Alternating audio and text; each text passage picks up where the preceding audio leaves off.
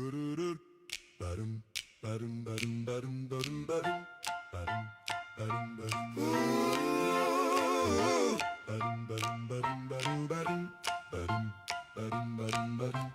Josh and Lila got a thing to say.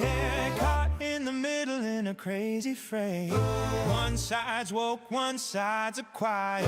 They're here to put out the dumpster fire. Stuck in the middle, yeah, that's where they stand. Common sense flying like a rubber band. No left, no right, just a steady hand. Josh and Eli, they've got the plan.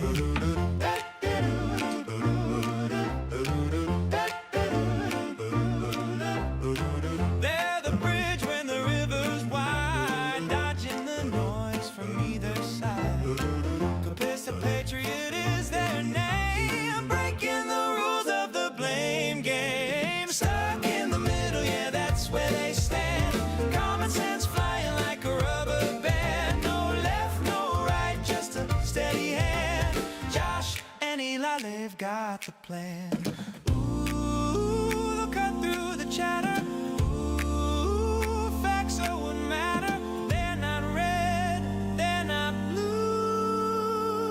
They're just here for you. Stuck in the middle, yeah, that's where they stand. Common sense flying like a rubber band. No left, no right, just a steady hand. Josh and Eli, they've got the plan.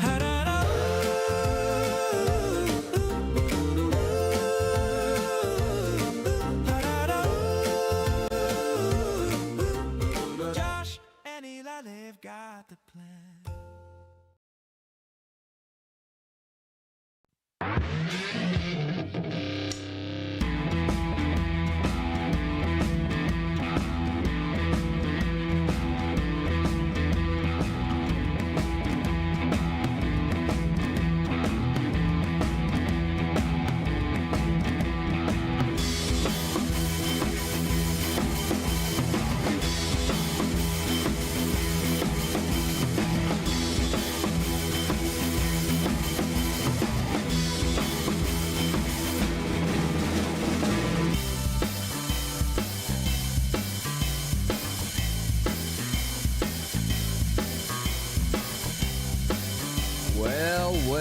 Well, good evening, all of you lovely people out there in the world, and welcome to another edition of Stuck in the Middle. I'm the guy that's referred to in the song there, the Wop Eli. So let's forget face it. This is the co-host, Zizzer Josh. How you holding up, Josh? Man, that song's got my toes tapping. A-do-wop, a-do-ba-do. Damn, like you said. Hidden love. I've never spoken of it out loud. I do have a hidden love for doo-wop, bruh. You're a doo-wop guy?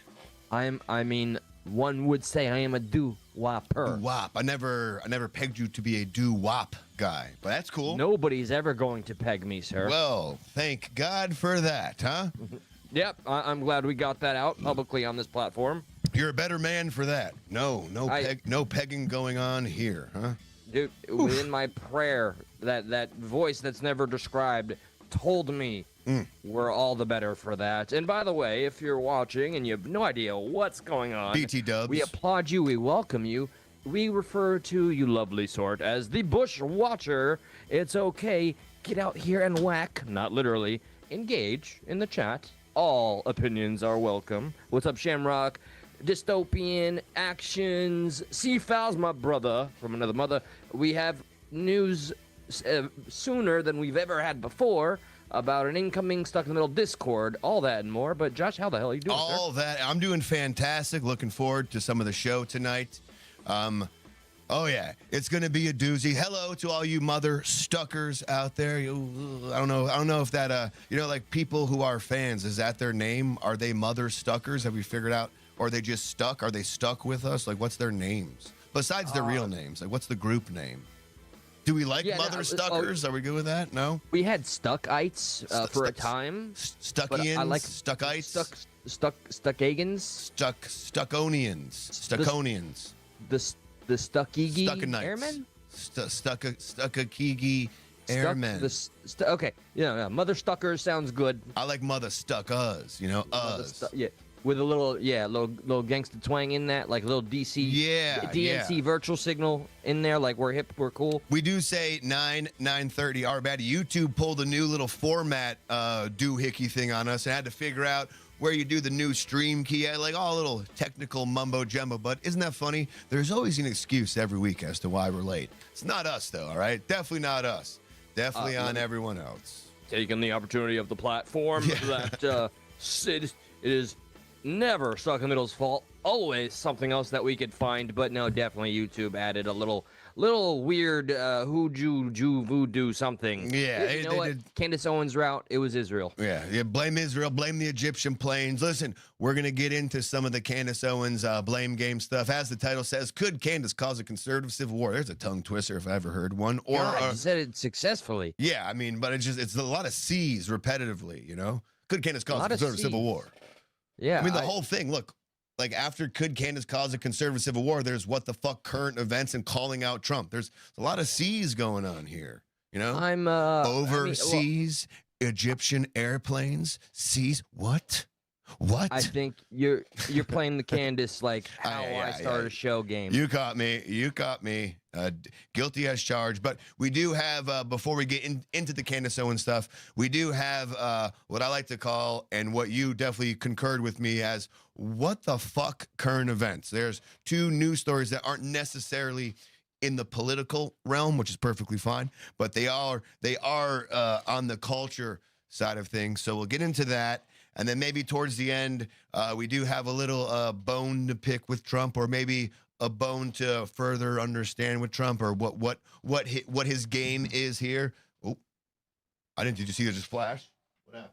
All right, we're back. I looked. Okay, we're back. And then towards the end, flash the audience. Yeah, Josh. pretend nothing happened there. And then towards the end, we might have some time to do what I like to call hypocrites and debates. And there is just in general, there's a lot of good hypocrite clips out there. Just somebody saying one thing and then doing another thing. So there's a lot of good, and there's a lot of good quick clips in debates out there as well, especially this white guilt guy, where he's like, hey, you got to believe in white guilt. All right, it's a bad thing, you know. You know what? White people should be robbed. While he's saying that to the interviewer, he's standing next to a black guy, and a black guy goes, yeah, all right, let me rob you. All like the white guy just he made it happen. Like he what's the book? The Secret, if you will it. Oh, shout out to Seafowls.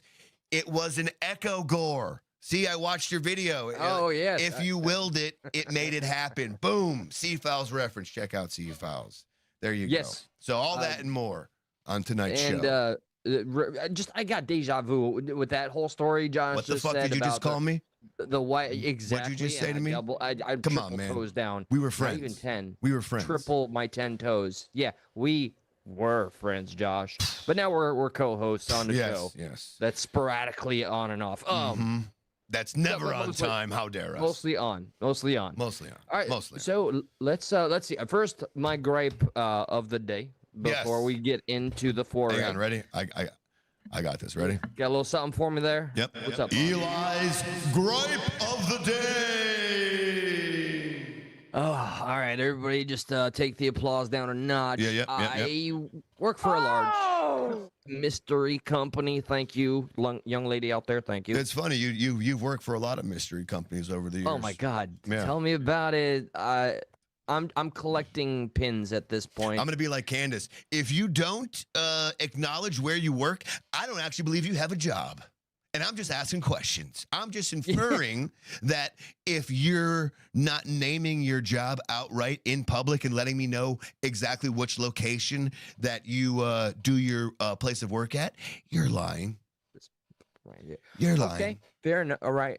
And are you also, because I felt an implication of maybe some Macron allyship within Israel? Dude, don't bullshit me. I've driven by your job before, and there's literally Egyptian planes just in the parking lot. Okay, fuck, man, they're just sitting there, dude. Yeah, they're not even supposed to be there because it's a parking lot for cars and not aeroplanes. So what the fuck is that, man? You got you some at least explaining to do. watching the right time zone this time, Josh? Yeah, Utah time code, UTC. That's what UTT stands for. Utah time. Duh. Clearly done his homework. Yes. All right. Gripe for the day. I can't. I really cannot divulge the company. And again, please. We'll take you at your word. Then. Bushwhackers, We'll take you at your jump word. on in. Huh? Was that? We'll just have to take you at your word that you have a you go. job. Candace, come at me. That one of my lives on my silly little channel was titled Candace Owens is coming after me. Put out a contract on my life, on good authority.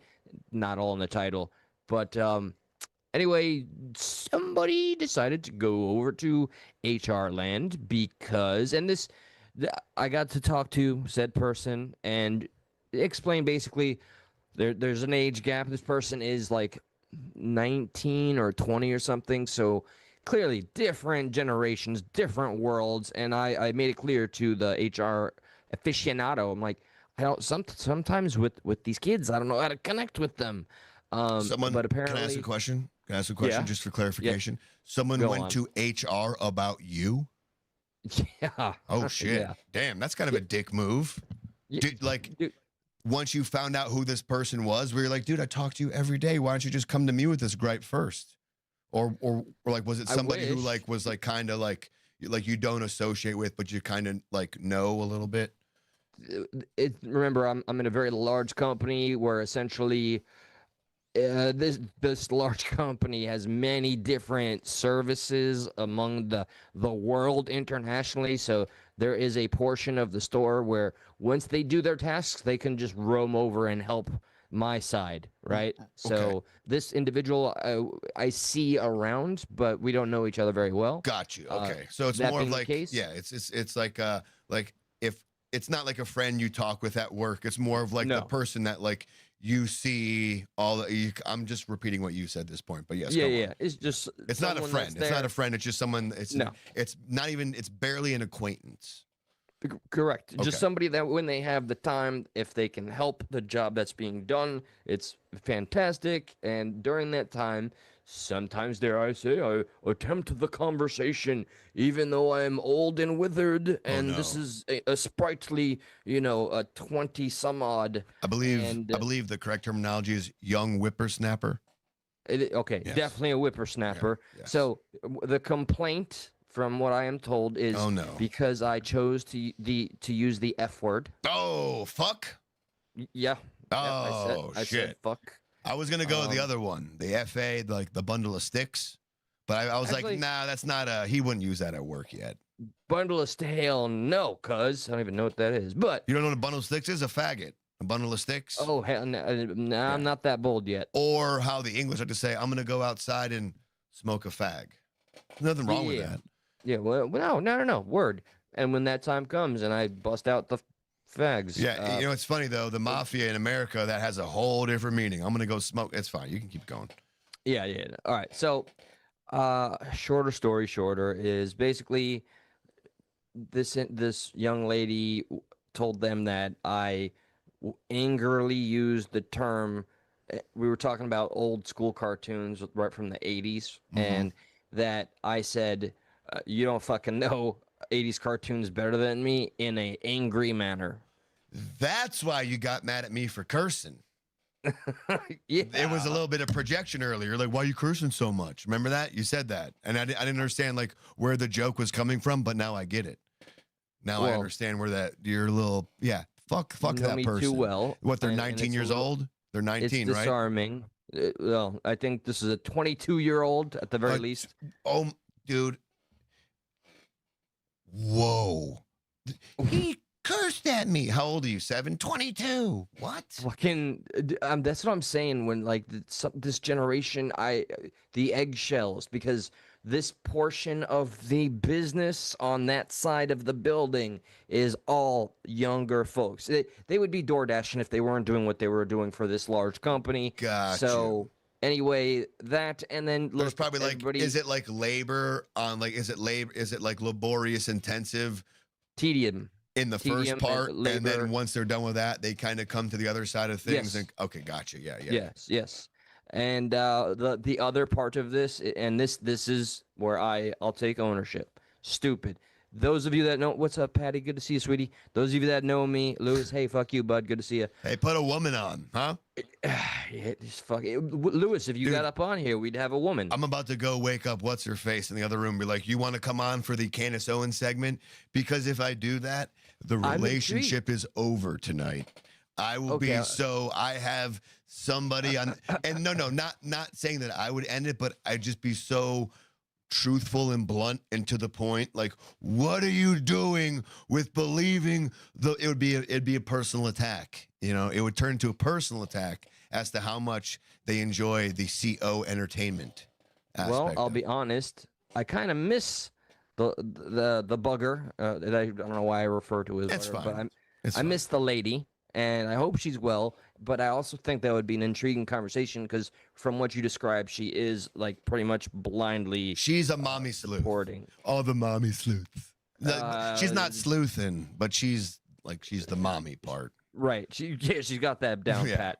All right, so here's the last part that I own up to. I gotta stop telling stories of why I support the Second Amendment versus why I didn't. Oh, and Jesus. You're talking about guns at work? Yeah, I don't give a fuck about your opinion. I got a gun, bitch. And that's what you said to her? Not technically here. I told the popular tale that has been discussed by other channels for some time. No, you told the very famous infamous channels. When I got jumped. Oh, I thought you told like I was about to unalive somebody in the back. No, I thought you were telling that one. What story that I'm is. like, she probably has a reason to go and talk to the people. No, fuck no. Don't even know what that is. That was like a CO insinuation, inference. Listen, I'm not saying I would do it, but one time I was about to. So you want to check yourself real quick again? That's what you know. He's making shit up again, everybody. Yeah. No, but anyway, so yeah, I did decide to share.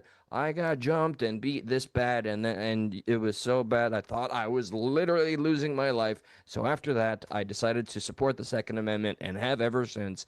And so that was that's also really not shared. That's not that bad of a story. Yeah, no, I was like, hey, I got beat up by people, and I feel like not that I would have shot them, but that if I did have a gun, maybe the beating wouldn't have happened because I'd have been like, hey, back the fuck up. It's, like people do take that like in maybe how you said it. I'm playing devil's advocate here a little bit. In how you said it. I was more eloquent with my words here. I'll be clear. So even more so supporting my position here that I'm about to tell you is like maybe in how you described it, it was like, yeah, if I had my gun on him, I would have killed him. I would have unalived him.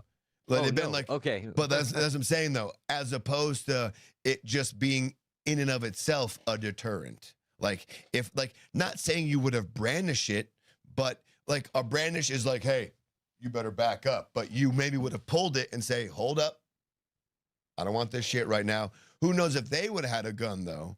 But is that the point you were trying to insinuate? There were 300 firearms on that compound on that night. No, okay, so hang on. Let me ask you. I'm not trying to be a dick here. So then what do you think a gun would have helped you with then? If you would have pulled out a gun, it probably would have gone worse for you, no? Okay, now I got to get into a smidgen of nuance. Please. Remember, this is the third largest biker club in the country, and you're proving my point so far. But keep going. Well, hold on. Yeah. Remember the two guests there, and I was a guest. The no guests are to wear the vest of said club, and the two assholes, literal neo-Nazis that chose to jump me, they were not armed. So and also the club's position was they were neutral, and it was just to them it was entertainment that this fight occurring. So heard I hear that, but all I'm trying to say or ask rather is, in your opinion, because you were there, not me, so I'm just trying to ask you that if during the jumping, if you would I guess I should ask if you would have maybe pulled it out on them and had them stop, would you have left right away? Kind of thing, because if you did pull it out on these guys, wouldn't they then go tell their boys to want to come back and he pulled a gun on me, what the fuck? And do you think it would have it would have escalated the situation. And I if think it would have stopped. It would have stopped the situation. but I would do have you have believe. left though? I would have. I would have left Yeah, okay, immediately. okay, heard. I would have escaped, and I think Got that you. would have been supported by the 100%. club. Yeah, that Because that's towards all the I'm end trying of to it, hash out. yeah, it was also discussed later that none of that was supposed to go down. It was apologized to, and it was all good until. But right, that's what I'm saying though. None of Yeah. it was supposed to go down in the first place. Had you pulled out or brandished a gun though, the fighting shouldn't have gone down. So it sounds like it would have escalated. And you're sure 100% that those dudes didn't have guns on them, or they just didn't pull them? Because they were guests. Oh, the people who you got in a scrap with were also guests?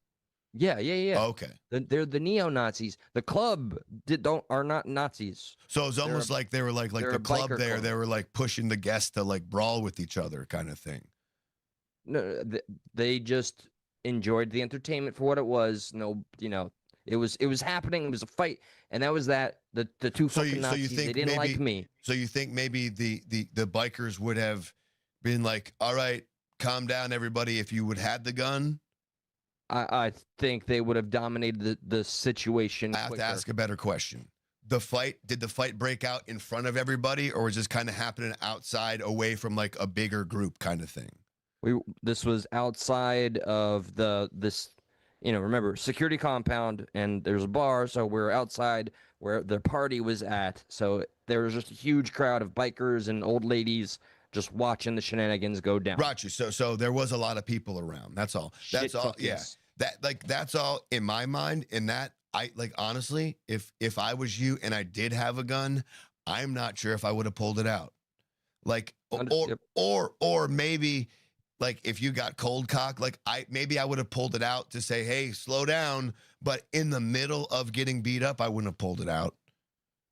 Yeah, Because that might signal like, well, then he's going to use it. Then you got a bunch of other people there like, well, okay, now we're going to use ours. You know what I mean? Like that's a very tricky situation is all I'm trying to remember, illustrate. this is something that happened in my was I in my early 30s or late 20s? One of the I thought this two. was yesterday. Right. Right. Casually, normally. That this is my life. Yes. I'll live it how I want, Dad. Yes, ma'am. But yeah, so I do think, remember, I was a little fucked up at the time, and then I was getting fucked up. It is possible, I would have stupidly done something. Whatever the case, it did lead to me choosing to be armed at all times because I never wanted to feel the sensation of feeling like my life That was I get. that out of my hands and out of my control and in danger again. And it did cease to feel that way once That I get. I became a citizen that was armed. That I get. That I totally respect. I was like, yeah, okay. And yeah, like, after to something the like- to the question in the chat, this is Red Rum. I'm not gonna answer, but neither. So I might be narrowing it down. It's not the first. Remember that. And Can Mon, you ask? this is- Can you this is, repeat the question or no? Because like it's nonfiction. What the? Say again. well, just because I don't have the question pulled up, can They're asking. They're trying to narrow down which club it is, and I don't. Oh, wanna- okay, yeah. There's no point Yeah. to be specific here. So- As far as that, yeah. There's, yeah. Yep. There you go. We got some more details as to the story I Gotcha. shared, and this when Not you gonna lie. throw all of that at an HR person. Yes, not a good story to share, Right. in my opinion. Eh, And yours but, too. We had me and nice HR lady had a nice discussion. She understood. regardless, She was like, okay, over- I get your point. Just maybe don't do that here. essentially Gotcha. overall, and yeah. But- But I still take issue with this person inferred that they were that I was trying to intimidate them, saying, "You don't know shit. You don't know Fucking shit. fuck all about because I didn't say shit. You don't know fuck all about 80s cartoons like I do, like with anger. Are you kidding me? That's so Get the crazy. hell It out. went from you don't know fuck all about 80s cartoons into I almost killed 2 bikers if I had a gun. Well, for the sake of the conversation in the Right. show, sure, yes, basically. But So- that's cool that the HR lady was like, no, this person, they bitch all the time. I'm on your side. That's awesome.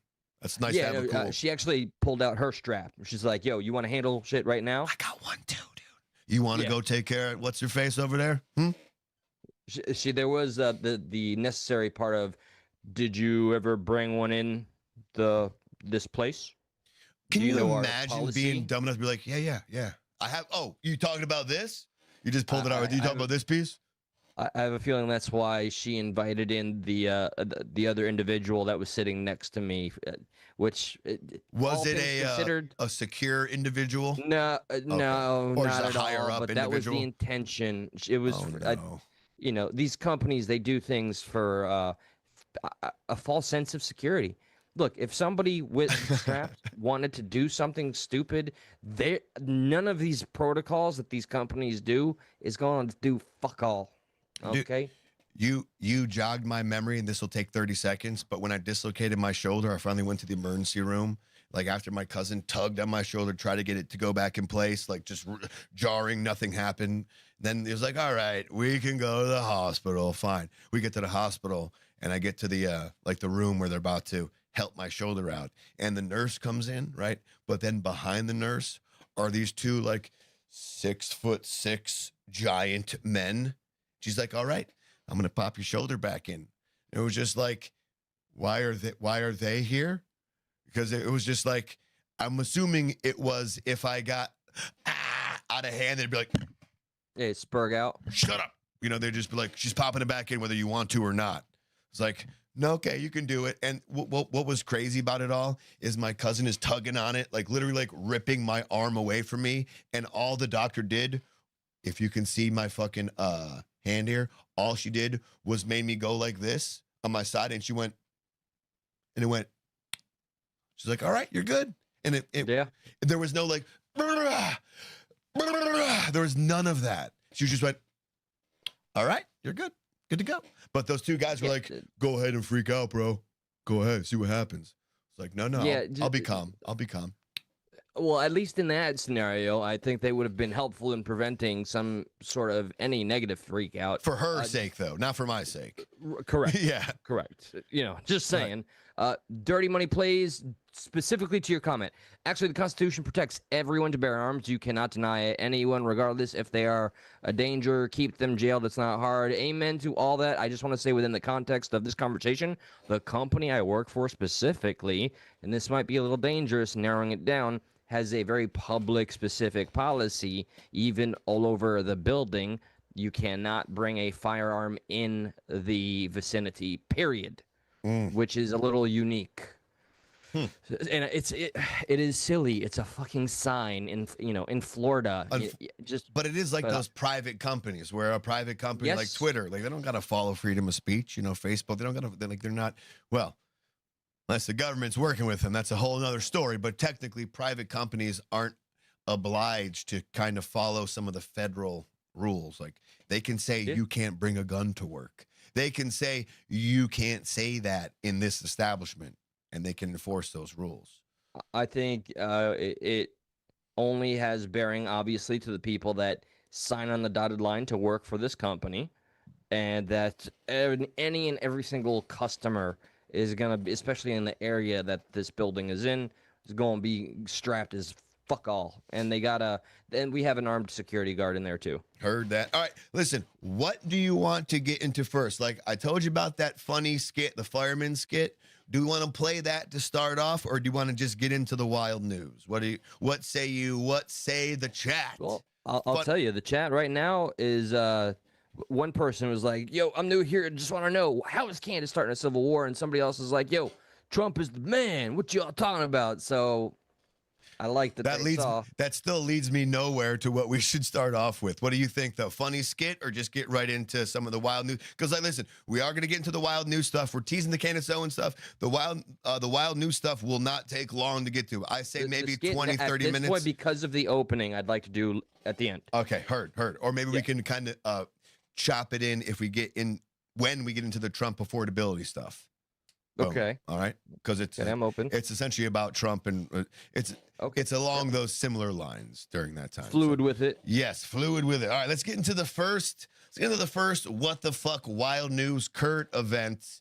All right, and all right, it's fucking wild. Gonna be careful about how we get upset at this, because maybe there are words still one should not say, but it's still weird how this whole thing played out. But at the end, there is a twist that I want to see.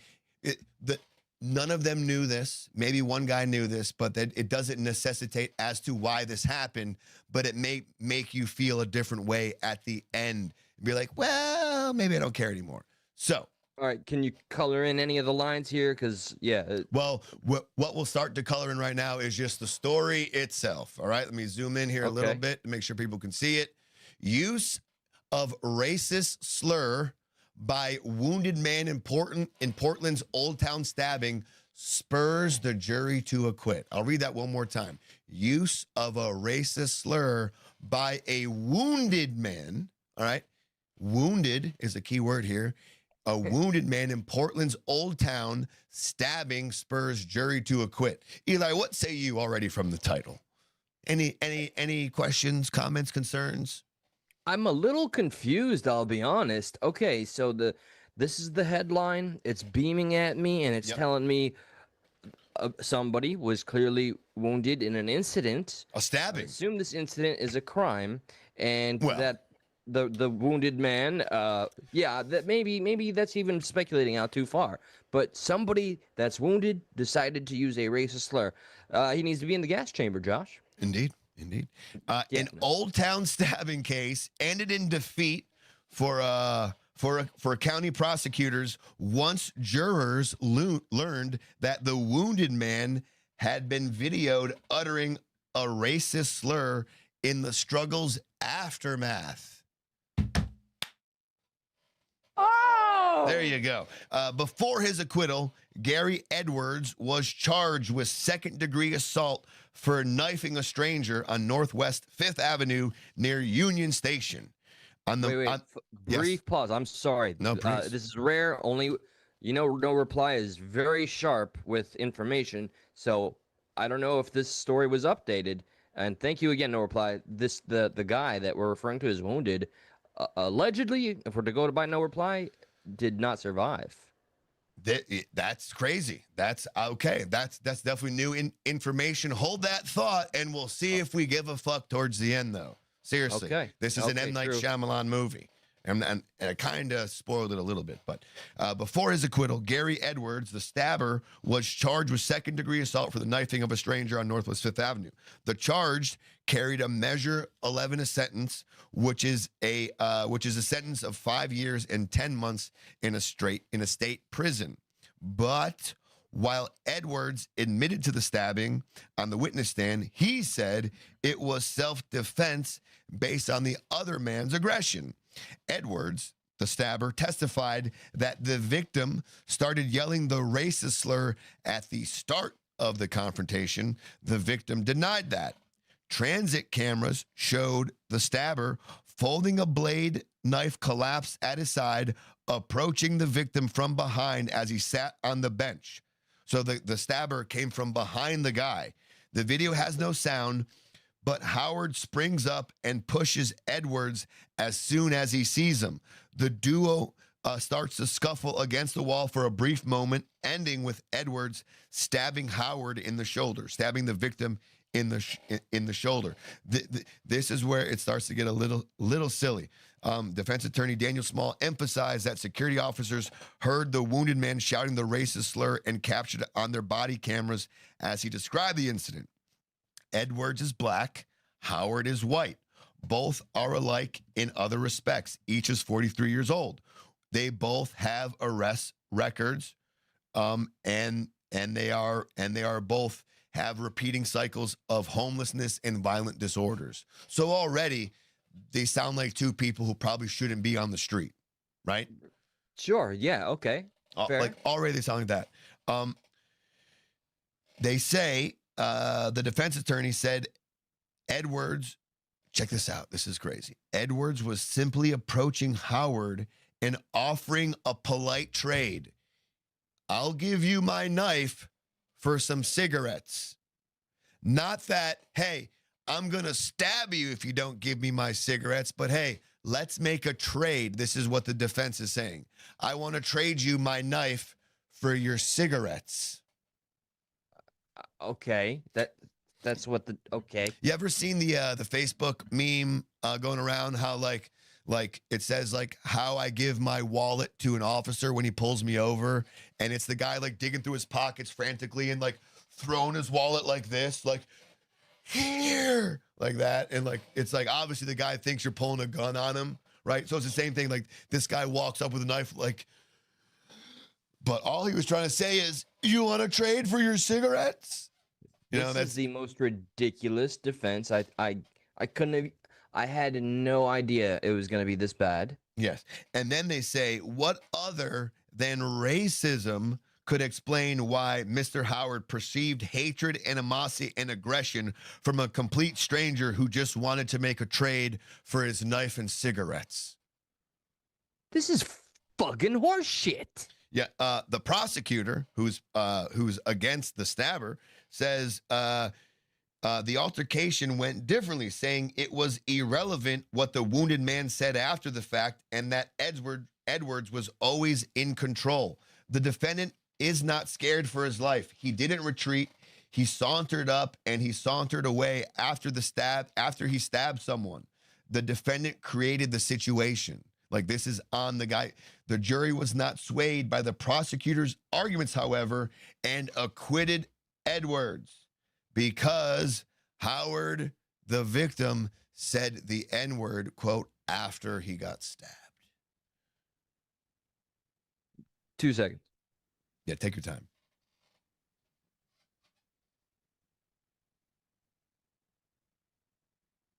It's a little longer than 2. Okay. Okay. You back? You good? I don't. Okay. So there's multiple reports within the chat that this guy did in fact pass on. Joe Pond is saying he can't find anything regarding that. I don't. Thank you, everybody. It's going to get a little worse, that'll and come after the fact. it's going to test your. It's going to test your bias right now because I'm about. Focus on it because I still have one more piece of information that may change things. But give me your thoughts right now. Is there anything this guy could have done in his past that would make you not feel like? What I'm saying is there anything this guy could have done that would negate what happened here?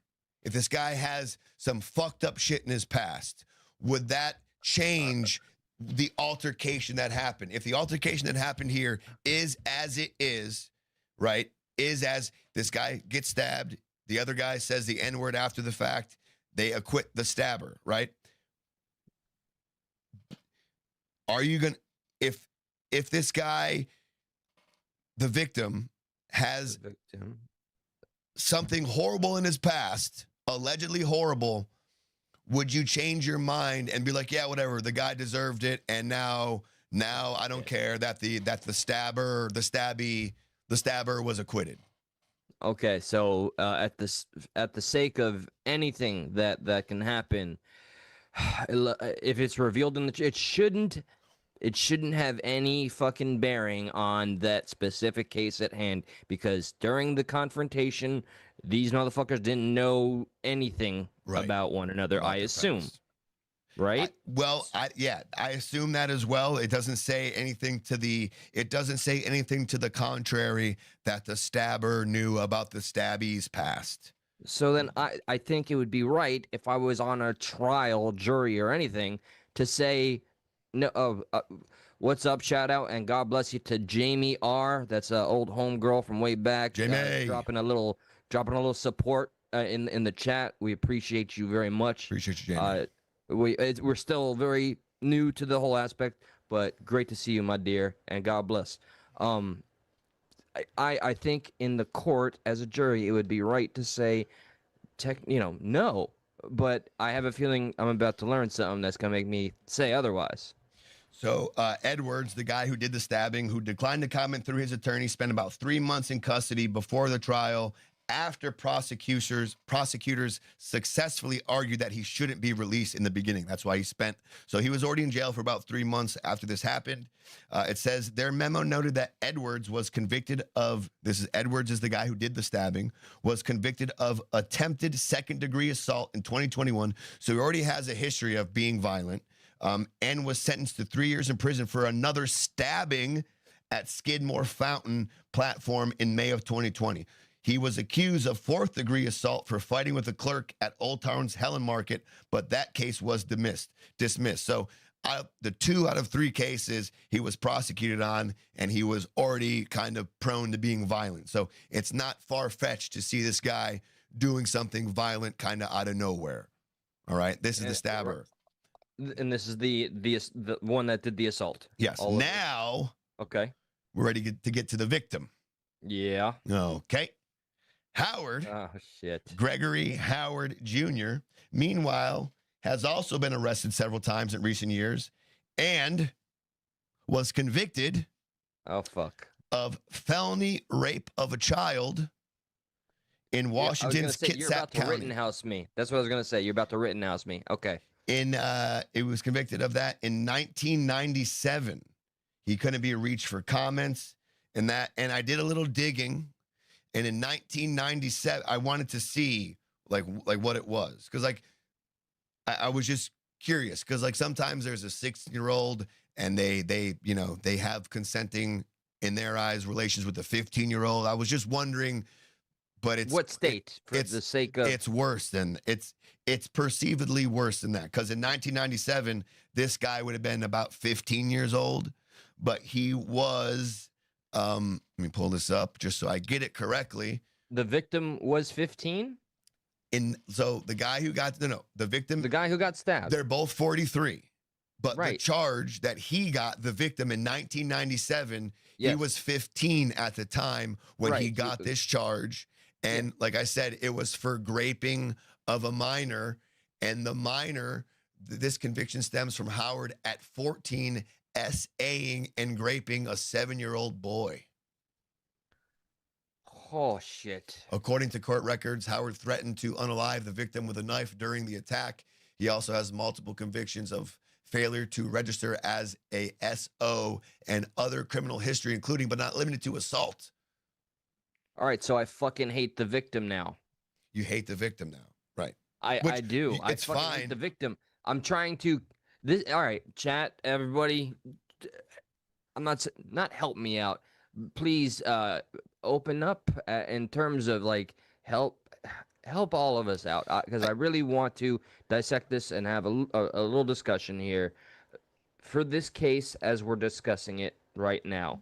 I'm assuming when it's presented and spoken about within a courtroom, this information is not something that's privy.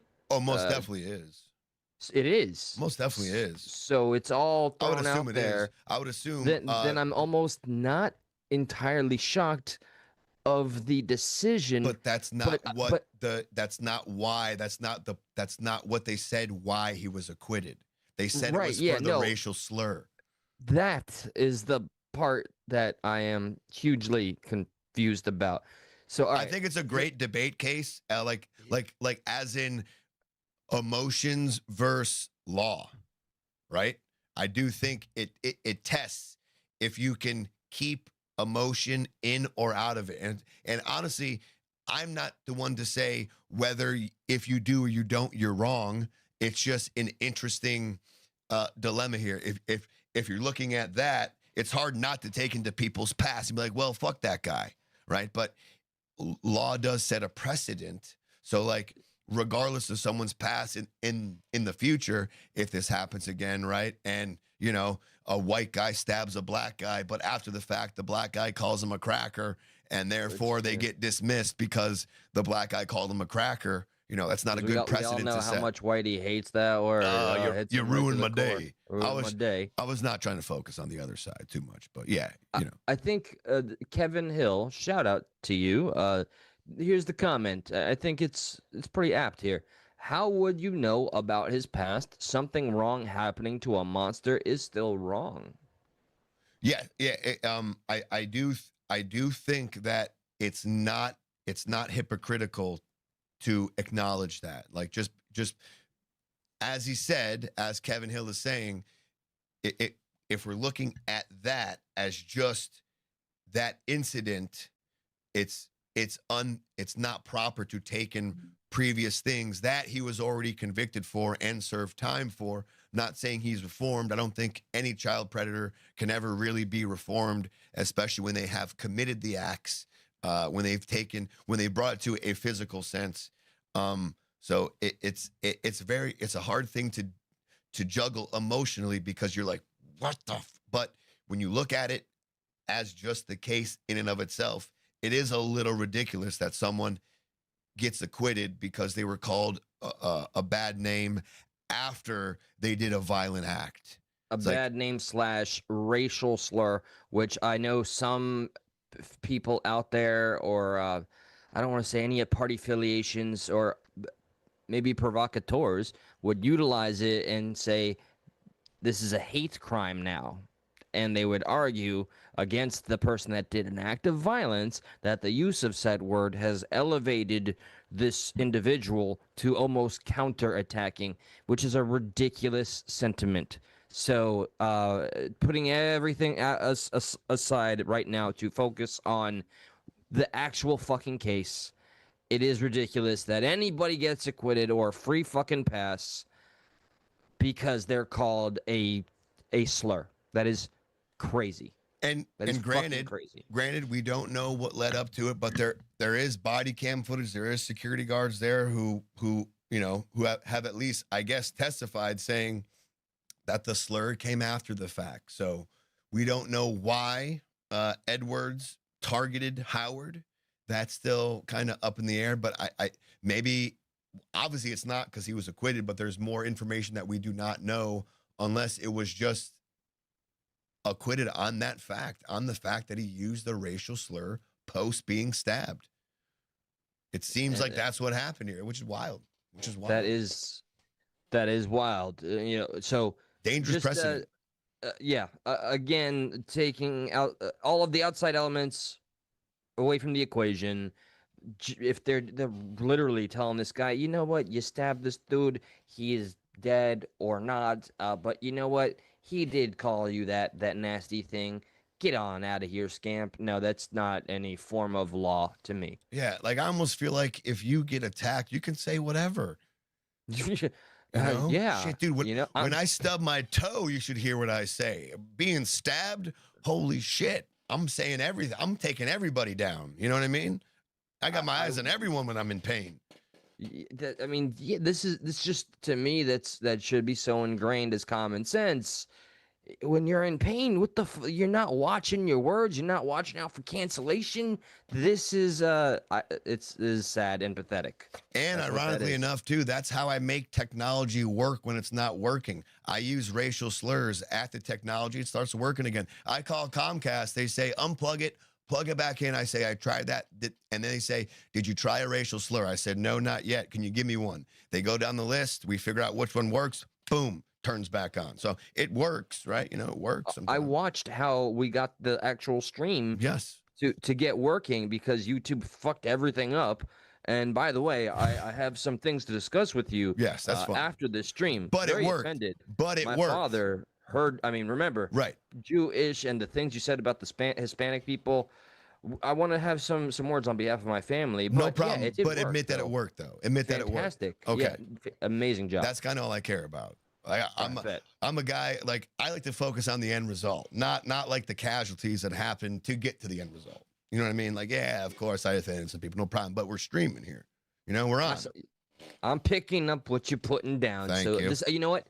As the judge, I give you the pass because the means justified the end. Can I get a quick piss pass? Huh? You want to go over the chat real quick? Okay, go. Yeah, hard, right? It'll be 2 seconds. Do your thing. All right, so I usually would run away screaming from some of the comments, and there's one that's staring me right in the face, but I am too old to care anymore about a lot of things. So first off, thank you. Welcome, you amazing people. Please like, subscribe if you have yet to. We do this. We try our damnedest 2 days out of the week, if not more. You, the people, are the most important part of the show, so God bless one and all. Just hit that thumbs up, subscribe, yada yada. So I see this comment, VS Doob. Black privilege is real. Uh-oh, this is dangerous. I'm a white-looking fella on a podcast of all things, with that in front of me, and that's the comment I chose to write. Just happened to be the one that's the closest to my eyes. I can say this with some level of confidence, right? And me even trying to say, I'm not racist. Like, there's many of you that don't know me, many of you that do. So to those of you that do, that's all there is to it. For those of you that don't, I'll just say this with confidence. I think black fatigue is real.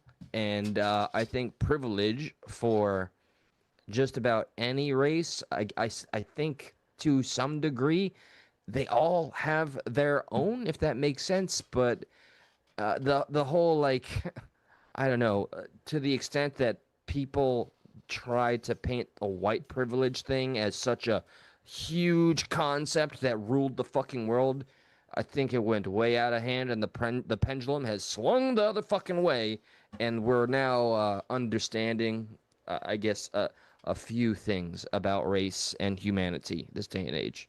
Hope that was somewhat Oh, thought my host was back. Okay, he's back. Before we get to the next one, you said the words white privilege. You want to see that video real quick before we get to the next wild story about that debater saying white people should be robbed, and then he gets robbed? This is appropriate. You want to see that real quick? It's a perfect kind of little quick little segue, little quick palate Jessica, cleanser. I don't know if it's a troll or not. And again, I will say, everybody's welcome to every opinion, this is almost no holds barred kind of Thunderdome style shit, right?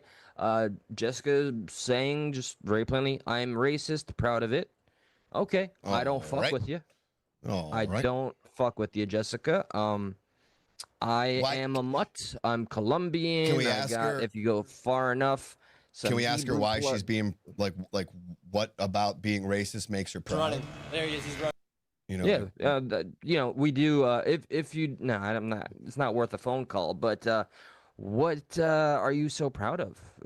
You know, your skin color alone, just by having it, did it make some accomplishments? Are you referring to accomplishments of your ancestors? I mean, feel free to paint it deeper. If you're referring to a pride of something, you know, just help me understand. Not troll, free speech. And we're standing 10 toes down on the free speech. That's why we're asking. Yeah, that's why we do propose that very question that you're free to answer. What is the accomplishment that you feel you represent? Or what is it? Why are you so proud of being racist? Yeah. Or what are you proud of? Yeah, like why are you an unabashed racist? Why are you like yes. Yeah. Or what is so proud? What about being racist makes you feel pride? I mean, it's a simple question. Where's all that pride coming from? Yeah. I'm just curious. All right. And let's watch this guy. Let's watch this backfire on this guy. Hey. Yeah. Who is this guy? Come with me. Here we go. Look, now he's running. There he is. He's running away. What's going on? You got a problem with us live streaming or what? I mean, this ain't where you're from. Is there a problem with me being here? You're a white person. What was that all about? Y'all don't pay the stolen land tax? You're white as well, dude. I don't know what you're trying to say. And you're whiter than him, No, Bodie. you're white as well. I don't understand where you're coming from. Because you gotta take accountability for it. Accountability for what? Systemic problems. Because this right here, you're occupying indigenous land here. The guy doesn't know what he's doing. He's like, so are you, bro? Was this during COVID time? No. He's just that guy. He's the guy who still I wears the mask. Strong deja vu. I think I've seen this same thing play out. Maybe different people, but okay. You're occupying indigenous land here. You're occupying space that isn't here. Wait, but I can say the exact same thing to you. You can. And you should. And you're occupying this and space. And we should. We should be calling out people. Honestly, he and I deserve to be robbed. Who's we? He and I deserve to be robbed. All right. Let's see how that plays out for you then, bro. You mean we deserve to be robbed? Yeah. Okay, take his iPhone. Take it. Yeah. Take it. I'm here for mutual aid. You want to help my mutual aid friends? Give me it. You want to? Okay. Give me it. Do you want to Take his iPhone. Take his iPhone. You just said you don't want it. Give me Dude, it. I use this to help. Why is he people. fighting No, back? you don't. Yes, I do. No, you don't. You want to go Put it talk out. to Rhonda? Put it out. I help Rod. I help my friend Corey. You said I you help deserve to be robbed, Omar. though. I help so many people that need this. Oh my God. Because that's the way that I connect with people. They need this. I do as much as I can. But no, They need this? but you just said you deserve to be robbed. It seems like you need this. He needs a phone. He needs a phone. Help him out. He needs a phone. I need a $30 phone. You want this phone? Come get it. He said you deserve to be robbed. Do you know what Kofi is? Come get it. We can do that. Come get Look, it. We can do that. Look, now they'll we take can the do phone. Kofi. We can get do it. Kofi. I use this for No. crowdfunding. No, you said you deserve to be Oh robbed. my I Though. use it Break for this mutual bitch aid. in my hand. And you'll be hurting people. Who? You'll be hurting my friend Corey. How? My friend Corey needs resources Okay. How are you helping your friend Corey so far if she doesn't have those resources?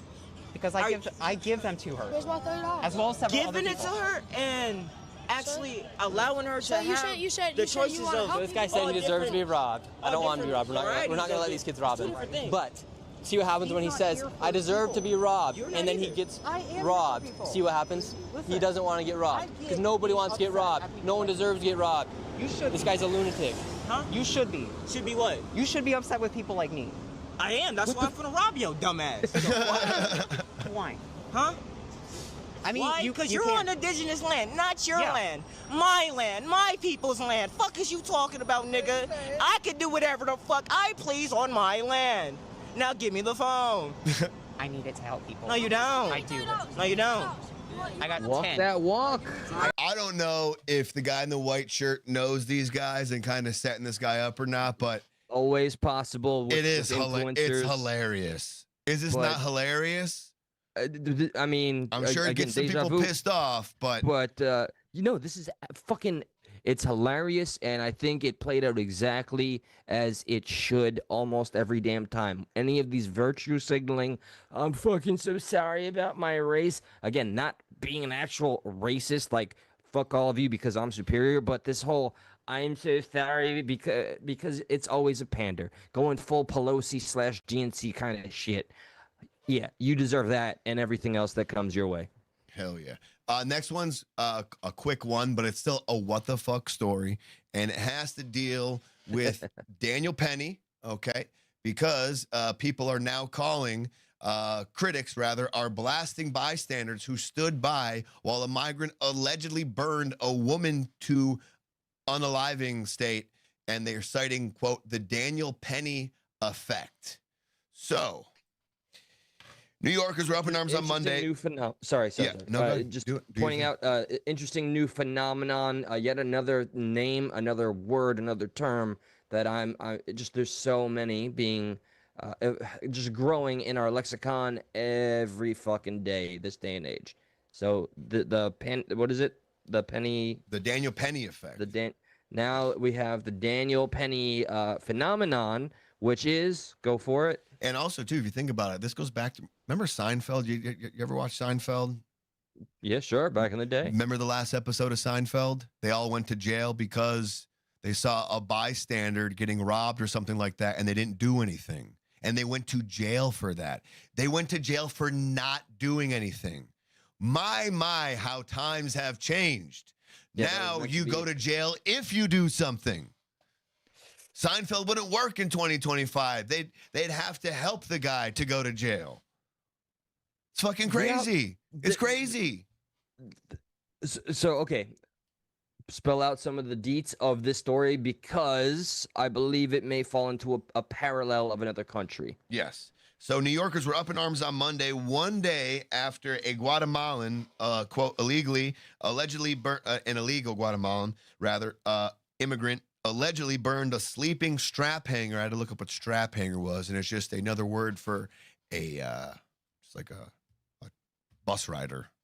I don't know why they call them strap, because they're hanging on to the straps in the subways. Oh, okay. I got you. So this And guy. did you say was allegedly an illegal immigrant? or No, something? that's why I had to rephrase it, because it keeps saying illegal Guatemalan, but then it keep changes.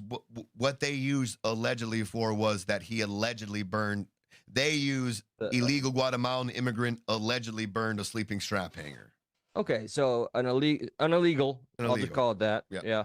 Horrifying video footage of the incident shows at least 3 gawkers, one of them seen filming the shocking fatal blaze, and an NYPD cop standing outside the subway car as flames engulfed the unidentified victim after the Sunday morning attack.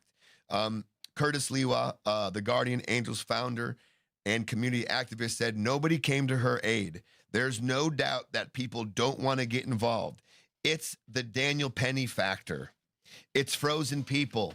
They're saying to themselves, I don't want to get jammed up like Penny. People should have been running over to the woman on fire. They did nothing. They said nothing. Hence why the guy was able to walk away. And then they went back and got him after the fact. So, Wait, I'm sorry. He we'll get there. away? Yeah. Mind me.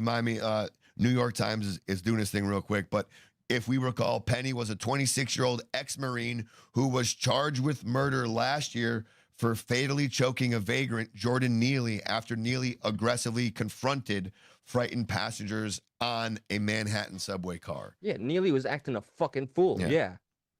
Penny was eventually acquitted of criminally negligent homicide charges earlier this month, but according to some observers, his legal ordeal is giving would-be subway Good Samaritans pause.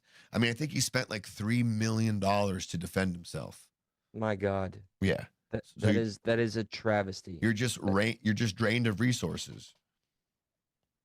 Okay. No, if you have anything else to say, I'm trying to find the next part that matters. Well, I'm eager to point out, and over the years I just forgot. It's either China. It is China. I'm pretty confident on this.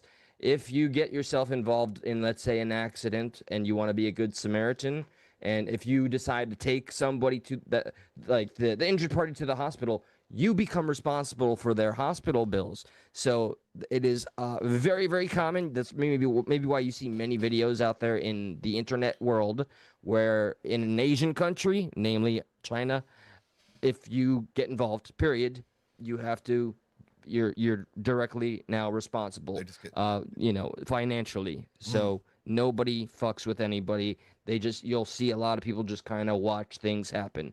I have a great fear that this will become a thing in the United States. We definitely don't want that. Don't want that.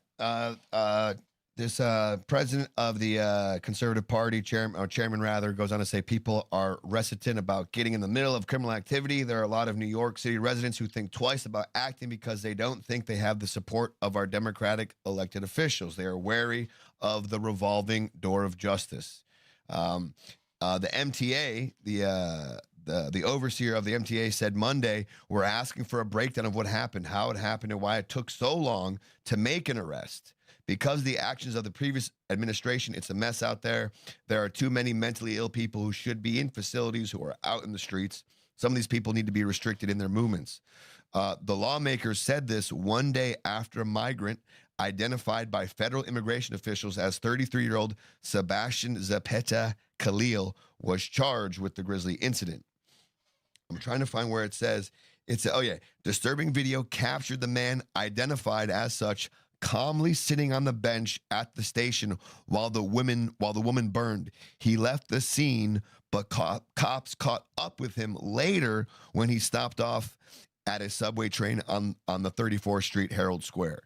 So he essentially was able to leave because nobody in the moment wanted to identify him because they were again afraid, I don't want to be, maybe that's not him. I don't want to be racist. I don't want to get involved. I don't want to go to jail. And let's cap it off with this real quick. This is just a guy, again, breaking it down, just kind of, he is going to put a bow on our segment as sometimes we do. He will do this for us. Okay, good. Because right now, this just happened again. Say it again. I just have this image of a woman burning alive, and there's a crowd. They're just watching, and that'll never, this goes as far back as the Kitty Genovese case and even further. It makes me sick to my stomach every time I feel physically ill thinking about it, and I don't want this to be a status quo element of our country. Let's hear what the man has to say. I'm going to replay it real quick. This just happened again. A New York City teen has been arrested and charged after allegedly lighting a random homeless person on fire on the subway. This was another one of those situations, just like the last time somebody got lit on fire in the New York City subway. Everyone there just stood around and watched, and nobody helped and nobody did anything. And they're calling this the Daniel Penny effect. You guys remember Daniel Penny, the Marine who stopped Jordan Neely, who was crashing out, having a mental health breakdown, and threatening people? He was a repeated criminal on that subway. And while he was restraining the dude to keep everybody else safe from him, the dude ended up dying. And even though he was protecting other people, they charged Daniel Penny with murder. He had to fight for his life. It cost him $3 million for a legal defense. There's an old saying that all it takes for evil to prevail is for good men to do nothing. But when good men step up and do something to protect others, and then they're persecuted for it, it discourages everybody else from ever trying to help anybody ever again. I'm tired of living in a country that protects criminals at the expense of law-abiding citizens. What do you guys think? Let me know down in the comments. Well, no. Let us know down in our comments. Yeah. If you like him, subscribe to us.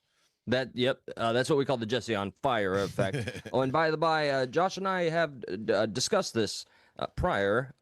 Richard. Thank you for completing everything. No problem. But no, do we have? We want to try something new here, guys. All right. Thank you for being a part of history here. We're gonna set a goal. Set a little goal here. All right. I got it. Next time we do this, make sure that I'll have like a little rolling thing across the screen that says the goal or something like that. Just something that kind of keeps people aware of our goal. What's our goal? Now I'm scared. Yeah, so I'm absolutely fearful right now. But to continue to support Stuck in the Middle, don't worry, we're not pulling the dark side, Phil, here. Okay, it's not monetary. Shit. Phew. Yeah. You scared me. Please, we'd ask for nothing but your opinions, your engagement, and at the very least, if you stick around for more than a couple minutes, maybe hit that thumbs up. But we'd like to hit maybe somewhat of a new milestone every time we go on for the 4 or so hours by getting to a certain goal, which, let's say... You want to do likes or subs? I'm going to go with the subs until we get to a certain point. Then I'm going to start doing the likes. I dig it. So, okay. How about 2360? It's a modest 2360. 2360. Yes. Modest and obtainable. So we're at 2346, guys. We've been doing this. We've been doing a show for years, 4 or 5 years, and only the past 3 months God has graced us, and things have been amazing. And we credit that to the randomness of life and you amazing people here that are not afraid to engage and especially be a part of discourse. That reminds me, just brief caveat, somebody gave a form of an apology to me on my personal channel because Josh and I chose to be critical of Candace Owens. That is something that will be visited later on. But anyway, remember, this is a place where we're all about free speech, and we will ride that all the way until the wheels come off. So 2360, let's see if we can do that tonight. Let's see if we can do it. If you haven't subbed to us and you're watching, please go ahead and subscribe to us. I like to also do a like goal, but listen, one thing at a time. Let's get in to the Candace Owens stuff. I remember when we first started covering her, in the very beginning, if we start to play, if we go, fucking Candace Owens podcast day 1, like as far as before Charlie Kirk died, I believe in the month of September, she had no new subscribers. Her podcast was going down. Okay, this is just all information to take into account. She was not growing. The day after Charlie Kirk died, everything changed for her. And in the beginning, I think she was rightfully so asking questions that we did not have answers to. And those questions in the beginning made sense to ask, right? Yeah, as you say, rightfully so. I think there was a united consensus despite everything, despite the official narrative, despite the media, despite even what we saw with our own eyes.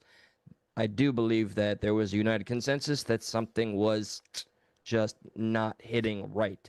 And with all due respect, too, I think right now still there are unanswered questions, but that might be for a reason. Like there might be maybe we don't have everything yet. It's going to sound like, oh, you're a simp for the official narrative, but maybe there are things we don't have yet because we're not supposed to have them yet because it's being saved for the trial. like that is a probability that for whatever reason, when it's brought up to the people who are diehard Candace Owens people, they scoff at. You know, I always get the answer, you can't trust the government.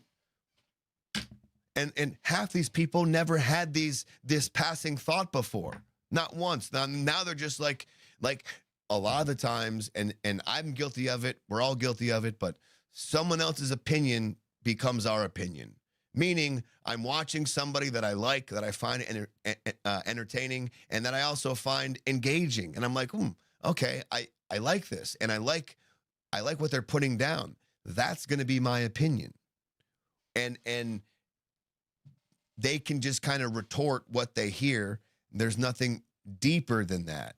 So I find myself a lot of the times questioning people who are 100% into Candace Owens' opinions.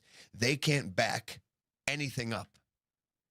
They're just like, well, you can't trust the government. It just, the goalpost moves, straw men are built, red herrings are cast. There's never direct answers because they don't have direct answers themselves to retort. If Candace gave a direct answer, they would have it. They would have something to back up that opinion they have, but they don't, because all she does is inferences. She this could, I'm just asking questions, but they're Queen of the cast, yes, is what I call it. They're heavily leading questions, you know. She can, yep.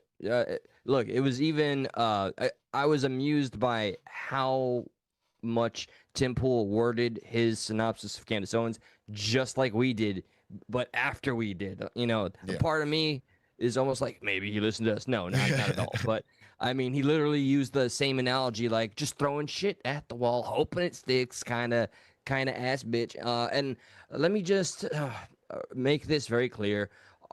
We are very aware. A lot of people out there are Candace Owens supporters, and we respect everybody in just basic humanity terms. We understand that we may not always agree. Do not let a disagreement dissuade you from being able to engage. Okay, remember, this was always about Charlie Kirk from the get-go. What was he always about? Discourse, civility, and discourse at the very least, because once we lose that ability to have conversation, it's what comes after that is terrifying. And I do want to ask the diehard Candace Owens people, like, if Candace Owens is a close confidant of Charlie Kirk, no problem, gotcha, agree. So why are we then to take her opinion over other close confidants of Charlie Kirk? Why does her opinion matter more or any different than other people's opinions? I think that's poignant. You know, we're referring to the people that were closest to Charlie Kirk. We're referring to his family. We're referring to Erica Kirk, which, and I feel from the optics in my mind, is that it's become popular to kind of rail her negatively because Candace Owens has helped do inference after inference. And I don't want to get ahead of myself because from what I understand, Erica Kirk finally kind of clapped back a smidge. She's finally kind of like, she never name drops, right? But she's going back against some of the conspiracy theorists. So we have, I think what would behoove us to play right now is the Fox News one. We do have, which I'm sure a lot of people do have. Maybe we'll play the CBS one first. How about that? Because the CBS one is just a snippet, a quick clip of what's coming up tomorrow. Tomorrow at 6 p.m. on CBS, Erica Kirk will be doing her town hall. So that's when we're going to see this pre-recorded event played in its entirety. Right now, we only have quick snippets of this event, but Barry Weiss does ask her. Some people fucking hate this question. Some people are entertained by this question. But Barry Weiss does ask Erica Kirk. She says, what do you say to people who believe Charlie Kirk, quote, had it coming? So this 2-minute clip surrounds that comment and that response. And we'll go ahead and play that right now. Boot that up. Ba-bam.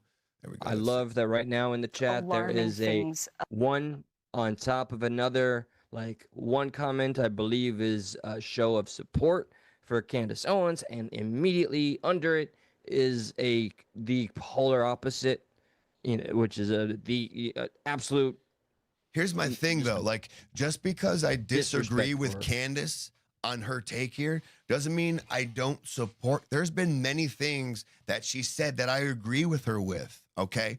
I don't always have to blindly agree with everything she says. Nobody has to do that with anybody. You're biased if you do that. Do you understand that?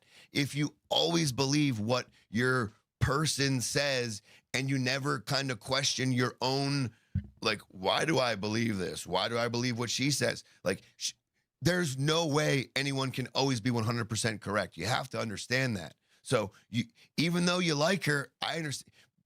Be your own devil's advocate. You know, okay. So many people that I know, as far as this whole Charlie Kirk thing, if they believe what Candace says, they say they don't believe the official narrative. Then I will ask them, well, what about the official narrative do you not believe? They don't know the specifics of the official narrative. So how can Right. you then refute that when you don't even know what that is? And there's never that's like, well, you can't trust the government. You got to give me more than that. You're not building a good argument here. You're just Something being that we- incredulous. You're just being Right. incredulous. Something that we can all claim that we're guilty of is just that. First on, touching on what Josh mentioned, you can absolutely. When has it stopped being okay to disagree with one element out of the ocean of other things? Right. I use this very often. The vaccine during COVID. A lot of us had an issue with that specific vaccine, and what did the media do? What did the status quo decide to lambast us as? All of a sudden, we're all anti-vaxxers and we hate all vaccines. No, motherfuckers. We took issue with that one specific thing. So when it comes to Candace Owens, I originally supported her. I had some issues with a lot of reports from her past, and I think she earned those.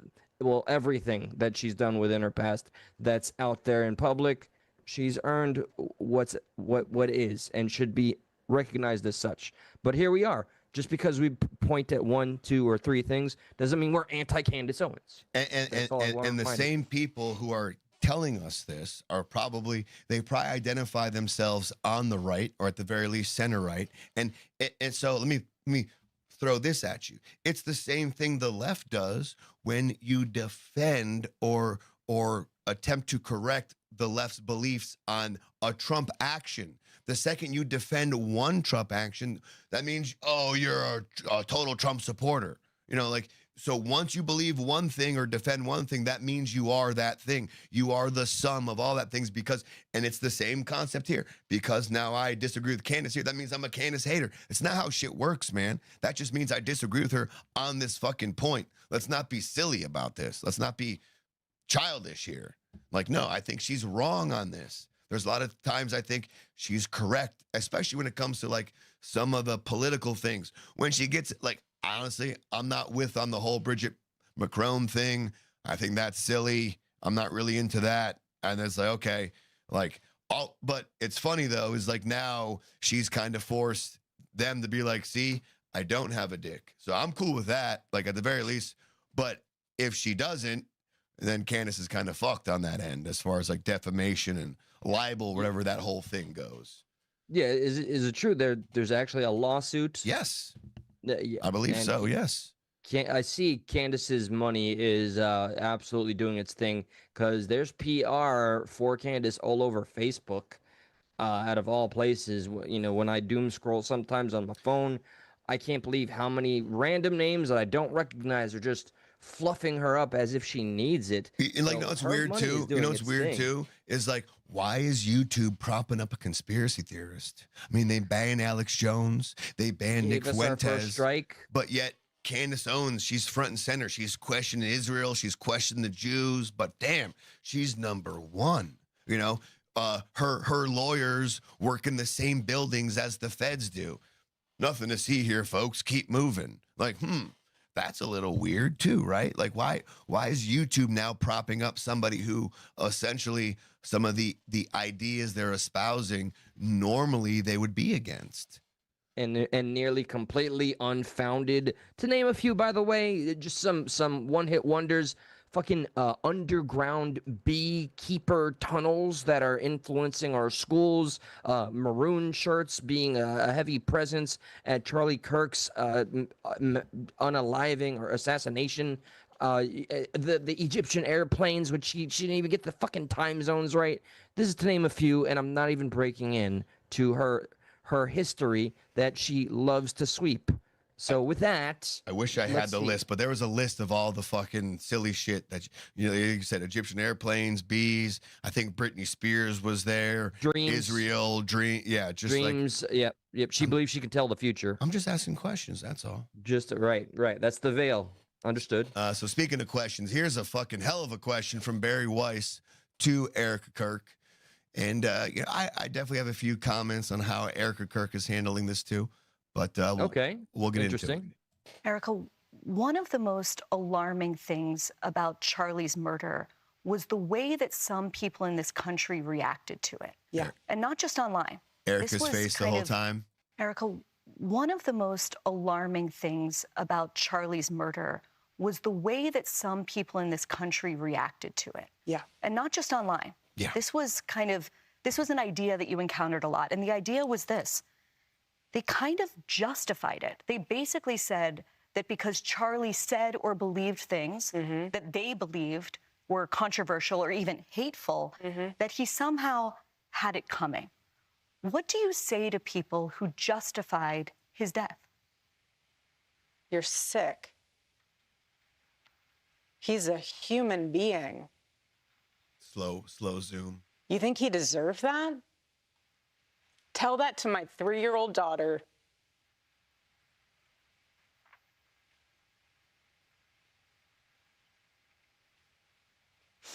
Excuse me. What'd you do, fart? You want to watch in high res the video of my husband being murdered and laugh and say he deserves it? There's something very sick in your soul, and I pray that God saves you. I pray, because that is what is so wrong. The internet in this world has dehumanized us. Okay. So interesting. I like the second part. I don't like the first part. I like the second. I mean, part. I'm I glad like the that actual whenever, emotion. well, I don't okay, yeah. like- If we're talking, I don't if we're like talking about, I don't like strong girl boss. Like I don't like. Hey, go out there and perceive as strong. Don't perceive yourself as weak. Like would have been good. Be a grieving widow. That would have been good. Don't listen to the fucking go be perceived as strong. Like she does that on Fox News too. Like I don't think that was the wrong assignment. Like they gave her the wrong idea there to go out and act strong. I think true emotion, this was better than the first half. okay, like you're talking about the totality of this very interview that we just Yes, watched, this yes, segment. Yes. Okay, yeah, no, in general, I truly believe just her leaning all the way into sincerity, just honest, sincere, just being sincere would be the most and easiest action for her given everything that's occurring. And yeah, she just seems more relatable when she starts grieving. But I can already assume how many people that support Candace and look at this and use this as ammo, like bad faith actor, this or that. None of us can convince anybody of anything regarding what people think about that woman, but I still believe 100% that was Charlie Kirk's the soulmate love of his life, and in turn, same with her. She loved Charlie Kirk equally, and I do have the utmost respect for her, regardless of how easy it is to pick her apart. She is not the demon that Candace Owens has painted her out to be, in my opinion. We are starting to get calls. I don't have the phone lines open yet, but just give us a few moments. California, I saw you called in. Just give us a few moments, and we'll have the lines back open here shortly. All right, just give us some time. Just let's get through this one thing. Sounds like you definitely got a comment on the whole Charlie Kirk, Candace Owens thing. So just, again, give us a few more moments. Eli, you cool with kind of putting the phones on in a minute? Yeah, I mean, I would love to. Yeah, and just as I suspected, I did on purpose kind of put the chat out of sight because it can be distracting. Yeah, it's okay. I absolutely appreciate and adore everybody that takes the time to engage. And by the by, I won't do this often.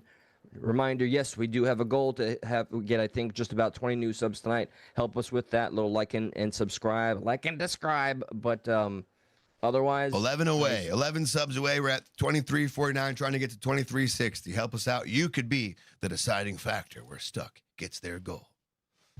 And we do appreciate it, or just the fact that you're here. I do see many people, doing the very thing I was speculating when chat was out of sight. She, bad actor, so fake, this and that. Yeah, And but like, this is what I'm saying though. I will say the beginning part of the CBS interview, her girl bossing, bad actor. When she starts to grieve and be really emotional, being a grieving widow, I don't think she's acting there. I think that was genuine. when she simply feels the very emotions she's feeling and lets them out, yeah, I think that's just the right move. But I understand she's got pressures that I probably can't even conceive of. But that's so I give a little grace there. But there's another thing too. You can kind of only have one or the other. And I hate to say this for Erica, but meaning you can be a CEO, right? You can be strong, or you can be a grieving widow, but you can't have both right now. Right? And because that's the duality that she faces. I mean, she kind of, I think she's forced to try to be both. but it's that doesn't work. But yeah, the first doesn't just, she's not good at that first part, at least with perception's sake. She's not a good orator, and granted, Charlie was not a good orator at first either, but people can learn. But like, right now, you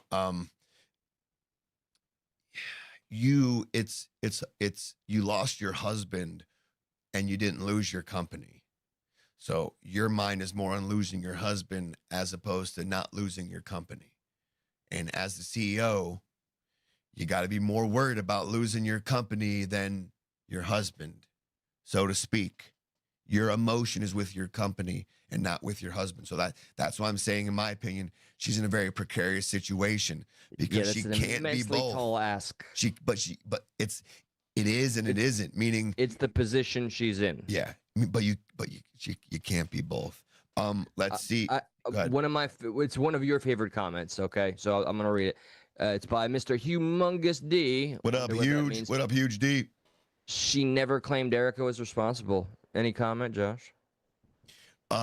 She literally did by inferring that by her staying silent is her being complacent and not asking questions. So I can't, if you don't understand that, I'm not going to call you any names, not going to ad hominem on the argument here, but Candace's whole vibe is inference. She infers things and then she lets you kind of quote, give the answers out. She asks the question and she asks leading questions. She infers these things in the way she proposes the questions. And then, and what I like to say too, is she loves to throw a bunch of shit at the wall and whatever sticks, then she goes, see, and then she can kind of go off on that. So maybe, and now remember what she did say though, Huge D, she said, if the only people that can stop me are my husband and Erica Kirk.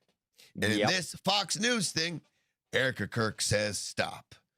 And you're going to find me hard-pressed to believe that because Erica Kirk said stop, Candace is going to stop. Actually, she's probably going to double down even harder, and somehow, some way, her saying stop is going to be a new, this is weird, that's weird, right? Why is she telling me to stop? That's weird. It's going to be a new reason as to why she has to keep going. It is nothing short. Hey, flowers, applause, and all the green to Candace. She is making a freaking killing with the game she plays. If the parties that be say nothing, she will rail on a show about how suspicious that is. If the parties that be that she is referring to say something, she will play the clip and milk it for all it's worth and say, well, me. Yeah, oh, and like there's never something right. Crocodile tears is suspicious. Being honest is suspicious. There's never any way one can go when it comes to how Candace Owens is going to break you down. She literally lied about Tim Pool. She said Tim Pool's brother was involved with the shooting with himself and Tim Pool. He's like, that never happened. Candace Owens literally said, my brother was a shooter and that I was involved and or shot at in some respects. He's like, never happened. Like, she just says shit.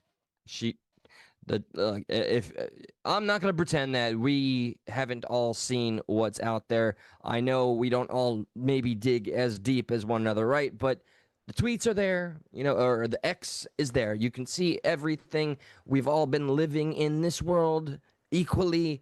And if you watch Candace Owens, and it's hard not to, every episode, 1.5 mil, 2 million, we're serious shit, serious numbers. But the amount of things that I see after these implications, one thing that just is currently bothering me, when she was going on about her life being threatened and delivering no results. She was at Dollywood hanging out. Dollywood, getting pictures taken, zero security, ear-to-ear smile with her family. Israel's after her. Israel's after her. YouTube's giving her #1 spot, and she's out in public. Wait. Israel / France, right? Yeah. They're allies in trying to get Miss Candace. Israel, France, real. France, real. Israel, France. Israel, ants. How do you do a Netanyahu Macron? Macron. California, I promise. We'll turn the phones on in a second. 562. Give us a moment. We'll get there. I promise you. Anybody that's calling before that number's up, you have to bear with us. We are the show runners. We have a format that we abide by. When that number's up, that is the time. Thank you, Ruth Noel, by the way. God bless you all, brothers. Thank you for being for having sympathy, because my heart goes out to her. She's a grieving widow. Everybody grieves differently. God bless you all, and God bless you, Ruth. Thank you. Yes, they do. I wanna segue this into this real quick. This guy makes a good point about Candace, and then we'll get back into the Erica Kirk Fox News thing. But we kind of got off on this little thing about Candace about kind of Candace being the opposite of fucking news. Yes, okay? yes. But then this guy brings up a great point about Candace. California, give us a second. You keep calling. Stop calling. I'm sorry. I love you. Well, California, we love you, but give us 5 minutes. 5 minutes, man. Yeah. Once the phone's up there, we got you. We'll just ban you. I mean, we don't. I'm not gonna do that. Now I do that. Like okay, I want to talk about this. I love the energy, yes. But just give us about another 5 minutes. Let us get through at least this and the Erica Kirk Fox News thing. Then we'll get into the Candace shit. It'll take me 10 seconds to get this water. Do you want to hit play or not? But 10 seconds. Yeah. Well, okay. Yeah. I want you to see the whole thing. So I still want to understand from some of the Candace Owens people out there, and hopefully once we turn the phone lines on, we can get some of these answers or some of these opinions. But when she says something, how do you defend that position? Because all she's giving you is like the question. And a lot of the people who I talk with who are big Candace Owens fans, they give me her talking point, but there's nothing else to go beyond that talking point. So I would love to hear more on that. Let's play this video and we'll get going here. So this guy brings up a good point about Candace. We'll get back to Erica Kirk on Fox News. Oh my God, it's like we said nothing. Hey, Cody Wilson. It's fine. Quote unquote, she ain't perfect, but she ain't trying to deflect people away from asking questions about lies. Okay, hang on. Okay. Who was trying to deflect people away from questions about asking lies? Go ahead and answer that. Let's play this. Okay, here's an honest question. When are we going to start asking questions about Candace Owens? Candace Owens has been fired or separated from every job she's ever had. Remember, she used to work at Turning Point. gone. Now hates Turning Point. She used to work at Prager U. That's where her first show came from. Now gone. Hates Prager U. Oh, shit. Then she went to the Daily Wire. Now gone. Hates Daily Wire. When are we going to start to say maybe there's something wrong with Candace Owens? Maybe, just maybe, she is a diva narcissist that is impossible to work with and thinks she's better than everyone else.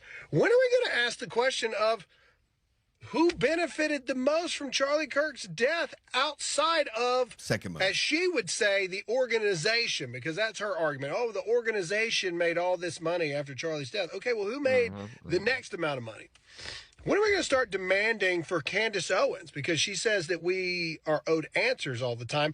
When are we going to start demanding that she tell us and show us how much money are you making per episode?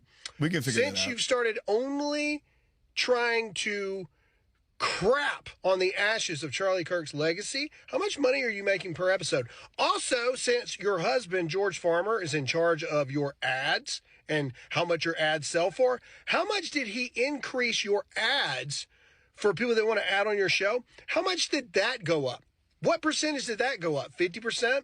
65%? How much money are you making, Candace?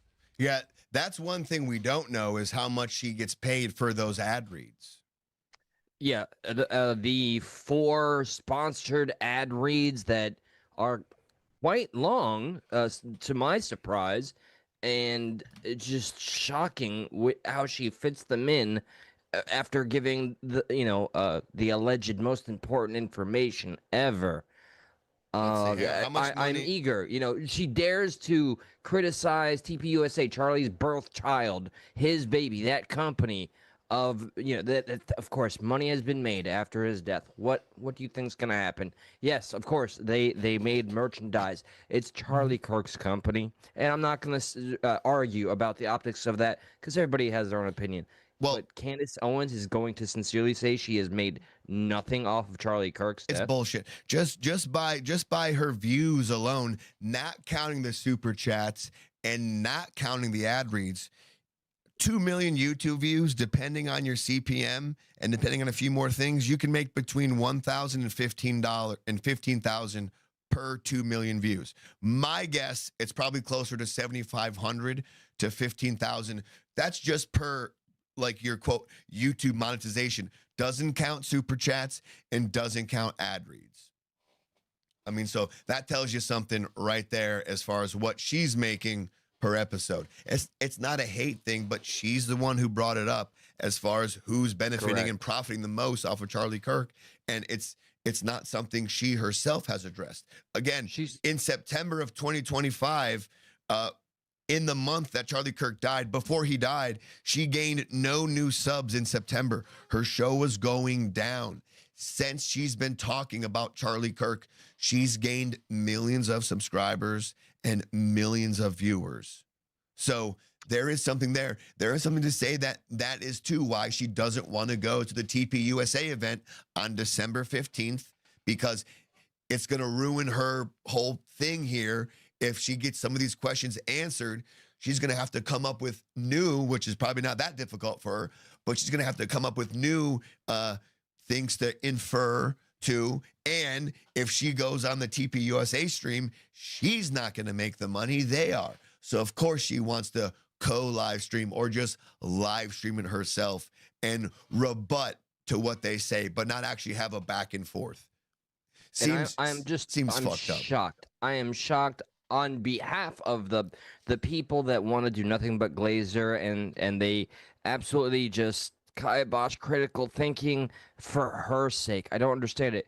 How are you not just upset to some degree and publicly able to say as such that you were all there and support her? Again, she said, name the time, the place, the where, when, how, and she'll do it. She'll drop everything. She even All of a said sudden- tomorrow. I'll do it tomorrow. Why we're Tomorrow. waiting? This is before the offer. This is before that one offer came in, obviously. But she was saying, "We'll just do it whenever. Name the time, please. We'll do it tomorrow." And then when they said, "Here's a text, here's a tweet that came in at midnight," and they said essentially you got 24 hours to respond. Why was that? in one respect, she says, I'll do it tomorrow, which in that, if she goes on at 6 p.m., tomorrow is in 6 hours, right? So why is a 24-hour window too little time to respond to? But yet another claim is she'll do it in a matter of hours. There's Right. no consistency, man. Correct. I just don't understand how a fan can't hold the person they're fanning over accountable. That's where I just get a little nervous. I do, because a lot of you may have no idea who this is. There's an idiot named Ryan Upchurch. He's an independent country rapper. His fan base showed me the toxicity of what it looks like to act like a cult. They defend him blindly, even knowing how stupid he sounds and looks, how self-destructive he is.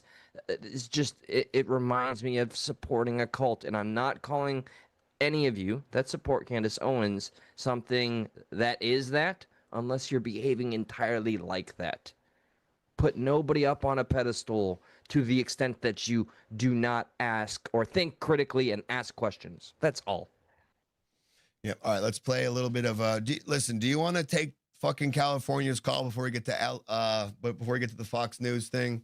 He's still just not like, I don't understand the inability to understand what we are saying.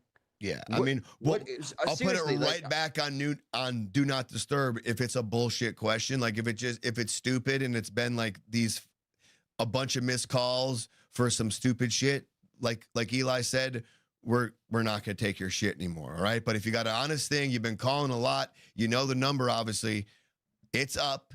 Give it a call, California, 954-546-3455. It's on you, though. How this goes is on you, okay? So if you make it silly, if this is some stupid shit, goodbye. Not taking your shit anymore. But if you really got something to say, we're giving you that opportunity right now, 954-546-3455. Go ahead and give it a call. I'm going to go ahead and boot this up over here. okay. What you got? Just reading the chat. The dance of, the stance that I'm on, I think us as a show as well, is clear, right? Somebody says she's only asking logical questions. She's not. Tell me. Okay, who said that? What's the username? The logical questions. Chris Sanchez, and welcome, by the way, first and foremost. Chris Sanchez, give me one logical question she's been asking, and maybe you got a few good ones, but you pluralize. She's just asking logical questions, and there's a litany of logical questions that aren't being asked, meaning she's asking some very illogical questions, very leading questions, questions that really don't solve anything, but more elicit a rage bait kind of, it's nothing good comes from how she phrases some of these questions. Inference with the goal of incitement, because that's what she seems to be doing quite successfully. Cody Wilson, come on, California, call. Please don't be so. Do not. I don't care. Like, be upset at us. We're doing what we do. You're saying lied about Charlie's relationship with Israeli donors. I don't know who you're referring to there. No. Why does this guy was literally a Christian Zionist. This guy followed, like, he sees the Jewish people as important people. Okay. He was literally one of their biggest supporters. Just because he has a few issues with donors and says some shit in chat, in text, literally means nothing. It means nothing. It has nothing to do with anything. Here, Cody was describing TPUSA, and all right, clearly not a fan, and I'll stop with this back and forth. You can call. Here's what Cody said. Yeah, like... Call back, California. He's referring to us. Why are you lying? Here's the lie. Explain your lie. Yeah, horrible questions.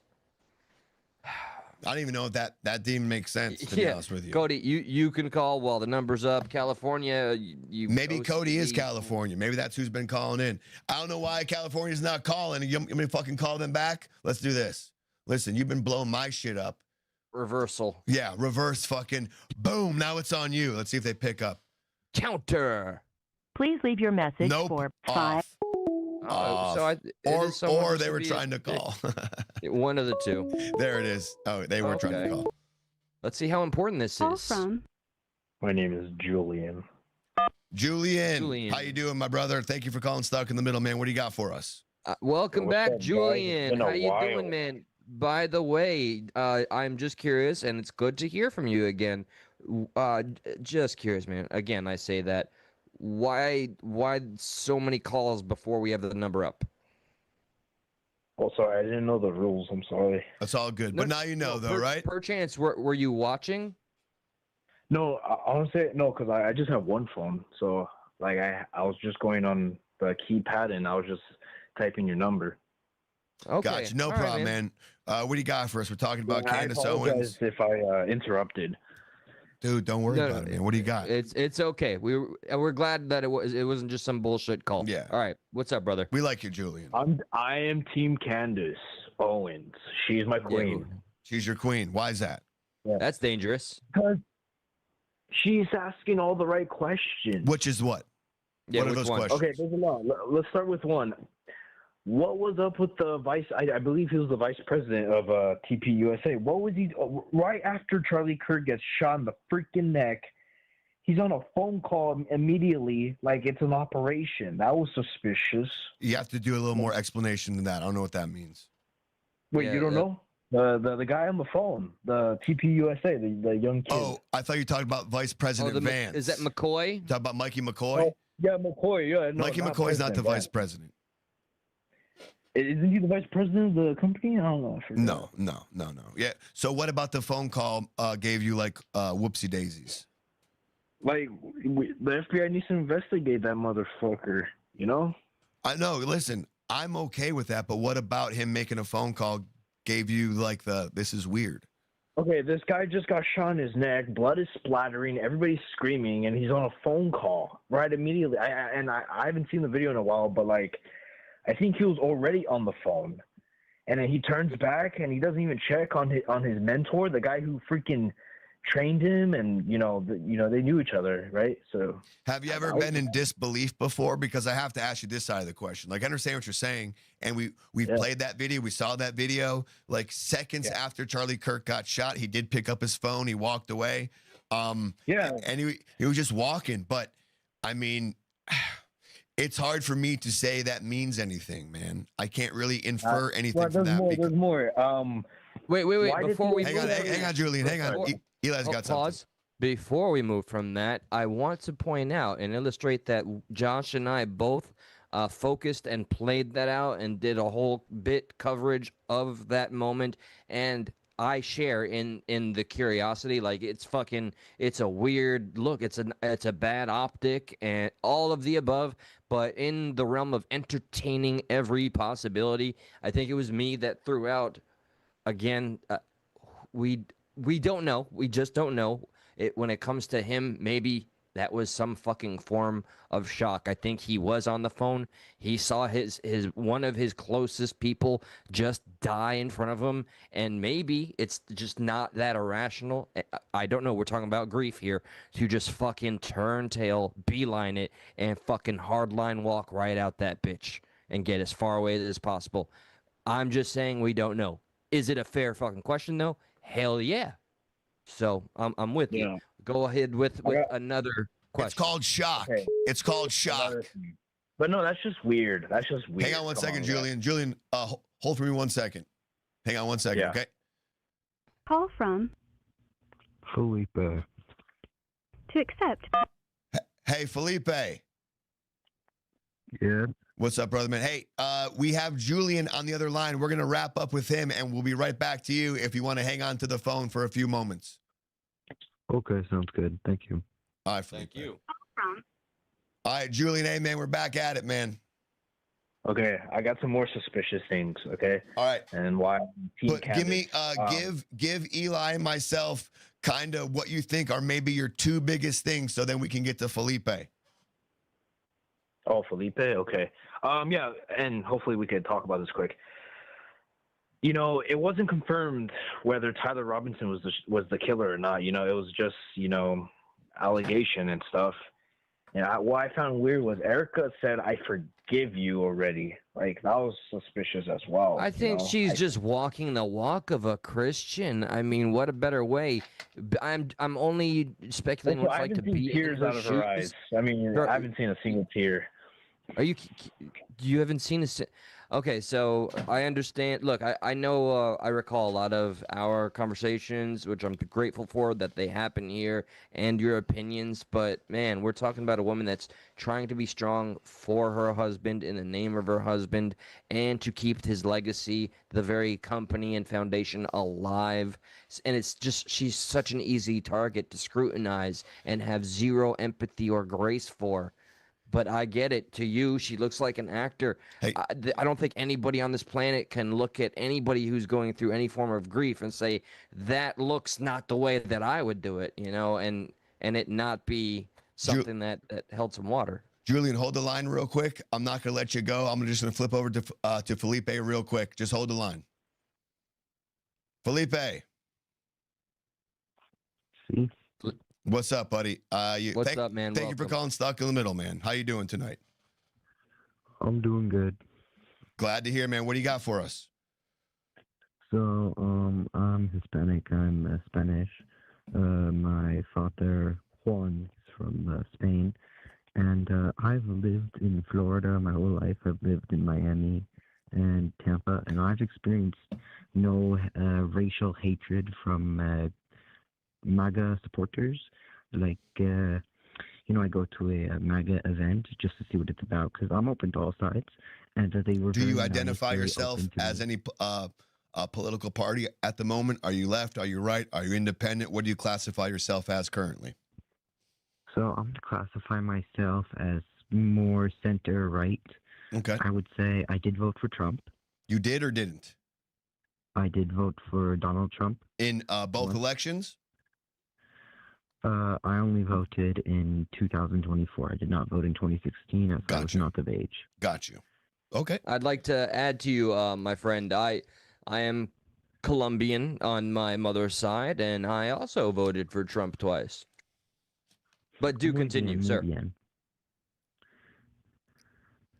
Go ahead, Felipe. Please, pray continue. Okay. People were saying that ICE was just blatantly targeting Hispanics, And I haven't experienced any of that. I'm lighter in skin tone, but I do have some family that immigrated to Mexico and mixed with natives, indigenous, and became a little darker. And they've experienced no hate, and I've experienced no hate. So I just don't understand if it's fear-mongering or what. Right. I don't know how you got onto this topic, but I definitely, as far as it goes, I know there have been some Americans that have been detained. They haven't been deported. That I'm a little wary with. I don't know the situations as to why they got detained, but as far as illegal immigrants go, it's a very murky area. But I guess at the very least, if you are illegal or if you cross the border illegally, not necessarily that you overstayed your visa, which I don't think is necessarily a misdemeanor, but if you did cross the border illegally, in theory, I don't see why it's necessarily an evil thing or a bad thing to say, okay, no, essentially try again the appropriate way. I'd like to add, sir, and I really think that just come to the country. I want that. Of course, I'm the child of an immigrant. I just want people to come in legally and follow the laws of this country, and we can all be, happy. We can all enjoy American dream. Yeah. I want to echo your sentiment. I have a large Hispanic family, and there was a time where they were not all here legally. That time has passed. They are all now legal, and I am also someone that, regardless of all of that and how emotionally invested you can get and easily get lost in, I also support the law of the land, and that is the first step of being an American, in my opinion, and embracing this country. So thank you. I think you're on the right track. Yeah, thank you. And another topic I wanted to talk about was freedom of speech issues in America and the United Kingdom. Okay, I mean, it is a little off topic, but just give us I'm sorry. give us one thing you got, and we'll What's kind the of. topic we're on right now? Because I just joined. I'm watching the stream. I just joined right now. What's the topic we're on? I understand, like all good. That's why sometimes I do like to have the DVR not enabled. So if you do join the stream, it's always current. But we are talking about. Are you familiar with Candace Owens and Erica Kirk and the whole Charlie Kirk thing going on? Oh, I'm very familiar with that. I was a Charlie Kirk fan because I want free speech, free debate, and I think what he was doing was good. I like, challenging opinions in liberal echo chambers, and I think that's the only way we're going to move forward as a species with human discretion. I'm not gonna lie, Felipe. It does feel like to me you're hitting a lot of like key word. Like I almost feel like, and forgive me if I'm incorrect here. Okay, seriously, all right, but it almost feels like you're yanking our chain a little bit. Like you're hitting some keywords, and if you really feel like this, like no problem. But it almost feels like, are you trolling us here, or do you really believe some of the things you're saying? No, I believe the things I'm saying. I think debate, discussion is the only way we can move forward as a species. And I like what you're doing. Call and debate. Because in-person debates can, someone gets violent, which I pray to God none of that ever happens. But over the phone are nice because there's no danger to any party. Right, yeah. So as far as I would assume if you're a Charlie Kirk fan, are you against what Candace is doing right now, or some of the things what she's saying? Like, where's your stance on the whole Candace Owens vibe? I'm really against. I'm really against the. I think we have to be open to conspiracy, but we can't take everything as fact. We have to, take everything with a grain of salt. Heard. But I do think she should be. I think we have to listen to her opinion. We have to take all sides. I do think Erica Kirk, it was maybe a little sketchy with I don't know. She felt a little fake sometimes, so I don't know. But would you give her the benefit of the doubt that she's just not a good orator? She's not a good public speaker. She was never meant to be a public speaker. So, perhaps nowhere near prepared for the level of pressure that she experiences given the position she's been put in.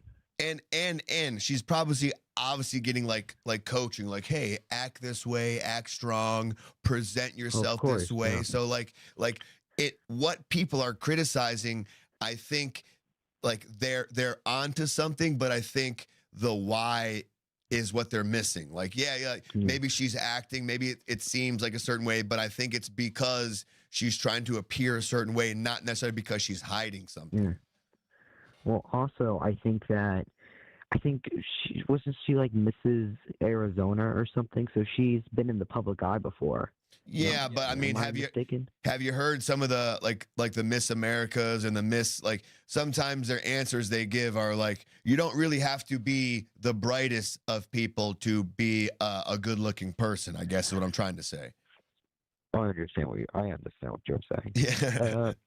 But I think Candace Owens may be onto something because we know Israel has been very conspiratorial. We know from a former CIA agent that when Mossad or Israeli intelligence, when they come to CIA, headquarters, they would like bring gifts, and the gifts would be, taps. There'd be a listening device in the gifts. So we have to criticize Israel, and we have to be suspicious of them because they are a foreign nation. They are not an American state. Okay, agreed. And then at what point are we supposed to criticize Candace Owens for some of the crazy claims too? We should really criticize her from the very beginning, saying that. What has she been saying exactly? I know she's been talking about Charlie Kirk getting very conspiratorial with his assassination. What has she been saying? The question exactly? would more be what isn't she saying would be more so the question. She's saying the Egyptian airplanes are connected to Charlie Kirk's assassination. Underground beehives are being run currently, or because there was X amount of maroon shirts being worn during the event that Charlie Kirk was ended at. There's a suspicion about maroon shirts. I mean, it seems she I just, don't know. as I don't know. I'm sorry to cut you off. She's on something, dude. I don't know what she's been on. she seems a little nuts to me. Like Alex Jones, you know, he seems a little nuts, and I don't agree with him on everything, but I want to give him a little credit for he did predict 9/11 to a T. I might be mistaken though. Yeah, no, listen, like conspiracy theorists, there are times when they are right. There's no doubt about it. So like this is not a shot. This is never a shot at asking questions. Our point here, or at least I can speak for myself. That's how we're going to move forward. Correct. But at least my point here would be in how she asked the questions and some of the areas she's diving into seems a little self-serving for her program as opposed to actual like things to look into. It seems some of the things seem like a tabloid vibe, like a Piers Morgan. Oh, I'm gonna get some headlines vibe. She seems very like self-promotion. Yes, I think she's nuts. That's local area. Hey, Felipe, we're just about to get into a lot more of the Candace Owens stuff. So if you are watching, feel free to call back in. I'm going to have to let you go real quick. I'm going to let Julian go after we talk to him real quick on the other line. That way we can get back into this Fox News video with Erica Kirk. And then again, feel free to call back in later. Okay, bro? Okay, adios. Appreciate you, Felipe.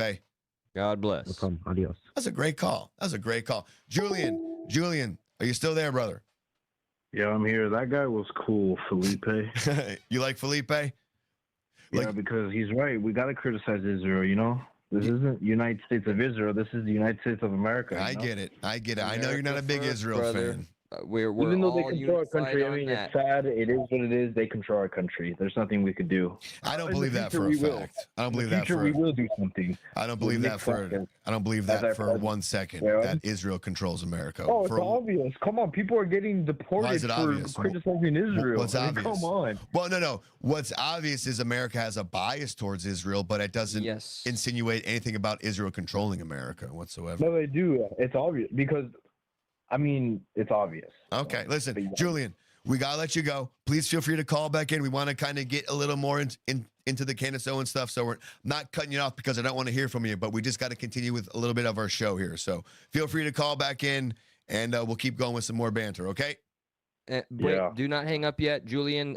I want you to please do the following. I've asked you before, and it's okay, man.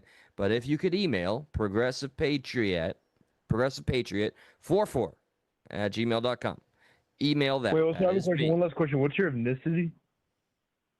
Colombian / well, all right. I am not technically Jewish because I was born of a Catholic mother. So in the Jewish faith, I'm not accepted as a Jewish person. So ethnicity, Hispanic / whitey. But you do have you do have Jewish in you. Ish. Oh, Like Shemite. Ish. Again, okay. Julian doesn't like that. He's not a fan of that. I don't give a No, flying no. fuck. I'm I'm against- no, that's no. I'm not evil. Okay. No, I'm against the religion, but not the race. You know. So yeah. I'm glad you make that distinction, man. That means something to me. But again, I can't stress it enough because I get into this discussion often.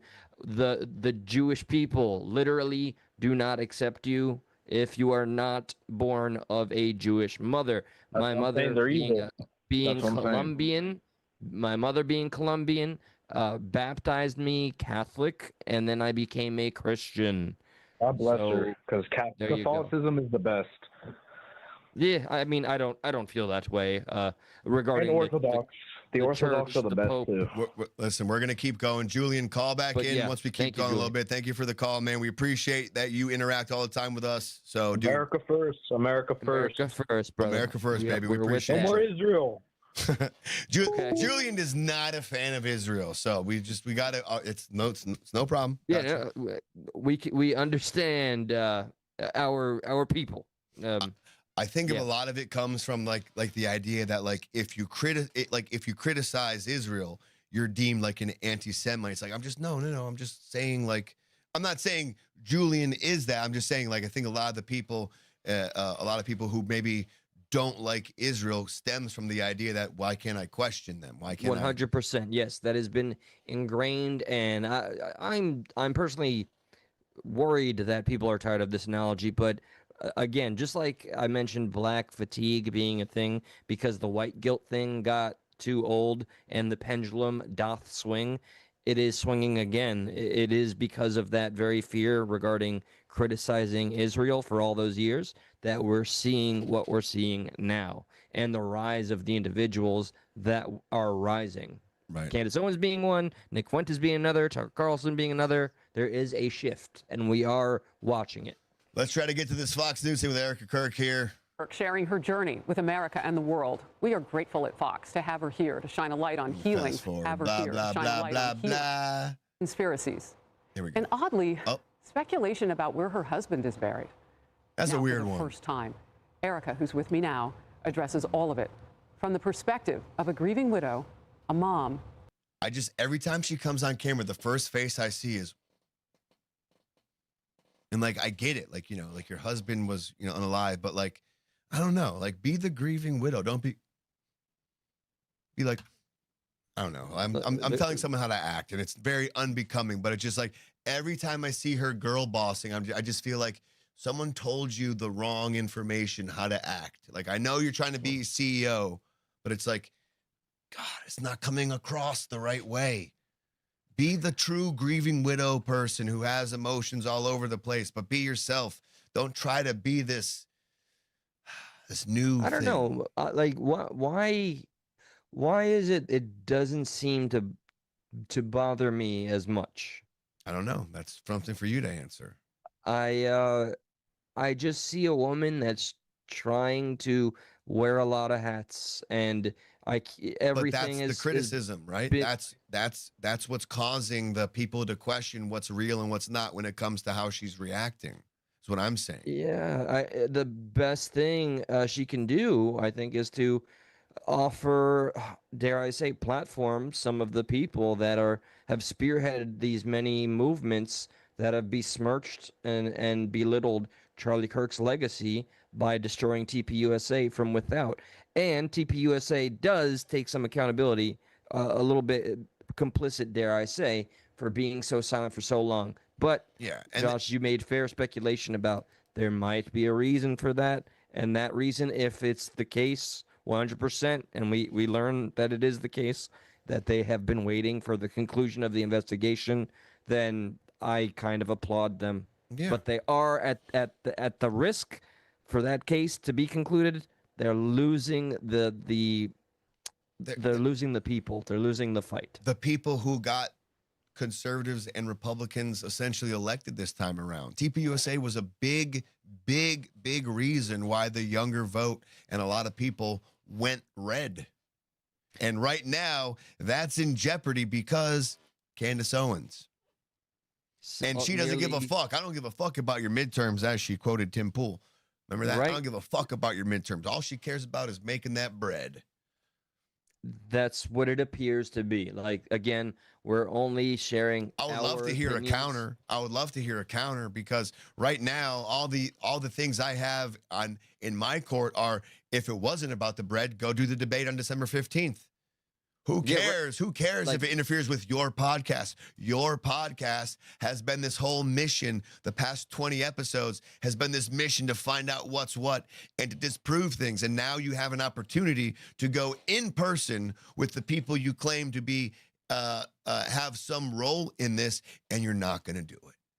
With the people you've claimed to know all about, have all the receipts, all the sources, all the knowledge that you were going to constantly release after the next and the who next. Are being quiet and not talking, who are being complacent, now want to talk, and you don't want them to. And that, to me, tells me a lot. And that's where, again, Candace Owens, I have had a mixed relationship in my own mind with you, your career, your approach. That's like our actual relationship in real life. Yeah, absolutely, 100%.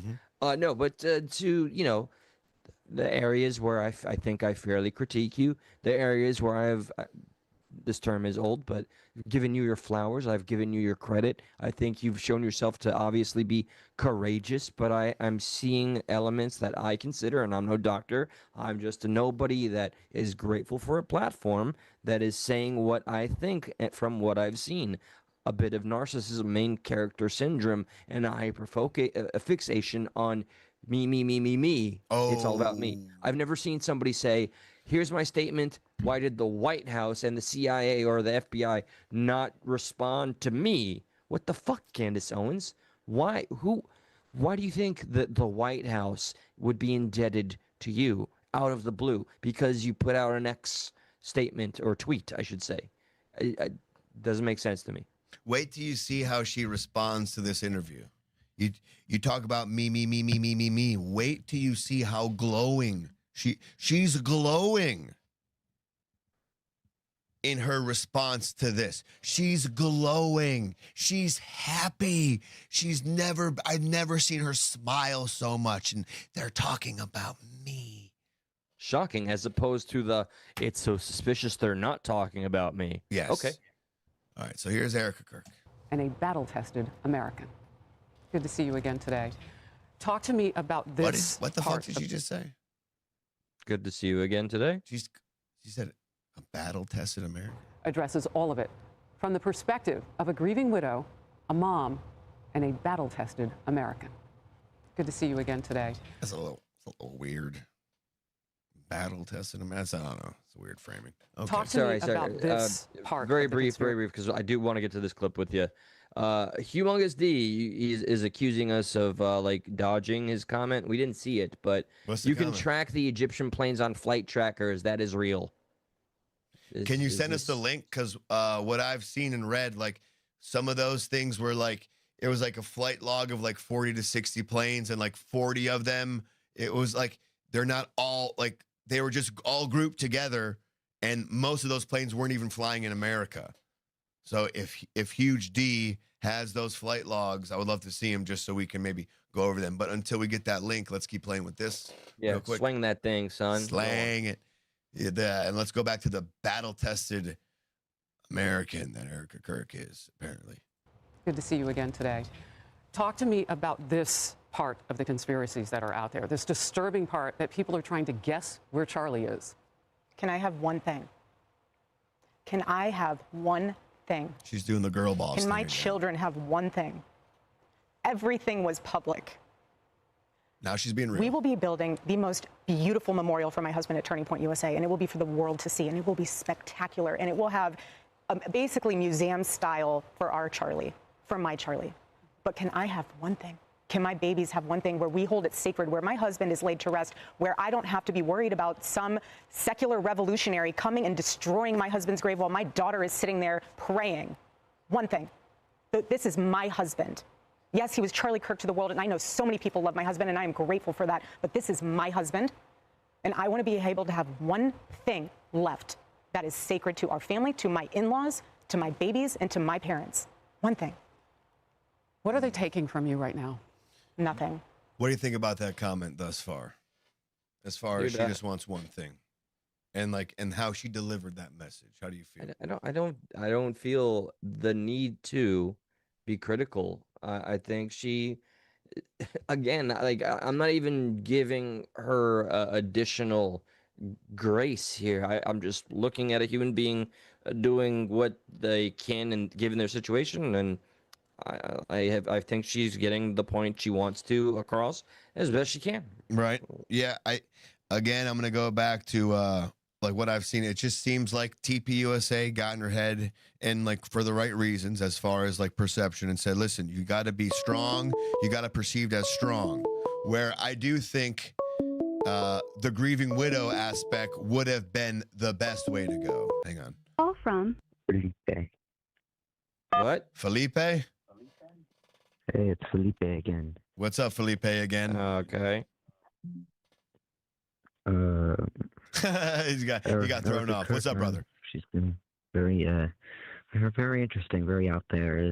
In the chat recently, there's a debate if she's pregnant or not. Is she pregnant? Is she pregnant? I mean, that's so out of our wheelhouse at the moment. I have no idea. Felipe, please, we try to adhere, and we do appreciate the engagement 100%. God bless you for this. But we try to adhere to a format/formula to the best of our ability, and we usually reserve calls or a calling segment for when the number is actually up. So, and that's our respect. that's our fault. Dude, do not worry. That's our fault for not telling you. It's okay. It's okay. Please do not apologize profusely. You did We're nothing wrong. grateful to you. Yes. First off. But I tell you, dude, we're going to go over the Erica Kirk, this last interview. We got 2 parts of Candace's most recent podcast to do and a Tim Pool thing and social media thing. So let us get through a little bit more of this Candace Owens stuff and then call back and give us what you got. Okay, perfecto. I'm sorry. Dude, Felipe, listen, I swear, listen. If you fucking apologize one more time, you're not allowed to call back ever again. No more apologizing. You did nothing wrong, GD, okay? You're good. All right? Deal? You're 100%. Call back. All right. Yeah. I'll call back soon. Later, Felipe. Not that, but not too soon. Okay. Yeah. Call back, but not too soon. Yeah. We gotta get through this a little bit. Hot damn. It's been about 2 hours, and we just got into like the second thing of the Candace Owens thing. Yeah, no, I know. we got a little trek. I feel like it's a 2:00 a.m. night. Do you feel something along those lines? I'm getting that vibe. About a 4-hour by the way, show. the last I checked, we were 6 away from the goal, the only goal we have for the night. Let's see. No, we're 5 away now. We're 5 away. 5 away. We're trying to get to 2360. We're at 2355. A little small goal for us. Just 5 more subs. Help us achieve that milestone as Eli was perfectly painting not too long ago. Quick TZ Burton comment. What's up, TZ? TZ! I'm tired of Candace and Tim. I want to win the midterms, and I am pissed we lost Miami. Brother, I feel you on Finally, someone who understands there's a conservative civil war going on, and this shit right here is going to cause conservatives and the right to lose the midterms because of the infighting. And you wonder why. Why is YouTube platforming this? Why do a lot of people on the left like Candace calling out this? Because they like the infighting. If you were somebody on the left who wanted to sponsor something to kind of dismantle the right, this is it. This is what you would sponsor. This is what you would put money towards to keep this going. So then, all right, now that the right is preoccupied with their own infighting, we can do this shit over here and get some shit done. This is the best distraction.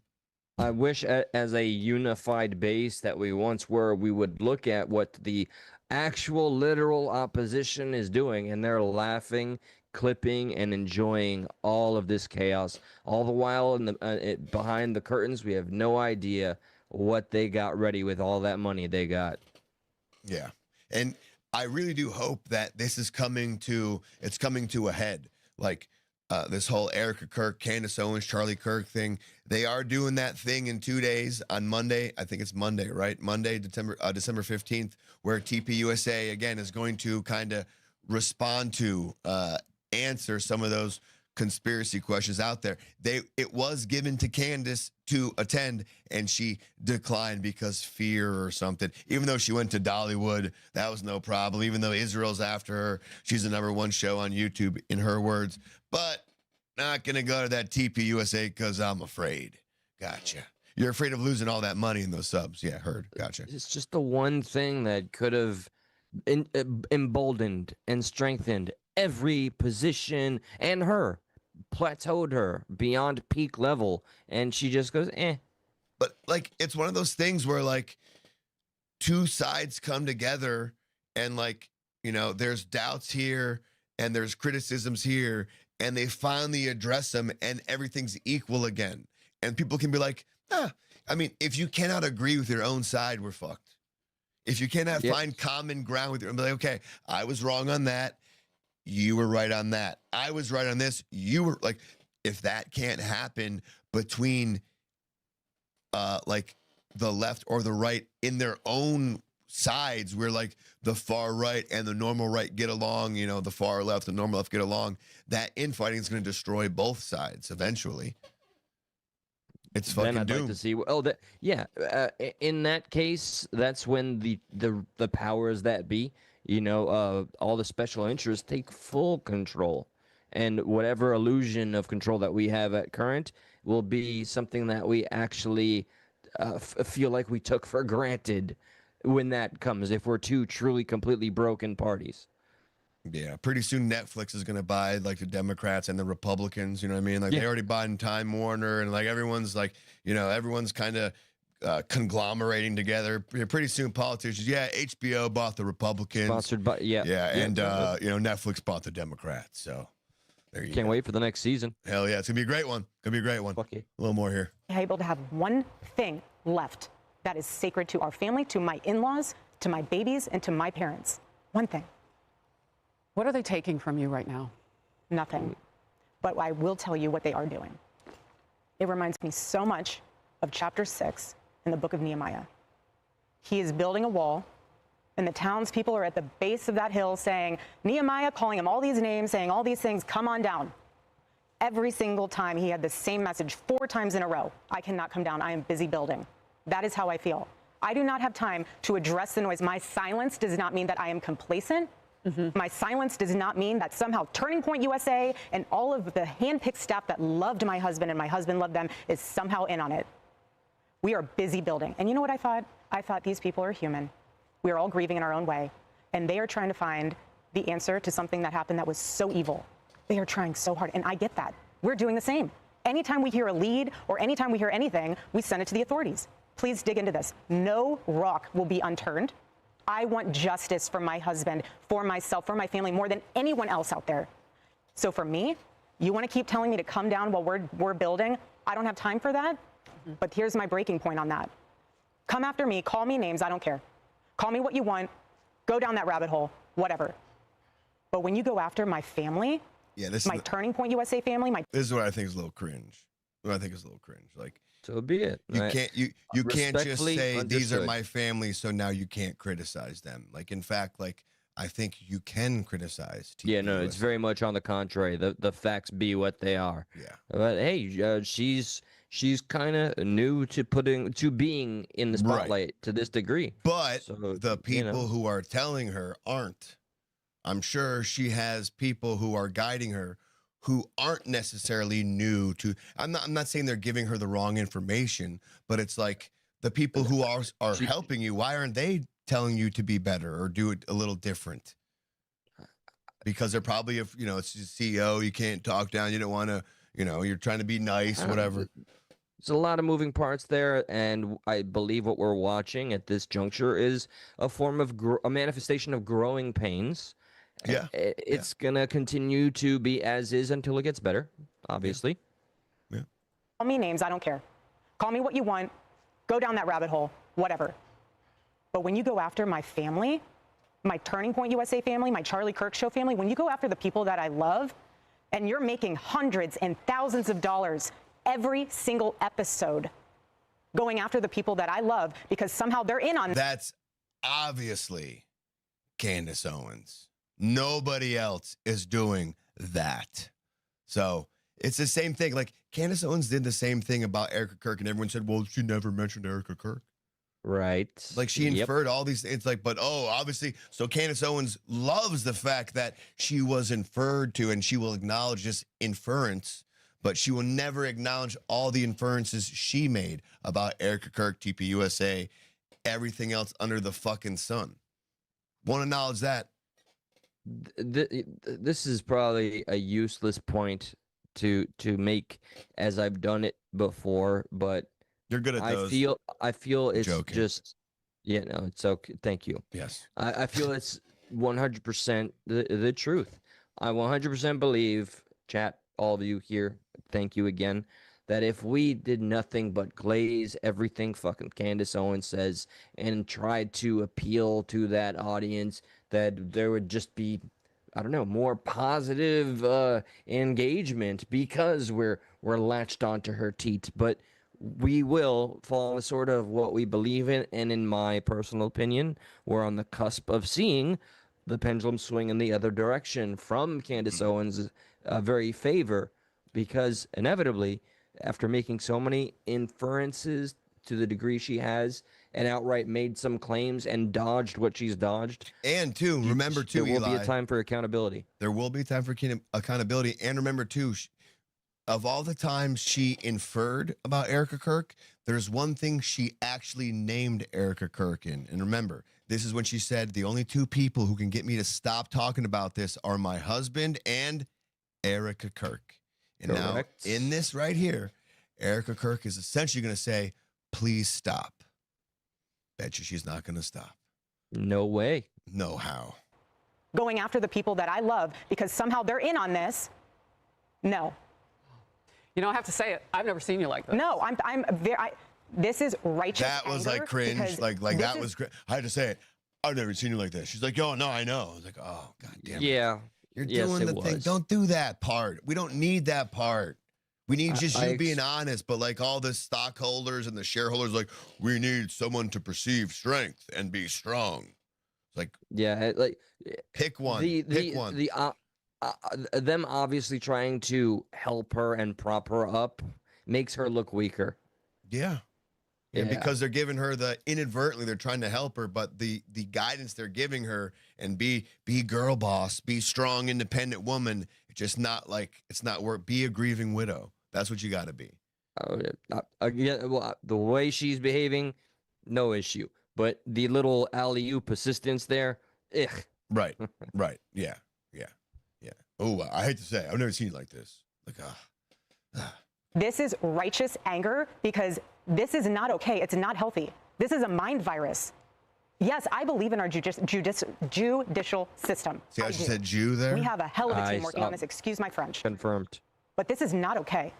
So you want to put these... by the way, too, I don't know if you noticed, but Erica Kirk, 3 Ks. K, K, K. Bam. She's racist. You know what? Just letting you know. Get this on Candace's show. Mm-hmm. Erica Kirk hates the Jews, too, so she's probably with you. K, K, K. There you go. Damn, what a team up we've got. This is like the new Avengers here. Nick Fuentes, Tim Pool, TPUSA, Erica Kirk, and Candace Owens. Wow. All on that Jew hate. Wow. This is not okay. So you want to put these people back in the box where they've been creeping from? I don't care what box you're in. But just know that your words are very powerful and we are human. My team are not machines and they're not robots. Wasn't a good thing to say. Just know your words are very powerful. Like, maybe you shouldn't have gave him that much credit, but okay. You know what I mean? Yeah, I mean, this is Fox and Friends. Words are very powerful and we are human. My team are not machines and they're not robots. They are human. We have more death threats on our team and our side than I have ever seen. I have kidnapping threats. I have, you name it, we have it. And my poor team is exhausted. And every time they bring this back up, what are we supposed to do? Relive that trauma all over again? They watched my husband get murdered. I have no idea how I would have reacted if I was there that day. And thank the good Lord that I did not have to see that happen. But my team, they are rocked to the core. So why every single day do they have to be dragged through the mud, analyzed, hyper-analyzed? You know, it's a good point as far as, you know, the people there saw. And that's why I think who were you talking to? Julian or Felipe, when they were saying how Mikey McCoy reacted. And I came back and I said he was in shock. Like maybe that's Julian. Yeah, maybe that's an honest thing to have. Like you just saw something crazy happen. Who are you to say how you would react in a situation like that? Like, yeah, that's I saw a dog get hit by a car. That fucking scarred me. Seeing someone get shot in the neck and die in front of you, like, whoa. Not a one of us can. I mean, we can scrutinize freedom of speech and all that. We can psychoanalyze, but we cannot expect to be taken as absolutists. We, it's ridiculous when we reach our own conclusion and then go around acting like it's a great insult that others don't share in that conclusion. We're all individuals, and there's a great many of us as individuals. And who is to say? Just like you can say that shit is fucking creepy and or weird, someone can equally say that looks like shock. Yeah, so exactly. It's both incredulous. Like there's no facts to back up incredulity. You're just being incredulous. I don't believe that. It's a lack of belief. There's no facts to be incredulous. And that's really all Candace Owens has been, incredulous. What facts has she brought up to back up some of her, inferences? Not many. Not many. They're just like, well, that's weird. I feel a lot of promises, a lot the edging towards these so-called reveals. Like, I'm kind of exhausted, disappointed, and angry. I'm still like you know what? I'm not gonna call myself a fan. I'll call myself a watcher. Maybe that makes me a supporter. But I'm waiting for this woman to deliver. And how long has it fucking been? Let's play this. I was going to play Candace's reaction to the Fox and Friends thing, but let's play this real quick. This is just a quick clip, and we're talking about, Candace and her truths. Candace usually never truths. C-U-N-T. Yeah. Yeah. So listen. It's a good, I don't know if it's a juxtaposition, but it paints a good picture. I'll just leave it at that. Nope. I see you, Gunner. Feelings are not facts. Feelings are A not lot of facts. people felt. All right. So now she's going to go into feelings. Ready? Nope. Feelings are not facts.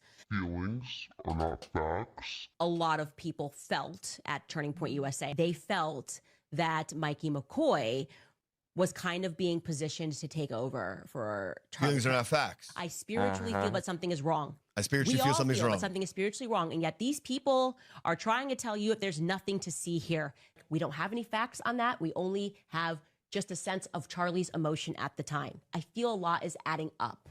I think the state of Israel is probably involved. I think there was something about me and him together, okay, that was, I don't know, like She loved him. just meant to happen. Why does it feel to me like a hostile takeover of You a company? see how she That's talks? How I It's a perfect personally feel, example. okay, that's what I feel. And this is how she can't get in trouble. And this is how she skirts accusations. It's always about how she feels. I feel, and she says it with such incredulity where it makes it seem like, oh, well, she's on to something here. It's just her fucking opinion. And very strategic. Just everything. It may not even be strategic. Maybe she really has this incredulity. I'm just playing devil's advocate. I do feel like it's a little strategery there, George W. Bush word, but it could be that she's just stupid. I mean, it could be. Seeing I'm just asking questions. That's all. Yeah, right. And that grace should be extended to damn near everybody, not especially, but equally so to the people that ask Doubt questions Candace about Owens. her Yeah. asking questions. Precisely. Yeah. And by the way, I think we're 3 away from the goal. Thank you guys if you're with us, if you joined us. We're 2 away now. 2 away. Sorry. Thank you, and please help us continue by doing just that. Subscribe, the like button. We want to ideally do 3 episodes a week. We'll get there. But for now, we're going to stick with our 2. 2026 is going to be a little different. We're going to go a little more, pedal to the metal, so to speak, and try to just be a little more consistent with things. But 2025 was a little kind of getting back in it. I mean, we're only kind of like 6 months back into 2025, and we've done as far as our show goes, like as far as, because you never want to, comparison is the thief and robbery of joy. So if you compare yourselves to other channels and how everyone else is doing, you might get bummed out and butthurt. But as far as what we did before and what we do now, for us, it's pretty good. So we're having a good time doing it. And it seems there are a lot of people enjoying us while we all have a good time doing it. So that's going to make us keep doing it, and hopefully more consistently. 100% grateful for it, and all of you. Let's get back to some more of Candace's feels. Just meant to happen. Why does it feel to me like a hostile takeover of a company? That's how I personally feel. Okay, that's how I feel. I feel like this was a hostile takeover of a company, and I feel that the company became bigger than Charlie because Charlie was too ambitious. And this, to me, feels like a Christ mission. What are we talking about? What are we talking about? I would say something Let's hear his point. like, Candace, please stop. But I understand that it is incredibly difficult to stop when you are getting paid millions of dollars to tell everyone about your feelings regarding the Charlie Kirk assassination. But I will still say it. Please stop. And that was in one episode. That was in one episode. That's no longer a shocker. Like, after I learned just within a 3-day span all of the things that she has claimed, some things I just had no idea about that we've outlined here. Just nothing shocks me anymore. I wanted to add a goal for 2026 regarding this show, this community, what we hope to make a community, and a huge shout out again to an amazing human being and someone we're proud to call a friend, C-Fowls. We are in the works of making a Discord. It's been created, and by the way, just saying it on live stream now, Josh, I hope we are able to make, or you're able to make just a little bit of time, so me, you, and C-Fowls can have a talk on the phone tomorrow regarding that Discord. All right, excellent. There you go. Let's do it. Okay. Let's get back to current time here. Now, we just played Erica Kirk on CBS. We just played Erica Kirk on Fox News. Now, let's see. Eli, be prepared, all right? When I didn't even need any context. When I first saw this, I got like douche anger chills from this. This is Candace Owens reacting to the information she received about the interviews that Erica Kirk is going to do, and they may just happen to mention Candace Owens. Look how joyful this "See You Next Tuesday" is about this. Seriously, dude. Seriously. Tell me you're not like, do you not see evil? Okay, super fun show today. You're probably seeing the clips, but Erica has gone off on conspiracy theorists. Obviously, every journalist out there is emailing me. Look at the smile. Obviously, every journalist is emailing me. She's happy about that. Her friend died. Her friend died by something, and she's smiling right now because Erica Kirk, her friend's wife, was talking about her crazy ass fucking conspiracies, and she's smiling about that. She's happy. She's joyous. Did she also, within that same breath, attempt to ally with and group in and generalize conspiracy theorists as a whole? Yes. Oh, no. She is, dude. Don't worry. Queen. You're gonna get a bow on that fucking thought you have, brother. Okay, super fun show today. You're probably seeing the. And also, real quick, notice how many times she uses the words "me." So keep that in mind. And then your comment there, you're gonna get a bow on your comment as to exactly who she's implying with the "we" stuff. Okay, super fun show today. You're probably seeing the clips, but Erica has gone off on conspiracy theorists. Obviously, every journalist out there is emailing me because it's about me. It's indirect, but it's also about me. And don't worry, in case you think it's not about me, she is going to name check me on stage with Barry Weiss on Saturday. How do we know? Because our mommy sleuths be everywhere, and they recorded the town hall today. And she has her people, and she's like going to these and recording her, and she's look how happy she says "me" 5 times. It's obviously about me. It's about me. And dude, the expression should tell you all you need to know. That what's going on here is purely narcissistic because it's about me. I've made it. The person that beat me in Charlie's Love is now talking about me. That's what it fucking looks like. Dude, this is someone who got chosen, who got put in second place. They were like this. There was like this, like as far as she saw it. And then Charlie got swept off his feet by Erica, and now she's this like woman scorned over Erica. And like she said once, Erica, look how happy she is, bro. She said Erica and her husband are the only people who could make her stop. And now Erica Kirk says stop, and she's like, okay, super fun show today. You're probably seeing the clips, but Erica has gone off on conspiracy theorists. Obviously, every journalist out there is emailing me because it's about me. It's indirect, but it's also about me. Look at her smile. And don't worry, in case you think it's not about me, she is going to name check me on stage with Barry Weiss on Saturday. How do we know? Because our mommy sleuths be everywhere, and they recorded the town hall today. And as soon as the town hall question, Eli. There's your question. You asking if she's grouping in people. Remember what she calls her fans, her mommy sleuths. Mommy sleuths, the decentralized intelligence agency. So now uses them like an army. Yes, and now Candace is using Erica's, quote unquote, it's not an attack, like Erica's comments about Candace. Now Candace is using that to say, look what she's calling us. And half those people were one of the big reasons why Trump and the Conservative Party got elected. And now they're on Candace's side of things. They don't like TPUSA. It's a big thing going on here.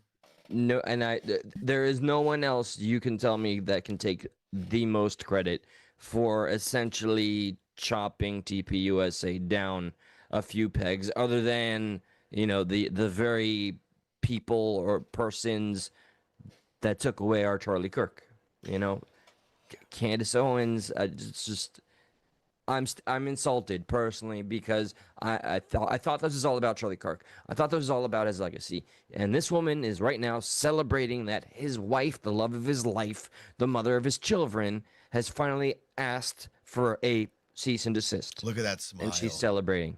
Look at that smile. Look at that. I ain't never seen a glowier face she's than that. glowing. She's glowing that she's been mentioned. She's glowing, man. Nobody can say otherwise. All concluded, we got a flutter of emails, and what she says about the Egyptian planes, I'm sorry, not gonna lie, it's a little suspicious. It's weird. It's a weird response. So look, we gotta go there. Okay, go there. She says stop. No now doubt. she's got to go there. Dude. That is it's so cringe, man. Like she's jumped the shark. She's jumped the shark as far as this whole Charlie Kirk conspiracy thing has gone. In my heart of hearts, I don't believe. And look, again, I want to continue to acknowledge the people that really support her, because I'm aware of what that support feels like. That used to be me years ago for Bernie Sanders. Okay. It was that deep for me. Ever since I, became a Trump supporter, it's not as deep. Like I'm able to I can call Trump out on shit that pisses me off. I can call out anybody. I don't understand the blind bias anymore. For me, I was younger when I supported Bernie Sanders, so it makes sense now that I'm older that I can call out just about anyone and anything. So I struggle with those of you that just get angry that we say anything that we say that you feel to be critical about this woman. Is there anything that you think Candace is wrong on? I would love to know that. This is the same concept of like about people who just blindly hate Trump. This is the same concept about just people who have an obvious bias for something and will always there's never anything that can counter their bias, which stands to believe that you're incorrect. Nothing is ever 100%. You want to play Candace's first podcast? We're gonna get into the first one. Yeah, all right. Well, I'm sorry, I didn't mean first one, but the first most recent one, not the. That's even wrong too. No, the it's most episode 278, not episode 279. But it's the most recent one we've played in a while. But it's her from a day ago, not today's. But it's okay. It's going to address some of the Erica Kirk thing. For sure, absolutely. God, man. I love you. All right, let's see here. Oh yeah, dude, she hates on her filming her touching Charlie's hands. She hates on that. I'll get there. Okay. We'll get there. It's just, dude, she's all over the place. She's losing it, man. She's losing it. She's losing it all the way to the bank. Well, yeah, I mean, Still eventually, losing though, yeah, exactly. She's still losing it, but making bank off of it. God bless her. There you go. Okay. Playback speed will go 125 here, and we'll hear her opening comments. Okay, you guys. Now, I wasn't sure about Erica. I was waiting. She mentioned it right off the situation for bat, her to dude. be in, obviously, having lost her husband. That's like the first time she's mentioned Erica Kirk within the first fucking 2 seconds of her show. That's dude. She couldn't Now she wait has, for this. you know, carte blanche for it. Yeah. She could not wait for this event, dude. Even though she said Erica was the only one that could stop her, she couldn't wait to be mentioned by Erica. So she Brief reminder, just 2 more subs away for the Stuck in the Middle goal of the night. And we appreciate all of you being here and engaging with us. Add a like, add a sub. We're back at it this weekend next. Heard that. Heard that. Okay, you guys. Now, I wasn't sure about Erica. I was waiting, kind of a situation for her to be in, obviously, having lost her husband, becoming the CEO and the chairman of a company. It's just a lot of transition, and it's nice to wait for more information before you prejudge or just assume, make an assumption about somebody. Huh? You've been doing that for 20 episodes, stupid idiot. What do you mean it's good to wait for something before you prejudge or assume? Son of a bitch, that's all you've been doing since September 11th. No? That what is the fuck did you very just say? last statement I expected at this point in the game, son. What? Yeah, but all of her simps are like, yeah, no, definitely, that's what she's always been waiting for. It's like, you've been paying attention, right? You know that's not what? What do you mean? Okay, you guys. Now, I wasn't sure about Erica. I was waiting, kind of a situation for her to be in, obviously, having lost her husband, becoming the CEO and the chairman of a company. It's just a lot of transition, and it's nice to wait for more information before you prejudge or just assume, make an assumption about somebody, and it maybe is not based in reality. Well, we are getting a lot more of Erica Kirk this week. I'll tell you that, because she has been doing the rounds in the media really over the last couple of weeks, and she just gave an interview live with Harris Faulkner on Fox News, where she finally addressed the quote-unquote conspiracy theories. And I have to say this because it's true, but it completely missed the mark. For me, I am sorry, it just has. But the good news is that she is now unmurkying the water in terms of her intentions with this massive political organization. That's good news, truly, because we knew Charlie, and now we are getting an opportunity to know Erica. Plus, later on in the show, it's Knives Out for Tucker Carlson. As always, he's trending right now because he has officially waded into the who killed Charlie Kirk narrative. And since he is not a... Look, I have been very patient. I do tend to focus on... I'm sorry. Did you say you've been very patient? With what? With what? You've jumped the gun since September. What do you mean been patient? Patient with what? What does that mean?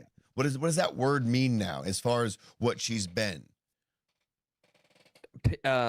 Patient with receiving the endless amount of money. She's patient with that. Very patient. And hey, no hate on that. And that's the name of the game. God bless her for, well, not really God bless her for it, with some of the, with not the way really the name of the game, but she is capitalizing on someone who she says is her friend by seemingly taking shit too far. I don't know if that's the name of the game. Looking at Kino Casino, a random show out there that showed how many, I didn't realize if you just look at how many episodes she has had since Kirk's passing. Yeah, buddy. Holy shite, man. So nobody can make the argument for her that she hasn't made a dime off of his name. Utter bullshit. But in all fairness, I'll say, if this is what you prefer to hear, I'll say absolutely. TPUSA has also made money off of Charlie Kirk's name, but it's his fucking foundation. They've been making money off Charlie Kirk's name. What does that mean? What is that? It doesn't really mean anything. Like Candace Owens she brings up this fucking concept that TPUSA, they recently made $40 million at Mar-a-Lago. And then this quarter, they made $100 and something million. If you look back at 2024, the last year that Charlie was there, they also made $100 and something million in one quarter. There's nothing new there. Maybe the Mar-a-Lago thing is there, but he just died. People want to donate, but if you took Mar-a-Lago out of the picture, their normal quarterly earnings are the fucking same. She's not bringing up new evidence. No, just really good at playing this illusion that there is going to be, or dare I say maybe delusion, or implanting delusion. And the number, thank you, no reply, you're a sharp one, brother. 46, Josh, 46 episodes she's done. Wow. About Charlie Kirk. 46? From the fucking moment, wow. that, you So know. listen, let's go on the low end of that real quick, okay? We're gonna go on the low end of that. YouTube told us per 2 million views, you get between like it was $1,000 and $15,000, right? Let's just say if it's on the low end, that's $46,000. But let's just say it's $5,000, right? Let's say it's 5,000 times 4. That's $230,000 in about 3 months. Yep, and that that's again, not including the what? Super chats, The gifts, super chats, the memberships, and ad reads.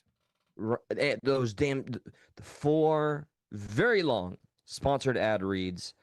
Yeah. If it's $15,000, as YouTube says on the high end, that's almost $750,000. Here, Josh, how do we ever respond to no prisoners? God bless you, by the way. Welcome. We appreciate all What's opinions. up, No P? This is cope and jealousy. Grow up. What How is? do What we is? respond? What part is? What part's cope and I jealousy? assume everything we're doing here. No, we're just speaking exactly like we're talking about facts. Bro, if whoever No P is, if you think like we would have people like attempting to be entertaining, people like attempting to do things in that sector, right? Let's just say if it was about the monetary things, a lot of people would quit a long time ago. Some people just enjoy doing this as a hobby. So if just calling something out means you're jealous of something, well, fuck, then a lot of people are guilty of being jealous of something, right? But that's kind of like a cop-out. And then again, you're kind of making a red herring and or almost building a, like, it's not even a straw man. You're not even addressing the argument. You're just saying, oh, well, yeah, but you feel that way because you're jealous. You didn't even address what we're talking about. So it seems to me like you don't have much of an argument and you're just kind of pointing out something that you think would kind of obfuscate from what we're saying. So you want to point out, you know, what you think it, or, you know, what you're being incredulous about. Oh, yeah, well, that's because this and that. That's what we call obfuscation. Give us an actual debate or an actual retort to what we're saying, as opposed to some type of ad hominem obfuscation thing. It's a weird flex. That's all. With all due respect to Mrs. No Prisoners, I'd go as far as saying you're coping that other people don't feel as similar as you do about your queen there. Does No P want to call in? The offer's there. That she went silent since we started addressing the comment. Of course. But also no prisoner might be one of the decentralized mommy sleuths, so we got to be careful. I would love for that. I would love for that, because we would actually, what we would do is we would open the mommy sleuth eyes and be like, and they'd be like, oh my God, you're totally right. I'm insane and I'm following a crazy person. My bad. Side note, I got a joke for you.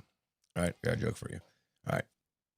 Why are there Pop-Tarts but not Mom Tarts? You're going to have to give me the answer, sir. Why? It's because of the patriarchy. So stupid. Fucking A, dude. God bless you. You're welcome. So stupid. You're welcome. You're welcome. special. Let's keep going. All right. Erica Kirk. Erica. And Candace Owens. Look, I have been very patient. I do. She hasn't. To focus on the evidence that's in front of us. Obviously, asking questions when we come up across something that someone has said and it doesn't add up, or if they lied, create a list. And you guys were coming after me because I was saying, look, we can write into our imaginations how Erica is thinking or how she's feeling or what she should be wearing, but she hasn't actually said anything yet, right? That was my stance. She hasn't actually said anything yet. Give her a chance, okay? And now she is making the rounds in the past. Candace never said that. Book is posthumous. Is Candace saying she said give Erica Kirk a chance? she has literally never said that except for some of the shit she has suddenly said today.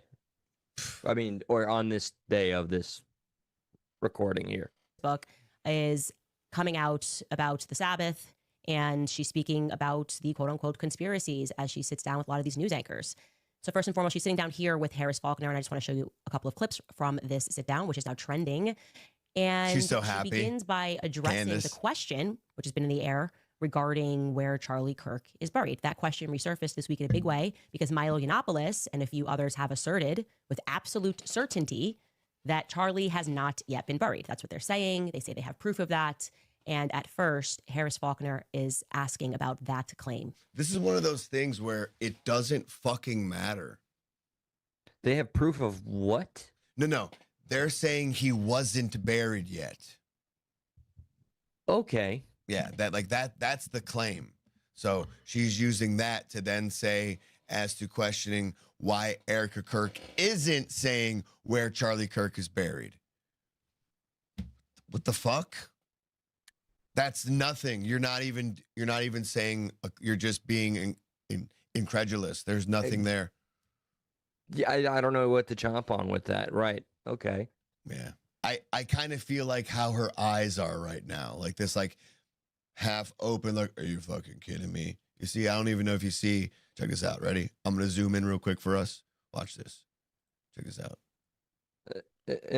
Look at her eyes. That's how I feel right now about thinking about this. Like, are you fucking kidding me? You know, like that half-eyed look. Like, what the fuck? Yeah. I wore it all day at work for one, but another no reply comment here. Again, did we not legitimately, sincerely see the video of Erica Kirk? I know. In this world, everything's fucking fake, but for a fucking second, let's assume we saw something for real. Erica Kirk. Oh, don't worry, we'll get there. She plays Charlie Kirk's hand. She plays it, but apparently he's still not buried yet. Dude, it makes the no fuck is she sense, implying, bro. Nothing. She's implying nothing because she never says any accusations. She makes these stupid ass inferences that are kind of like these leading questions. She's not doing anything. That's the problem. Take a listen. Talk to me about this part of the conspiracies that are out there, this disturbing part that people are trying to guess where Charlie is. Can I have one thing? Dude, Candace is just, she's so Can pumped. I have Look at this. one thing? Can my children have one thing? Everything was public. She loves it. We will be building the most beautiful memorial for my husband at Turning Point USA, and it will be for the world to see, and it will be spectacular, and it will have basically museum style for our Charlie, for my Charlie. But can I have one thing?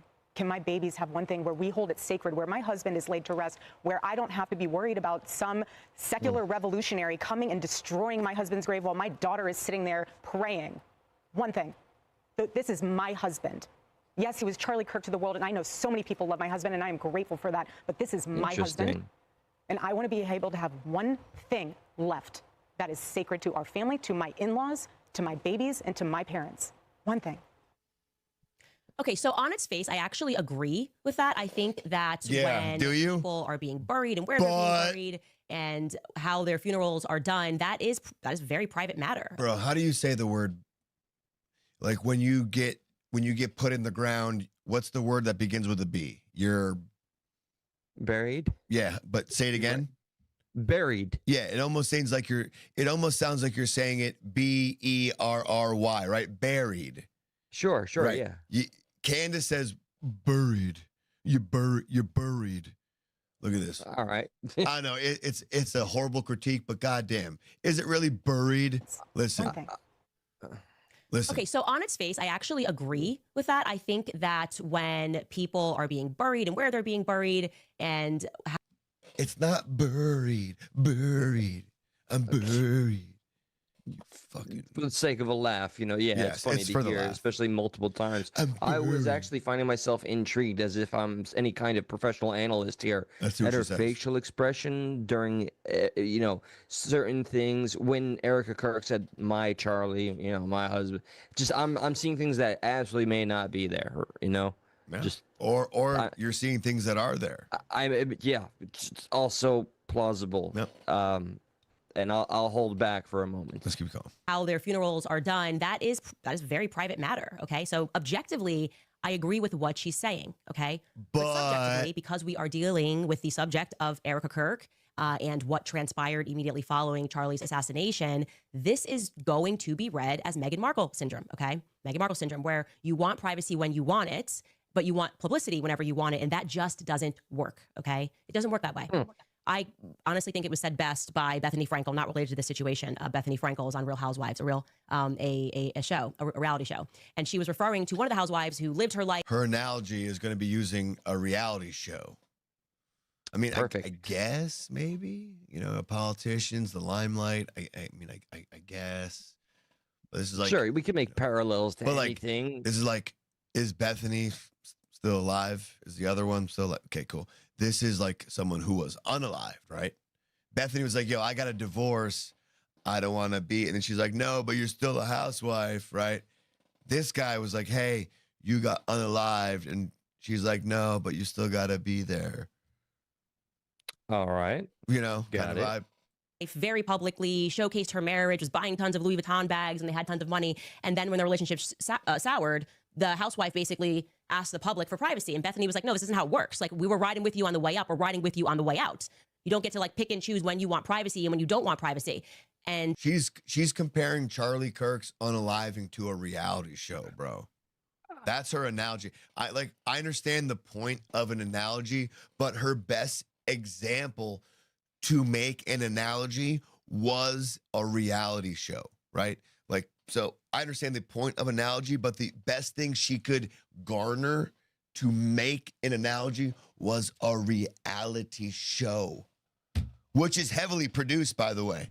You know what? She's playing to the demo, mommy sleuths, if that's the key demographic there. I know there's no shortage of males, but the mommy sleuths, the same people who love the crime shows, the fucking murder docs, it's all the same people. So this is another area where I dare say strategic on her part. Okay. Subjectively, as it, you know, in the matter of Erica Kirk, this is the same person who had somebody record her over Charlie Kirk's casket. That was not our business, truly. And I can say that decision was made by her. And there is, some credence to the claim that everybody grieves differently. I wouldn't even record myself. Pause. Fucking. Yeah, I got a good example for this, but go ahead. Now it's no one's fucking business. Now something is no one's.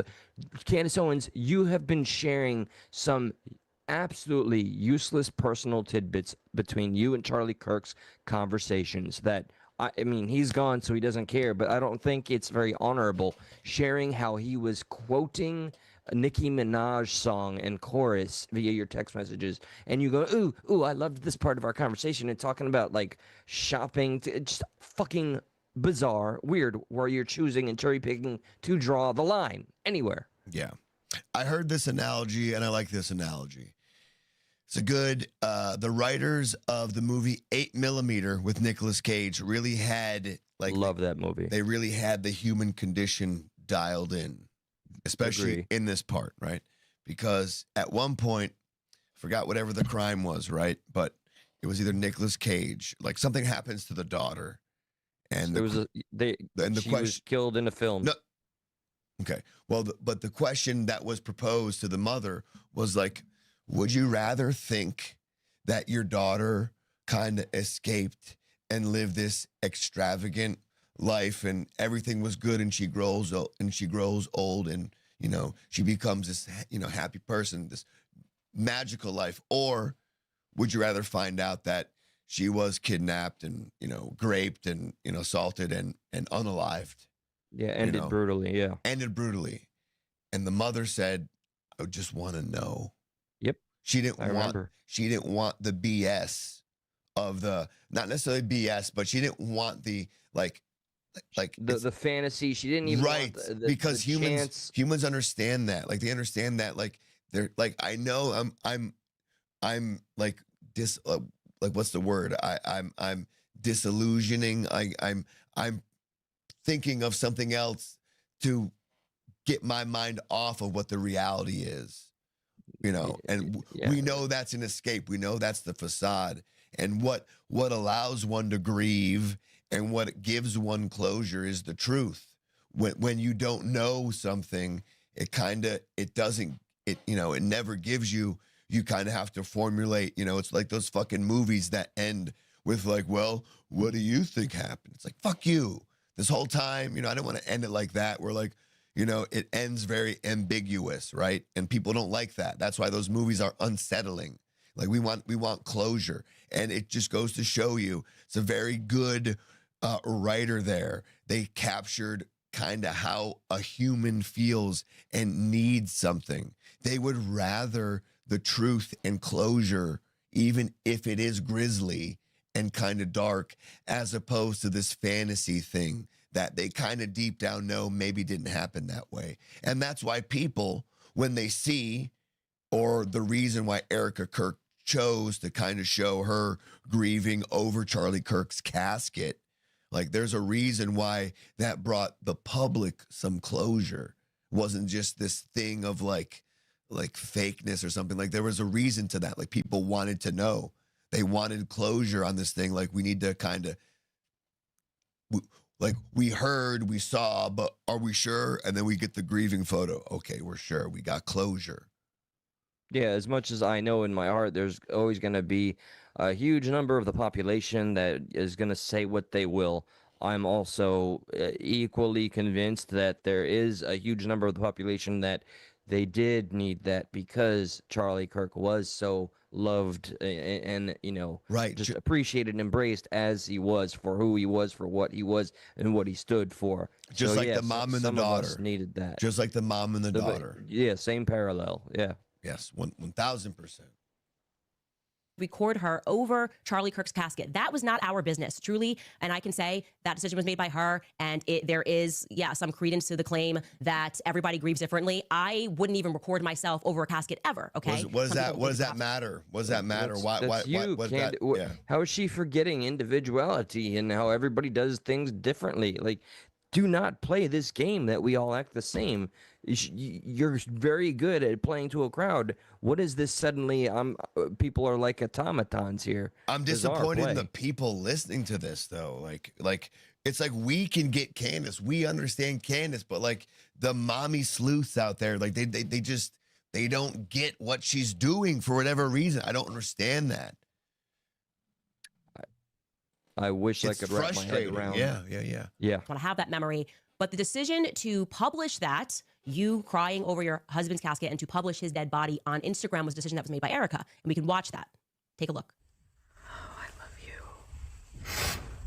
I love you. What is the point of this, man? I love you. How is this not? I love you. She's so happy that she's grieving. God bless you. She's just keeping it in. That is an incredibly personal and an incredibly intimate moment that you invited the public into. Okay, there was no reason to do that outside of. Yes, there was. I just told you the reason to do that. People wanted closure, so you're lying. You're dumb. For the sake of transparency, for anybody that ever graces this channel, I have really pussified in my older age. I get emotional at shit like that. Man, I used to be a guy that would make a meme page on a social media website with the most heinous shit you could think of, the most violent, brutal crap. And now, suddenly, I'm almost moved to tears. But there was the intent was different, Eli. The intent was the shock. The intent was to and there was like dark humor behind that. The intent here is to pretend truth. There's a different intent here, man. There's like an evil intent here. What are you referring that in? Whose intent? Candace Owens' intent here isn't to shock and awe. She's portraying this as truth, as look, she's trying to make Erica Kirk devious for sharing her husband's funeral, sharing her, whatever which is wake absolutely that was. 100% her fucking right to do. Intimate moment that you invited the public into. Okay, there was no reason to do that outside of wanting to share something that was very private with the public. And now you fast forward 3 months removed, and it's why does the public want to know where he's buried? It doesn't work like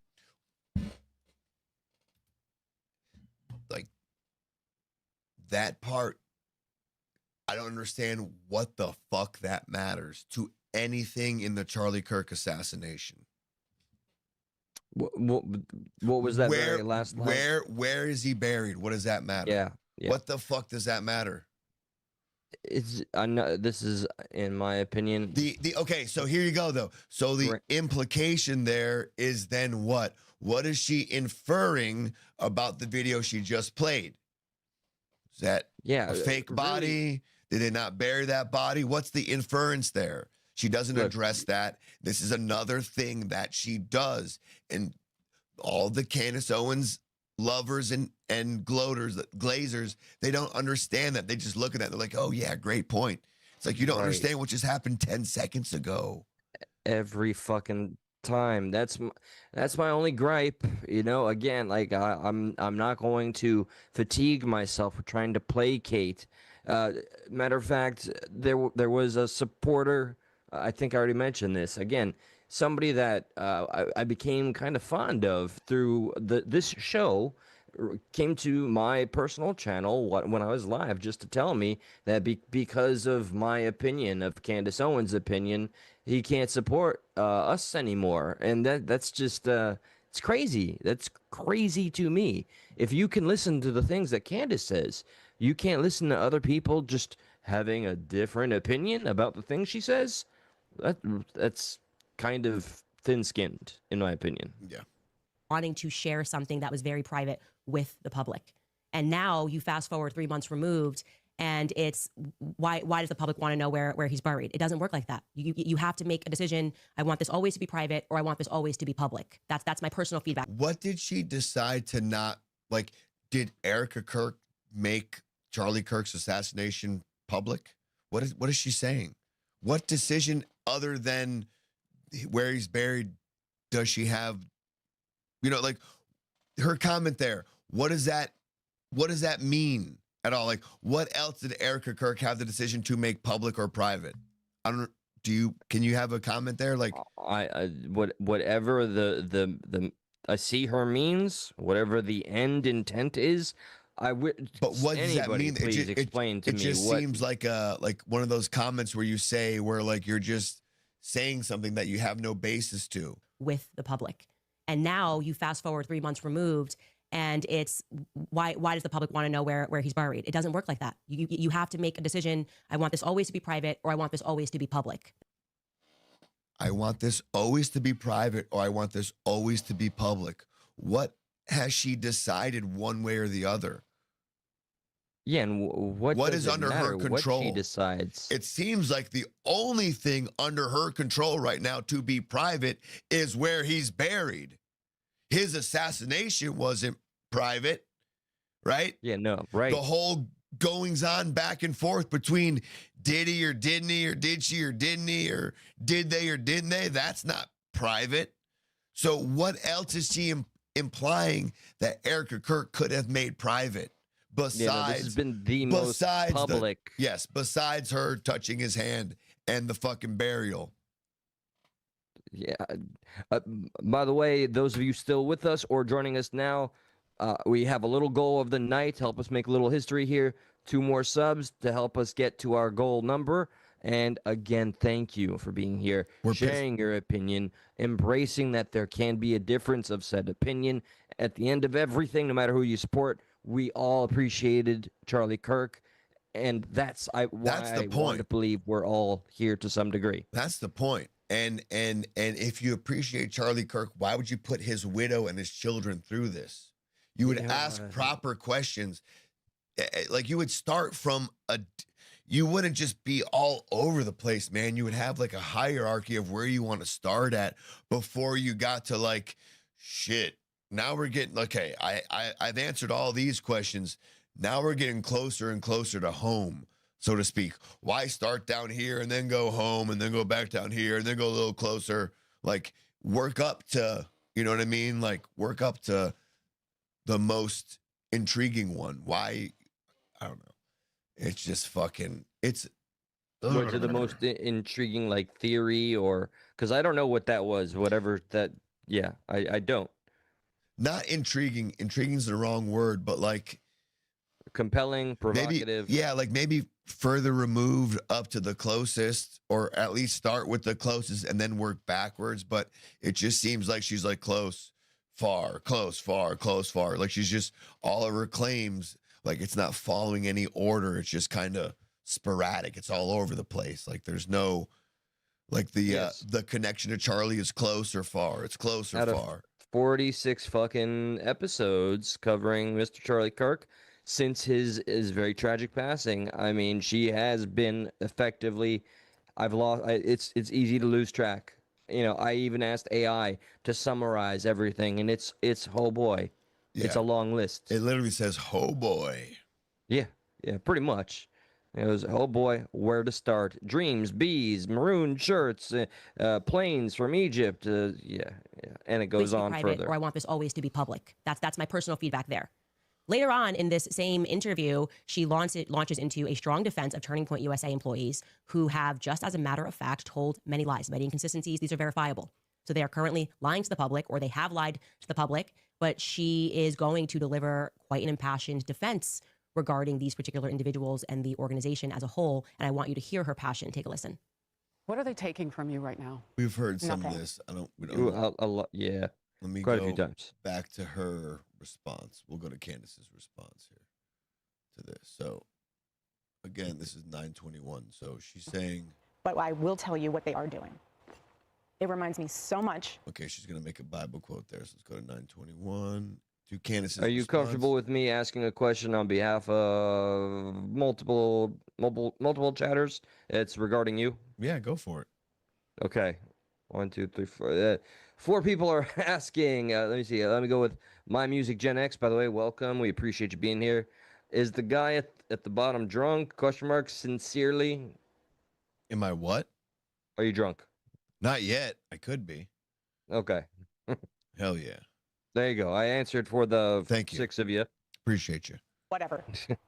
But when you go after my family, my Turning Point USA family, my Charlie Kirk. I'm still sick. If my voice is going out, maybe that's what it is. Shamrock had your back with that one. Yeah. Maybe it's because I'm still a little sickly. Sorry about that. Yeah. No. Show family, and when you go after we the also do this for hours. Yeah. people that I love, and you're making hundreds. I smoke weed. I'm definitely a little high. Yeah, no, there's no secret there. Okay. And thousands of dollars every single episode going after the people that I love because somehow they're in on this. No. Here's a response. I'm sorry, but that whole thing right there is frustrating. And I'm going to explain to you why I just do not accept any of that. First and foremost, the idea that she does not have time. Okay, she definitely has time, okay? She's done Hannity, she's done The Five, she's done Fox and Friends, she's done Outnumbered, she's done Megyn Kelly Live, she sat down with the New York Times. She made time, by the way, in case you don't remember, to fly to D.C. for Sergio Gore to be sworn into the ambassador to India, as the ambassador. She's kind of cutting off that interview. And if we played the same interview, doesn't she go on to say that Charlie also said not to address the trolls? Like, she literally says that right after the whole I forget the guy's name in the Nehemiah, whatever the Bible passage is that she recited, but she also goes on to say that Charlie also didn't want us to address the trolls. So Candace is saying she's only taken Erica's first statement into account and not really addressing the second part. You know, if you're going to look at everything in totality and say there's a playbook, cherry picking is absolutely one of them. Numero uno. The little grace I'll extend is that, hey, we all are guilty of it, but for sure she makes a lot of money off of it. Yeah. To DC for Sergio Gore to be sworn into the ambassador to India, as the ambassador to India, which feels kind of obscure and not necessarily related to Turning Point USA affairs, building affairs, or whatever it is. But sure, that's fine. I mean, obviously, you're also allowed to be a person if that's the homie and that's what you want to do. Sure. But we are indeed speaking about a coast-to-coast flight. Did we just, miss part of the fucking interview here? The fuck just happened? Do you remember them? The hell just happened? Let me see. We were at 9. Sorry, you're a little muffled there. I can't hear what you're speculating. And by the way, thank you. We'll see how long it lasts. We hit the goal, which is an amazing thing, guys. Again, we don't bombard you with requests for support. We don't pull DSP here. Just thank you for engaging, commenting, hitting that like button. All of it and your comments, again, is the most important thing. I was saying Thank she you. got God into bless. like the airplane part. I don't remember getting to the airplane part already. It seems like it skipped ahead like a few seconds. First and foremost, the idea that she does not have time.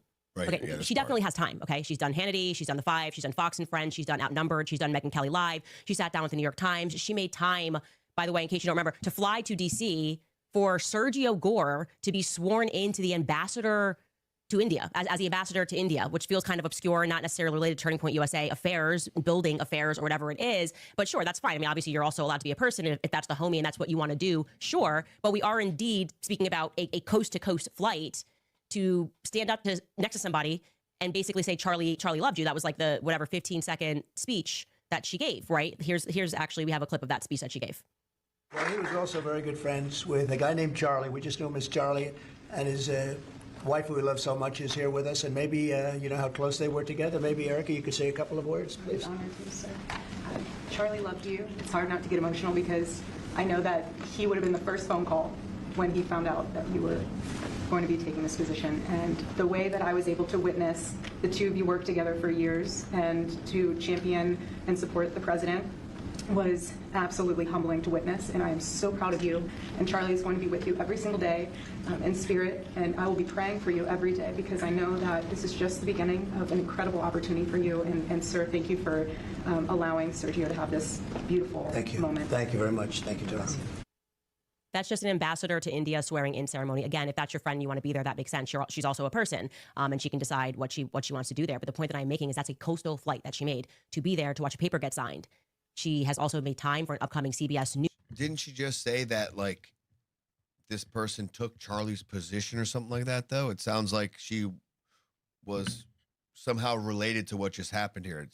Candace is making it seem as if it was just this random thing she wanted to participate in. Where, as far as what I heard Erica Kirk say, didn't it sound like Charlie was involved somehow? Like, thank you for taking Charlie's position, and no, just that he'll always be with you. Did you not hear that as well? Oh, I see. Correct. Right. So it seems like there was some involvement with Charlie in this position. It was kind of passed from him to somebody new, and there was a reason why she was there, not just to address some whack nuts conspiracy, inferences. Again, playbook, and I cannot help but find it immensely amusing that she is even talking about time and having it or not, given that she turned down the opportunity to go within the belly of the beast and burn them down from the inside out. The very people she has been 46 episodes and going saying are somehow responsible and somehow being implied for betraying him because of dreams and this and that or our donations. Yeah, and 24 hours is not enough time. Not enough time to respond. Yeah, no, it's the week of Christmas. I'm going live. Can't let my audience down, even though that's exactly what they want. But I'll convince them they don't. Yeah, and they'll say we don't. Yeah, News of course, Town Hall sit down with Barry Weiss, which was filmed today. So Erica Kirk has time. She has time. It is just what she means to say, not her priority. Dude, look, she's so happy to talk about Erica Kirk now. She cannot stop saying her by the first name, full name, last name. Remember before, she's never said her name. Now she's just like Erica Kirk. It looks like Candace's promise of, Erica Kirk saying stop it was more like an invitation. It was bait, just so she would say her name, and now she feels like she has every freedom / opportunity, which I suppose she always has had, but now she's able to use her name and also pretend she never made the claim. I'll stop if she asks. Yeah, not once. Never said it. The Never. fuck? Yeah. Has time. She has time. It is just what she means to say, not her priority, which is you are allowed to prioritize things in your own life. But this is not a matter of time constraint. It is not her priority to respond to the majority, actually. The majority of people think of this as BS. The majority of people think Turning Point is acting suspicious. Prove it. Fucking hell, man. No. You know what? There is a lot of people that have voiced that. No. And have argued her words that are majority, Eli, though. The majority of people, like, prove it. I don't believe the majority of people believe that. I don't. Okay, Prove it. You're I just believe saying that there is a large number of people that feel that the majority. let me finish the statement. But large is not majority. That there are a lot of people that believe that TPUSA is nearly complicit because of their silence. And that's all, even though I disagree because of the possibility, because we do not yet know. I prefer to wait a little bit until information is given so something can be concluded, a fucking answer that they're simply waiting. Large, until, the large, case sure, is done. not majority. Large, sure, not majority. Majority paints a different picture than large. There's a large amount of people, the majority amount of people. There's a big difference in those words, in that setup, especially if you're a Candace Owens Glazer. Oh, everyone thinks. No. Nope. I'm standing by, though, that I do believe a large number. I'm not disagreeing with you. Semi-fucking on majority. I agree with man. you. Like, I agree with you with large. I don't agree with majority. I think that's a hyperbolic word as far as the amount of people who believe TPUSA are complicit in Charlie Kirk's assassination. They wanted them to be more aggressive. People wanted TPUSA to go after Candace or defend themselves. And then what do they mean by TPUSA? Like just like the janitor? Like what do they mean by TPUSA? The very people that are on the Charlie cast. The very people that have chosen to step Not up everyone to the who's on the microphone. Charlie Kirk show is part of TPUSA, though, as far as like, the head honchos go. But yeah, but again, as far Everybody as the that head she's gone honchos after. go, are probably subpoenaed, are probably under some type of awaiting trial, so they can't talk about certain things. Yep, and that's the thing.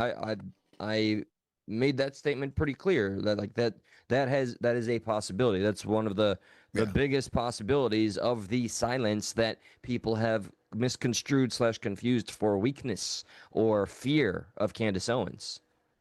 I would say, I would go on a limb and say it's probably the majority of the possibilities. That is why Turning Point USA is being silent. You don't have to agree with me. I'm just saying that's what I would say. Agree that is, I think that's the largest possibility. Oh, that they we're are going large majority debate again, huh? I'm saying majority. You're going large. Gotcha. Fucking, I'm not keeping track.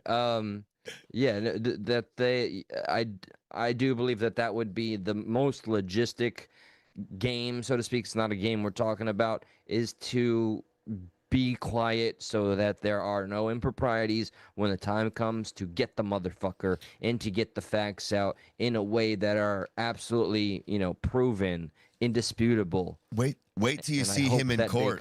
Wait till you see him in court. He was just in court, and a lip reader got him in court, and Tyler Robinson talks about, I think about the shooting daily. And like he smiles. No, oh, bro, every morning, all the time. He mentions Erica Kirk. He says, he had a wife. He says, all right. Let's save that. I had no idea. I just saw a picture of him smiling ear to ear. That's all I saw. Well, yeah, still pretty. Yeah, exactly. Still that and then some. So it's worse than just the smile because of the shit he says. But he didn't do it, but he thinks about it every day. Let me know if you agree or disagree with this as a suggestion for a poll for the audience. Because I'm always curious to do a kind of a temperature test on this very issue / question, given everything that's occurred, and it's a lot. Everybody, give yourself a pat on the making it back. right now. Go for it. We have all been through it. The question is, at this point, do you believe Tyler Robinson did it? That's my only honest question. It is that simple. Do you believe Tyler Robinson did it? Yes or no? Yeah, okay. Do you believe Tyler Robinson did it? Gotcha. Boom. Bam. Start the poll. In the poll, let us know. Do you believe Tyler Robinson did it? Let us know down below. Loch Ness Monster, we absolutely know all about kayfabe here at Stuck in the Middle. And I do believe kayfabe. also, You gotta keep I kayfabe. think Candace really loves the kayfabe too. Dude, I think she's shooting, man. I don't think she's kayfabe, bro. I really don't think she's kayfabe. Oh, you think she's 100%? Yeah. I don't think she's maintaining kayfabe. I really don't. I mean, like, some of it, sure. But I do think, too, like, there is, like, this, like, woman scorn kind of thing as far as, like, this ex-lover of Charlie Kirk who was in love with Charlie. Charlie was not in love with her. And then Erica Kirk swept Charlie off his feet. And Candace Owens has been very bitter since then. and then she got married and had a kid. One could make the argument like I'm just why you asking bring questions. Just asking questions. right? Yeah. One could make the argument like, oh, Eli, what are you bringing that up for? But have you heard any of the allegations that Candace Owens' husband is gay? I haven't. There's a rabbit hole. Feel free, on time of your own choosing, to go down that rabbit hole, man. Just don't have images enabled. No, I kid. And But, there's something about her like renting or being a homeowner or something like that. Like something is going on with that. Their relationship is, and look, I have from day one brought up my curiosity of their relationship, especially her husband's relationship with Andrew Tate.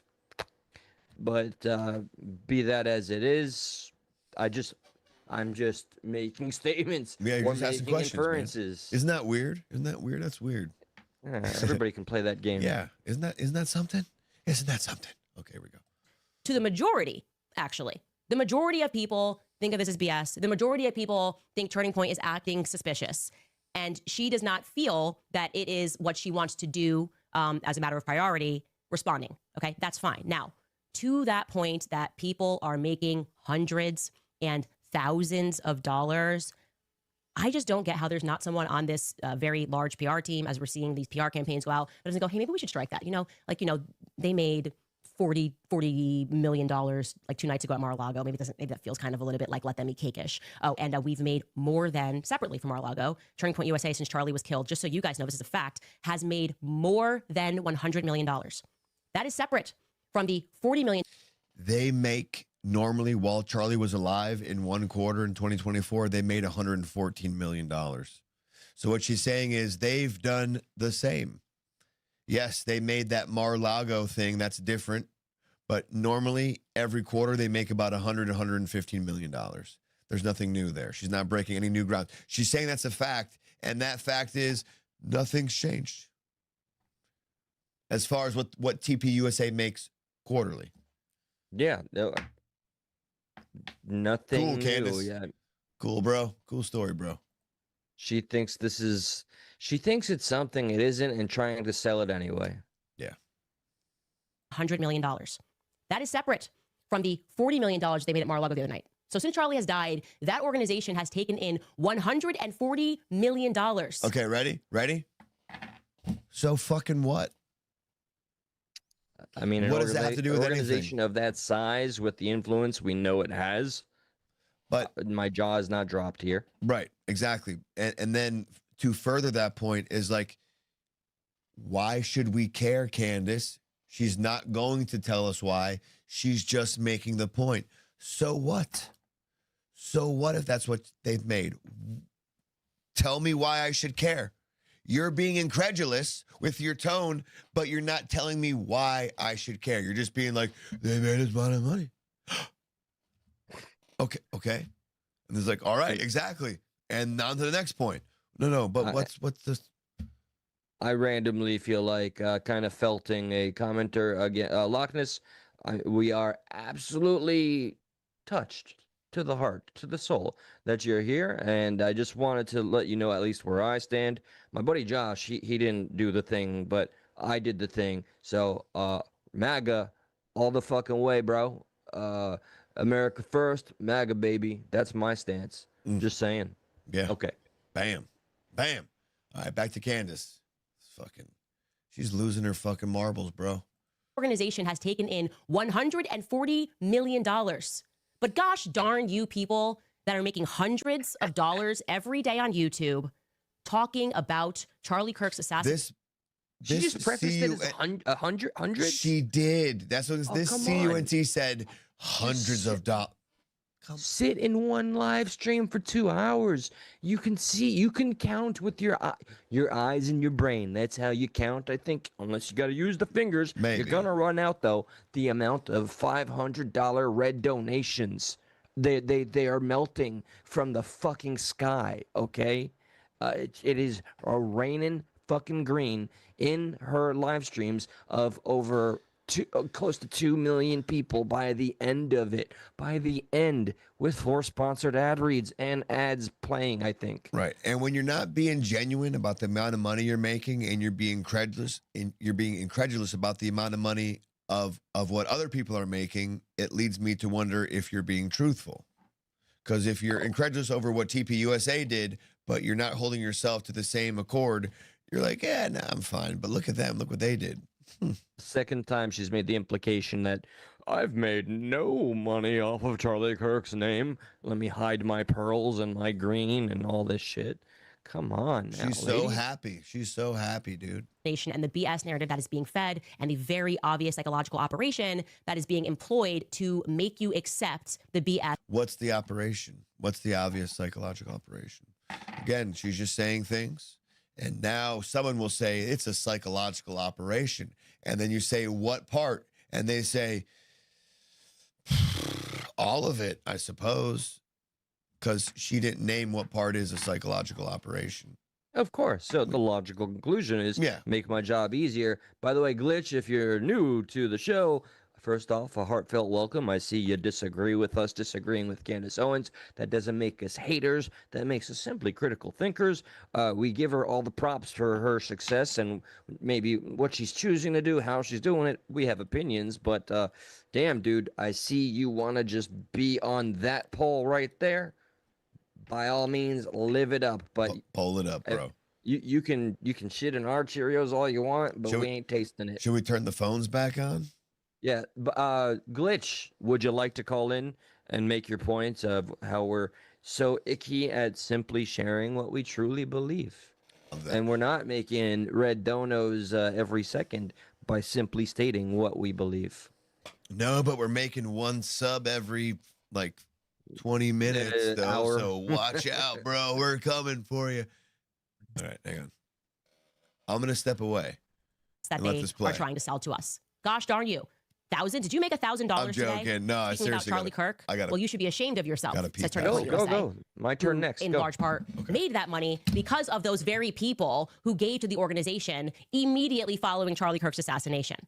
And the thing that is especially absurd about that is trying to almost I want to be clear that Turning Point USA is my family. The Charlie Kirk show is my family. You know, she's just expanding the wings of people that we're not allowed to critique because they're in the family. If you call them fam, you can't critique them, right? Oh, I'm sorry. We actually are showing a clip of Rob McCoy defending a pedophile or trying to launder the reputation of that's fam. That's the CK show fam. Oh, I'm sorry. We are actually pointing to the fact that we know for certain that this person or organization is sexual deviant. That's fam. That's my bad. Don't you get me upset. I know that this is a now $150 million in the last 3 month organization, and we employ tons of people. But you can't critique. You can't critique the fam. And I hate to say this, but I'm going to be very clear here. This is why there are many people who do not believe that women are equipped to lead companies, because what you are watching here is an unbelievably emotional response that is absent of any logic, okay? If you really care about your team, answer the questions, okay? Just demystify the entire event. Come out, sit down, answer the questions so people don't think Turning Point USA looks so suspicious. Don't try to mom the organization and say, well, mother's upset because people are coming after her kids and all of the multi-million-dollar subsidiaries. That's I my wish children, I had the power. The multi-million-dollar subsidiaries. Turning Point, I heard this all. Those are my kids. So you can't. Can we go back a little bit? Oh my God, really? Yes. Okay. It felt painful. No, but okay. 2 points. Hang on. About your team, answer the questions.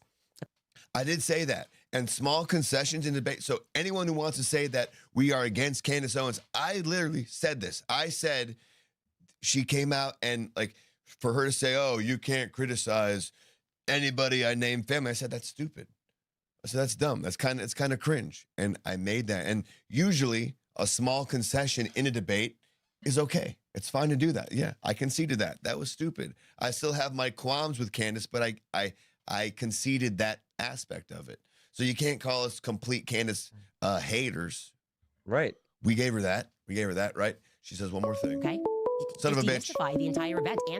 Come out, sit down, answer the questions so people don't think Turning Point USA looks so suspicious. Don't try to mom. Felipe, 1 second. Hang on. Mother's upset because people are coming after her kids and all of the multi-million-dollar subsidiaries. That's my children. Okay, the multi-million-dollar subsidiaries, Turning Point, like Turning Point Action, all that. Those Hang on, there's one more thing she said. This is why Hang on, Felipe. there are many people who do not believe that women are equipped to lead companies, because what you are watching here is an unbelievable. Doesn't Candace run her own fucking company? She embodies every flaw that she is trying to articulate of one Erica Kirk, that overly emotional statements, unhinged. And she just said this is why women shouldn't run her own company. You run your own company. What are you talking about? How can she be this ignorant to what comes out of her mouth? Dude, is it just money makes people this disassociated? It's gotta Is be. it she's out of touch with reality because of the wealth? Again, however you get success in this world, I'm not going to stomp on her, but I'm gonna point at some of the things that I feel are just disingenuous, fucked up, dishonest, whatever. Felipe, help us understand, man. Help us understand. I just want to say, Candace Owens seems like she's just too money obsessed. Maybe she started with genuine political commentary, but now she just seems like she's all tabloid, gossip, conspiracy. She seems bitter, cruel, vindictive, selfish. Her husband's maybe a closeted homosexual.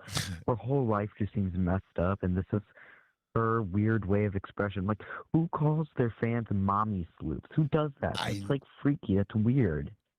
But it's freaky and weird, and for whatever reason, the mommy sleuths love it. Like, they feel part of this investigation. It's like, okay, all right, we'll see you later. Like, they feel like part of this investigation. Like they feel like I'm part of the team, kind of thing. So yeah, good point. Good point. How many more clips of the Candace here? I mean, it's really up to us. Like, we can stop. We can go on to some other shit. Because I mean, there's literally a whole other Erica Kirk segment. We didn't get to 279 yet. We don't got to, but there's a lot. We don't have to. What is this Erica Kirk part about? The next one, let's see, Erica Kirk. Well, Erica Kirk tells me to quote stop. That's the title of the next episode's segment. Oh yeah, that's right. We have a whole fucking okay. I'm intrigued. we can get on to the whole Tyler Robinson thing, because we are broaching the 2:00 hour, and it's about 4 hours for us. So yeah. Long day. I am specifically, dude, I'm dying for the Tyler Robinson thing. All right. Why don't we just get that? Like, let's let her get any bows here on this last thing before we just cut it off. And then we'll go you got to play it while I hit the restroom. Do your thing. Glitch, nobody's saying, dude, money hungry. Nobody's shitting on that. I think I made that so fucking clear. By God, I hope y'all are what is Glitch like saying? Not just hearing but listening. And again, call, feel free.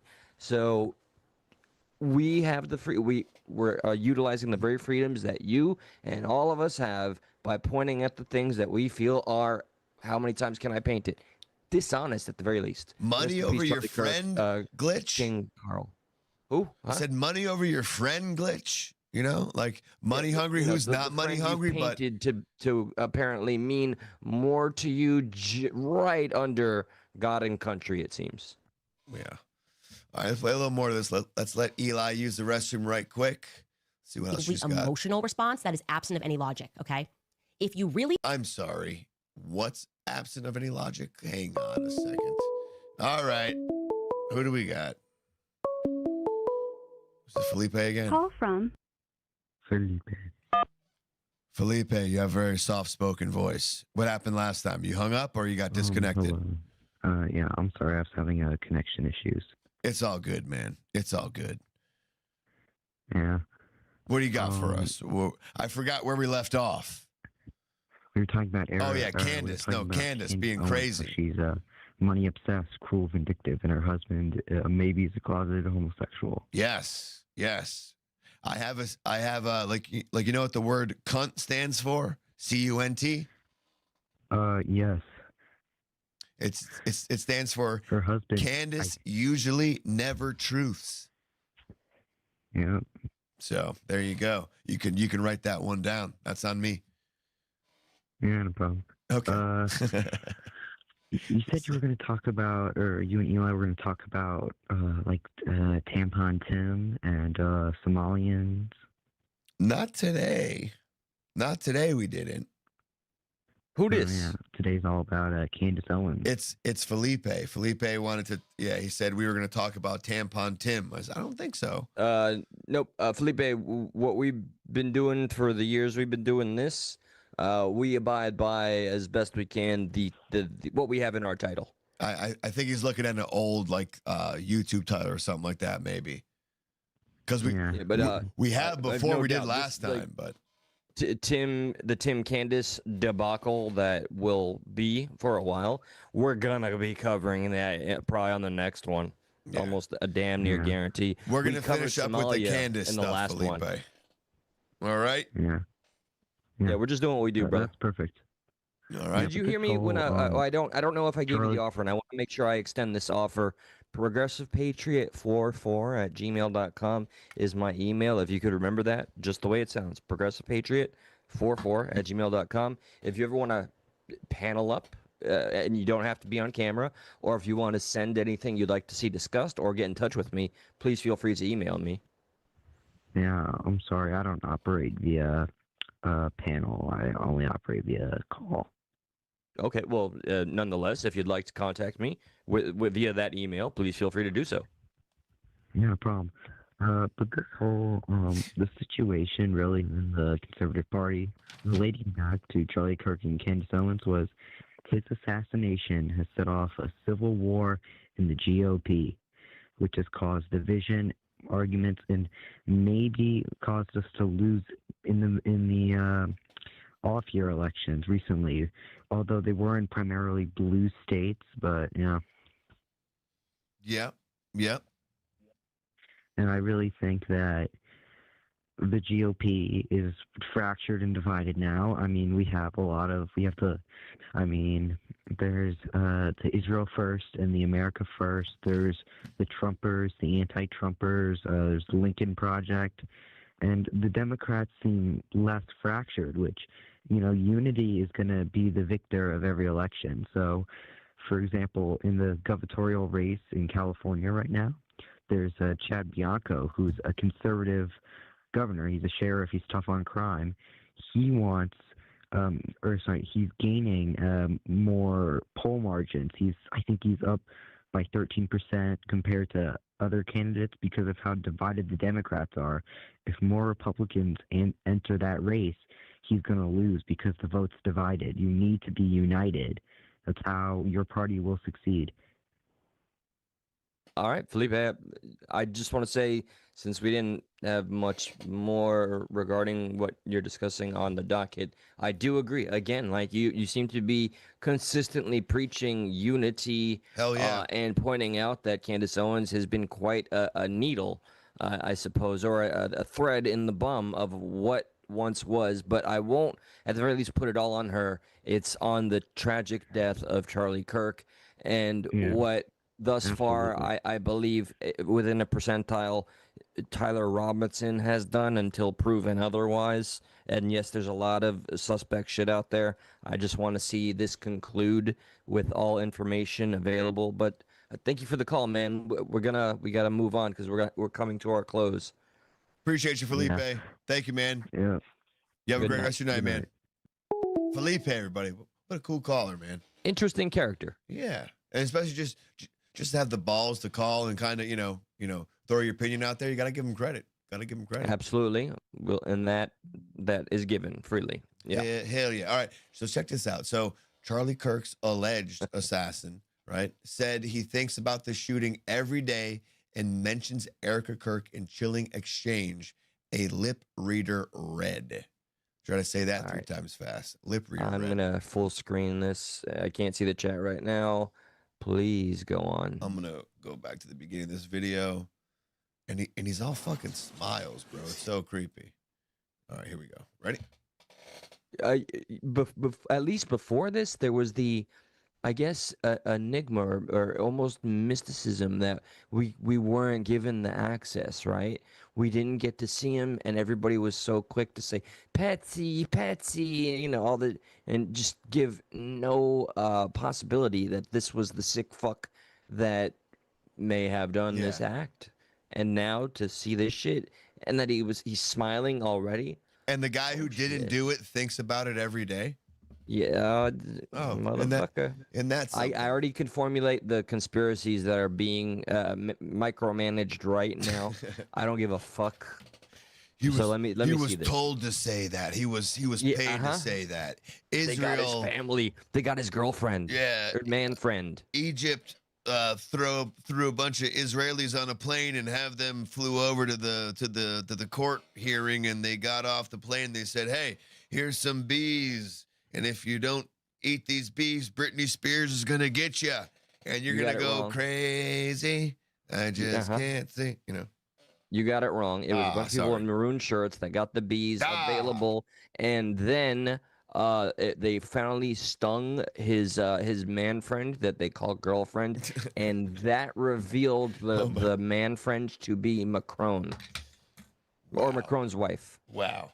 Okay. That's what I meant. What? Yeah. You're right. My bad. I knew. See, it's good to feel appreciated. Yeah. As you should, because goddamn, you cracked the case, Sherlock. I know. Holy fudge. Long time coming. Watch it. So just watch dude's face.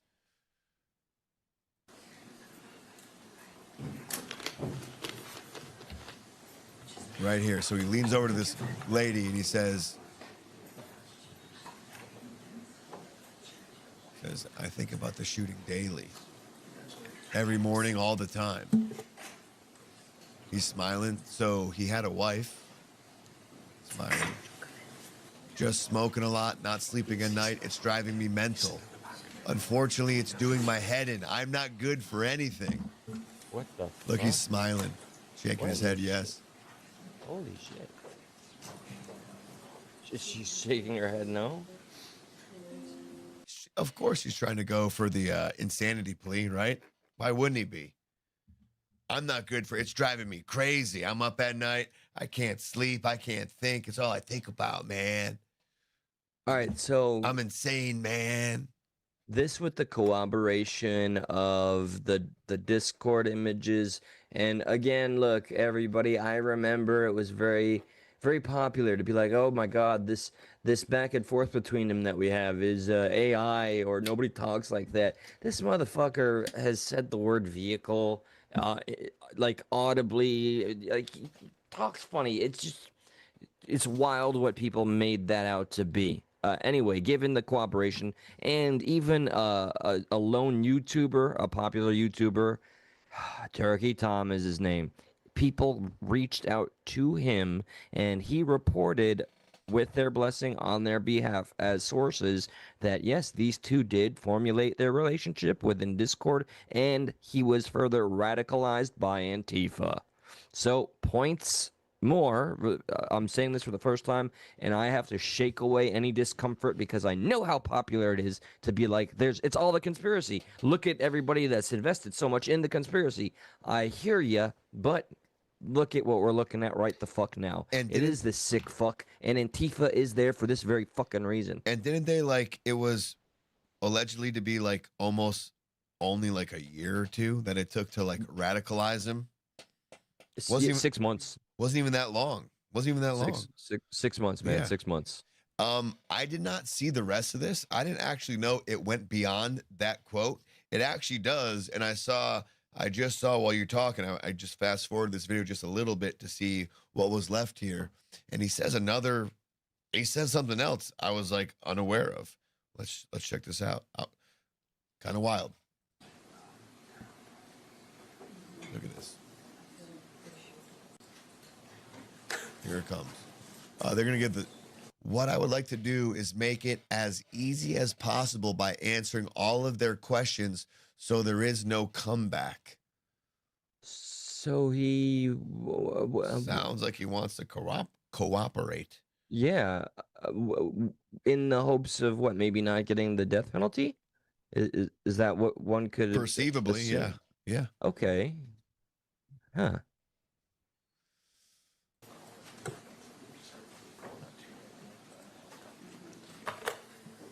I don't know if there's anything else. I mean, it's only halfway through. There's got to be more. I need to run it by you. So what I do confer from all this is they're not getting all his lip readings down. I think they missed. Obviously, they're not getting her questions, like what she's asking, and I don't think they're getting everything he's saying. They're just getting what they think he's saying. This is incredible to me. See how important. I mean, look, the world we live in, we know it well. Nobody was gonna fucking sit around and twiddle their thumbs and wait. Not when there's money to be made. Not when there's drama to be garnished for the masses and clout and sides and all of the things. But imagine if there was this mythical patience, and we would have waited and continued to wait. Seen this continue to. A lot of damage would have been prevented. A lot of names would not be besmirched. It's just, yeah. Here we are. This is America. This is America. I need to run it by you. She's shaking her head no. Can you beg? I'd like you to.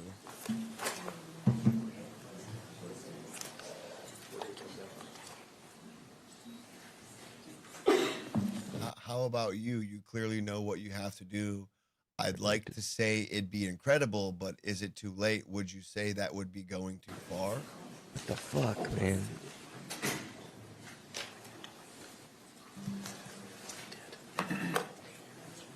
I think he was way over the top, and why I'd be inclined to say he did talk about it as if it's real. Huh.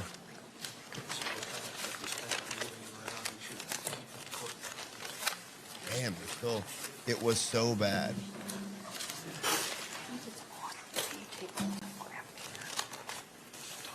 Damn, you can almost hear her. Wow, that is compelling to me. And we don't, right now, cameras are allowed in the court. We're not sure how that's going to proceed. Like the judge may say, nope, no more cameras. Hey, and kudos and salutations to Erica Kirk for being the one to publicly make it clear that she wants cameras in there for the whole damn thing. Why not? Erica Kirk wants the transparency, everyone. Like, why not? Like, you saw, quote, my husband get, unalived in public. Why not have this be public? I am absolutely, thank you to everybody that's engaged with the poll. 58%, and I have noticed watching that poll move a little bit different, this ebbs way and or flows, that. Ebbs and flows. As the show moves on, and as we played more Tyler Robinson, but 58% to 42%. Very interesting. Thank you. What's up, HBR? Good to see you, brother. So that was that. So if you recall us saying and talking about it, and TPUSA and the whole challenge given out to Candace. This is going to take place on December 15th.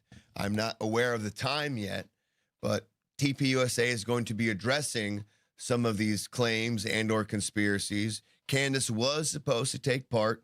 She's not going to anymore. She's going to be live streaming herself, kind of responding to that. But Nick Fuentes got in the mix, and he chimed in, and he kind of said, listen, if TPUSA doesn't do their job at exposing Kansas, I'm going to. Yeah. Here's Nick Fuentes going a little more in depth. I'm eager for that. By the way, thank you, Nathaniel, letting us know that the judge already said the cameras will be off in the courtroom at times. At times. Damn, okay, I wonder what. You. That kind of sucks. And this doesn't warrant a response, but damn it, on me. Jiang Kun, I think you're laughing at just the fact that I said, he goes Antifa with AH at the end and then LOL. I'm assuming you're an Antifa supporter, so that means you're assuming Antifa doesn't exist or something. Or maybe I'm totally wrong, but feel free to speculate further before I jump on you a little bit. he put FAH, wouldn't it be FUH, like Antifa? Wouldn't it be like FUH? Something if like you're that, trying yeah. To, like if you're trying to make fun of somebody saying like Antifa, right? It'd be a UH. Yeah. He's stupid. That's why. Yeah, that's a bummer. Well, I'm trying to give that shadow of doubt, but not for that. Probably a dickhead. Not for that. Yeah, we can be a dickhead back. It's we're just being fun, like you're having fun, right? We're just asking questions. I meant to say, are you a dickhead? Yeah. Yes. I'm saying someone who said something like you said is usually a dickhead. So I don't know. It's kind of on you to tell us if you're not, I guess, right? We're just asking questions. That's how you got to play it. Yep. All right, here's Nick Fuentes getting in the mix. I don't know how to feel about all this. This guy, hey, bro, you said maybe if you just talked about Kansas, I'd be like, oh, right. It's kind of like at the very beginning of the show, our wild news hour, when we saw, the guy who got stabbed, he said the N-word after the fact, but come to find out he did the thing to like younger things. History outside. Right. It's kind of like this guy. It's like, I love what you're saying in the moment, but I can't help taking to like all the other shit you said too. To know what your literal like philosophies are. Right. Yeah. Let me make clear. But he's Nick also Fuentes a troll. is a very confusing individual to me. Yeah. I also think he's very good at trolling. But some of the things that I know he stands on 100% not make me feel he is a fucking hateful individual, but he's also compelling. He's also entertaining, engaging, and clearly he can have a civil conversation. Despite that, anybody that has true hatred in their blood and in their heart, I take issue with, period. Simple as that. We don't condone everything he's about to say here. I don't think he says any foul language, but like he does kind of bring race into it. And like, I don't think that's necessary. But like all the other attacks, I'm like, yeah. Still funny. And he says, I'm like, son of a bitch. Yeah. No, I'm joking. Yeah. Nobody said, I was like, yeah. No, I didn't. Again, yes, we never advocate for racism, but sometimes racism is funny. Right. Okay, guys? Hell yeah. Sometimes it's funny. That's all. Sometimes. All the time. I took a risk there. Oh, I'm All gonna get the clipped time. up. Canceled. Yeah. Sometimes racism is funny. Sometimes. See what he said? Uh-huh. Just can't Let's wait have a for meeting, December YouTube. Yeah. And I just can't wait for December 15th when Turning Point, they better bring their A game. They got a lot riding on this. And I'll say this much. I'm looking forward to the Turning Point live stream where they respond to everything. I plan on live streaming that. And depending on how they do, if they don't do a good enough job, I think I'm going to have to step up. And I think I'm going to have to expose Candace Owens for what she really is. I'm going to give them, they have the opportunity because they are involved in all this. But I am so frustrated with how people are handling it. They're losing. If Turning Point doesn't do a good enough job on December 15th, I'm going to have to step up. And just like I exposed Tucker Carlson, and just like I exposed JD Vance, I'm going to have to step up and I'm going to have to blow the lid and expose everything about Candace Owens and reveal who she really is, who her husband is, who her donors are. And unlike her, I will be naming names. I will be coming with receipts. I will blow the lid on the whole thing, and I'll give her the Tucker Carlson treatment. But I'll wait and see how the Turning Point USA stream goes. I think they're going to do a good job, but if they don't, then I'll finish it for them. Nobody else will do it. Everybody else is afraid of Candace Owens. I'm not afraid of some ignorant black bitch, okay? Ooh. Everybody's afraid of a black Karen. I'm not. I'm a groiper, okay? Black bitches are a speciality, okay? So Turning Point, the whole conservative movement, they're all in fear of Candace Owens. Nobody wants to step to her and her insane cult of followers. I'll do it and I'll win. And I just... Dude, this is like a pay-per-view hype up right here. No, it does feel like that. Like, Yeah. this summer, Nick Fuentes versus Candace Owens in the Brawl for All. And that groiper term, that's a real thing. I thought that was a troll thing. Like I'm never a took the time. groiper. I'm a groiper. Dude, he's got some long fucking Grinch fingers, doesn't he? Oh, he sure does. He's got some Yeah, long yeah, ass yeah. fucking fingers, bro. Creepy ass shit. I'm he- a yeah, no, groiper. He's not gay, right? He's I a mean, virgin.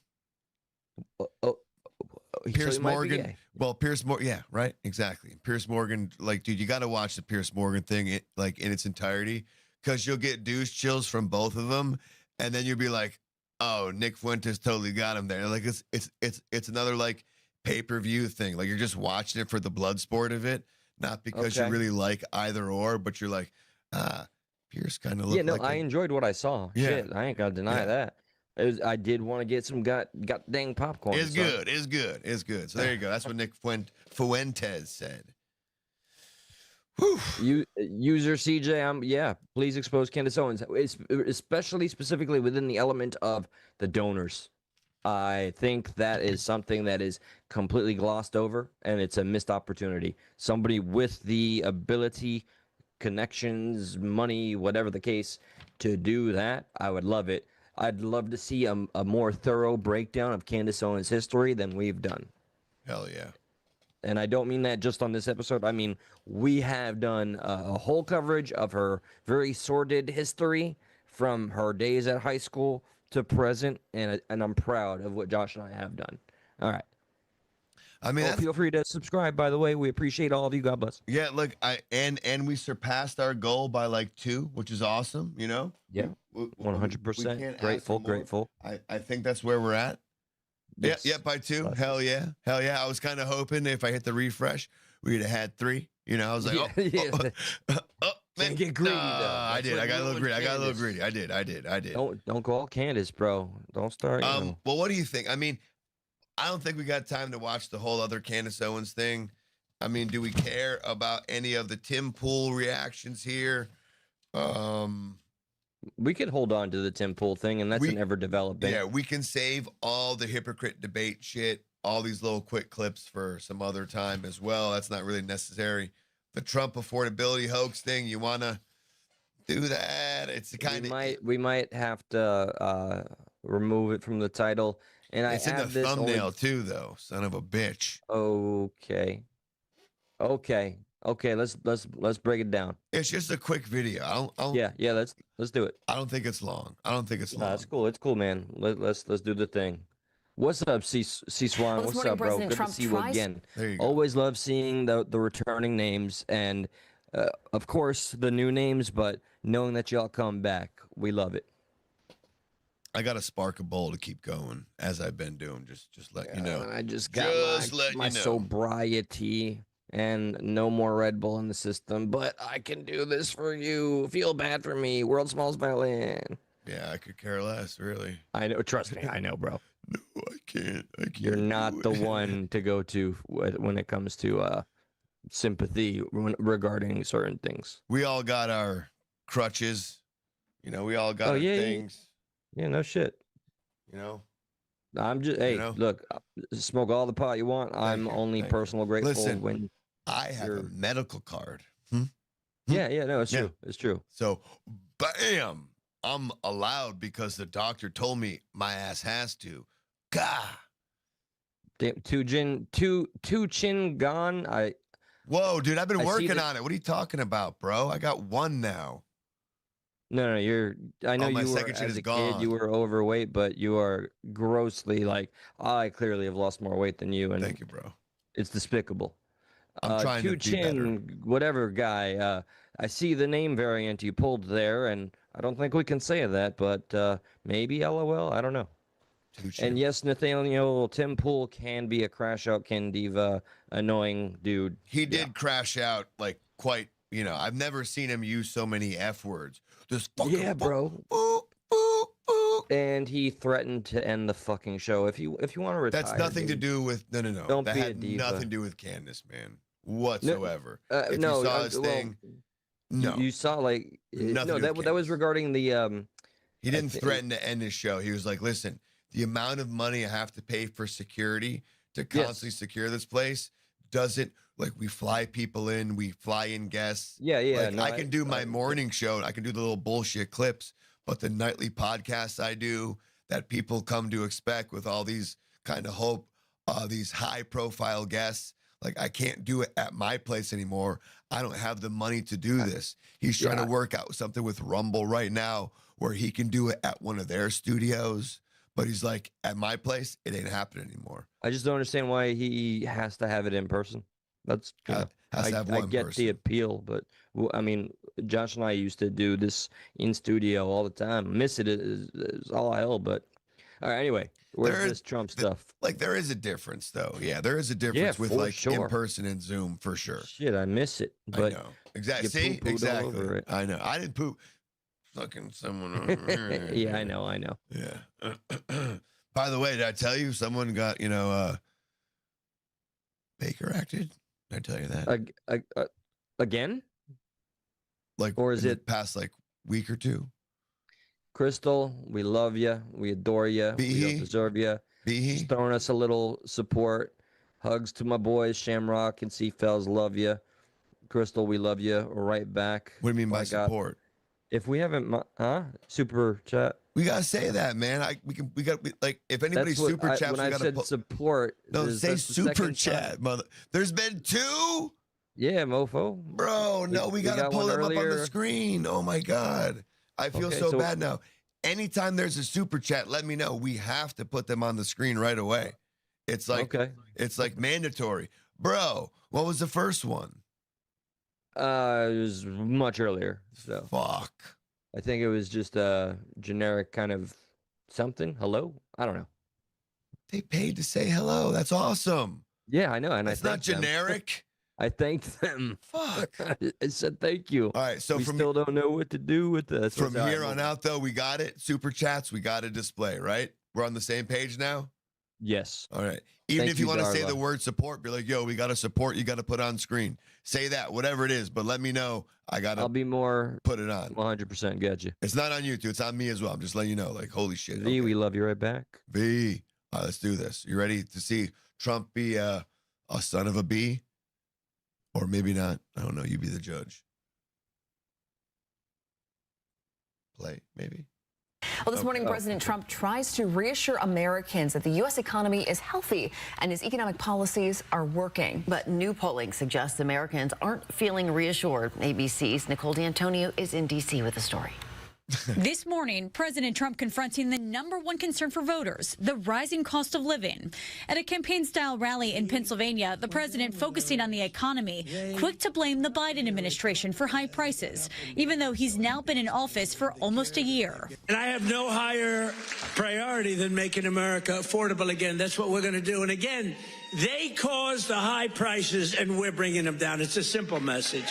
The president acknowledging he won the election in large part because he promised to bring prices down on day one. But he now calls the issue of affordability a, quote, Democrat hoax.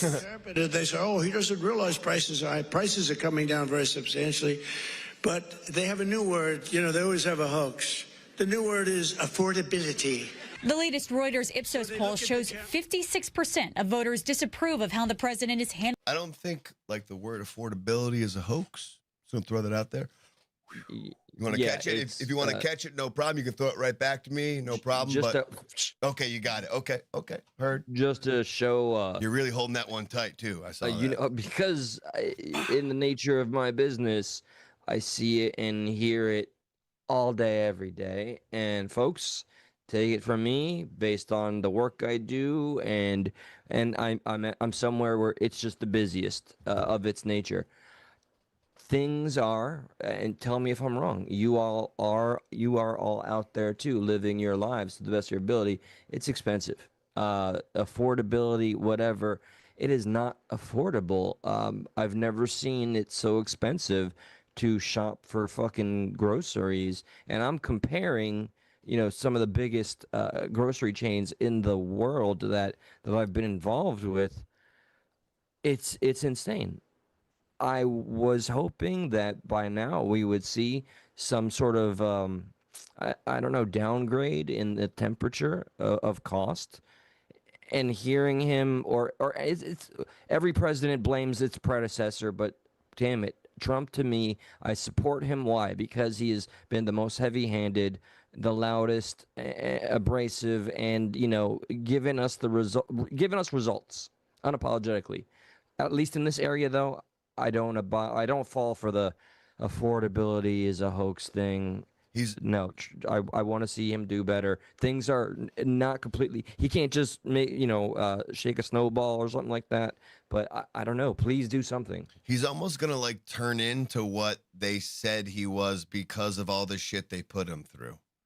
You know what I mean? It's like of all the shit he went through during his presidency and how 2020 went and all the shit he went through 2024 and and all the stupid bullshit and all the misinterpretations and all the intentional shit. Like it's almost like they're like turning him into the thing they want him to be. Like this this more outrageous version of himself and just saying the worst shit. Like I'm not saying it correctly. I don't know how to say it properly. I'm not conveying my message properly to you right now, but You're trying to they're like making the monster themselves. Yeah. Like the left is like by what they've been poking him so much, he's like going to turn into that type of thing here. But let's keep going because I do have some information on what they're going to claim here. Handling the cost of living, with just 31% approving. The price of groceries is up from a year ago, including products impacted by Trump's tariffs. Coffee is up 41%, sirloin steak 20%, frozen orange juice 12%, and bananas now cost nearly 9% more. His policies have. So what I wanted to juxtapose that with as well, because I was curious, like, things went up, but did things go down? Are they just kind of highlighting the things that went up for their favor, for their always the media has always right. had this bias. It's a liberal bias, and they have their TDS as well. They're gonna always highlight anything to hurt his image. I just, as a Trump supporter, I stand literally just saying, please, man, sir, whatever you can do, get it done. I know this shit didn't happen overnight, as pointed out in the chat. And a comment I'd love to read by Darla. Again, thank you for all the engagement from all of you folks. You guys are the MVPs. Oh yeah, one more thing. Obamacare 2.0. Last year my insurance was $68.49 a month. Starting this December, it's now $496 a month. That wasn't Trump. Yeah, mine's going up too. Fucking insane. Yeah, mine's going and up I'm feeling that pain too on my insurance level and the grocery thing. It hurts. Just so you know, I'm not bullshitting here. This is grocery items that have dropped in price, eggs, right? But just keep in mind that a lot of this has to do with the whole avian influenza outbreak that drove prices very high because they murdered a lot of chickens. Yes. So now that chickens are coming back, they're not so scarce. Prices are coming back down. Also, bread and some fruits, those have gone down, but they do say can ebb and flow. Cheese and select packaged goods, cheese, cereal bars, fresh fruits, frozen meals, packaged meals, condiments, those have gone down. But again, it can ebb and flow. But it says right here, bottom line, yes, few grocery items have dropped in price since Trump took office, most notably eggs and some bread produce. No, there hasn't been a broad sustained decline in grocery prices overall. Most supermarket staples are still costing more than they did earlier in 2020-25, just rising more slowly in prior years. Richard. How much is gas where you at? It's between 259 and 291. Okay. Yeah, for regular, right? Yeah, depending on how close to the highway I am. Yeah, okay. Okay, roughly the same here. Gotcha. Okay, yeah. So, I mean, yeah, like some things have gone up, some things have gone down, but overall, it has not declined. So it doesn't seem to be like a hoax, but, what is he talking about? What does he mean? Because sometimes he is a little hyperbolic on shit. So I'm wondering if he means something different, but the idea of affordability being a hoax, like, that, no. doesn't pass the sniff test. It's wrong.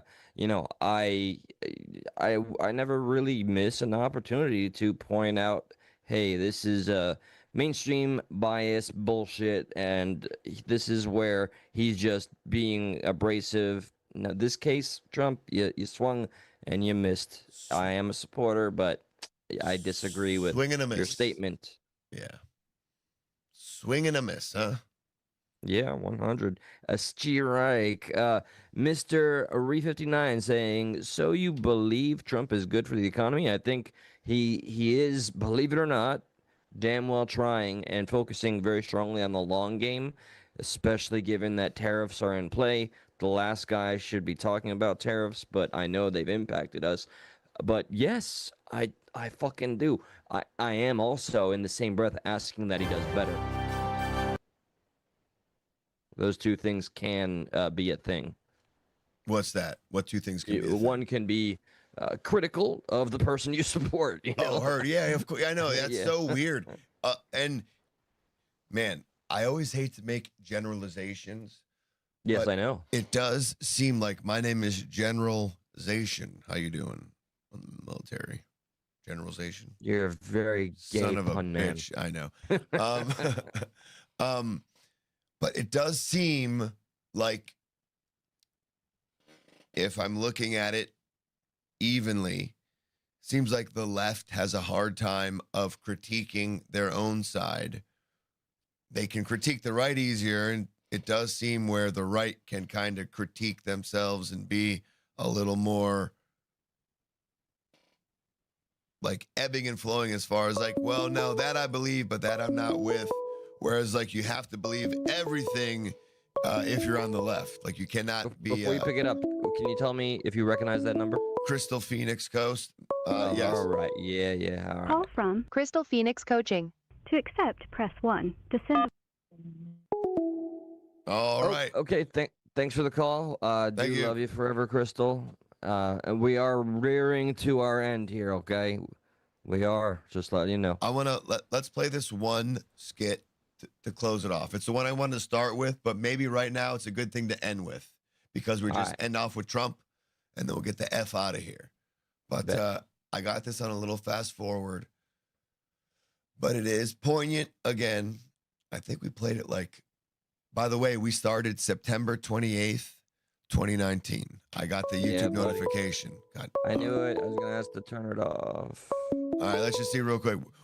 Crystal, please bear in mind we we don't are got a trying lot. to get to Call from the Crystal Phoenix Coaching. To accept, press.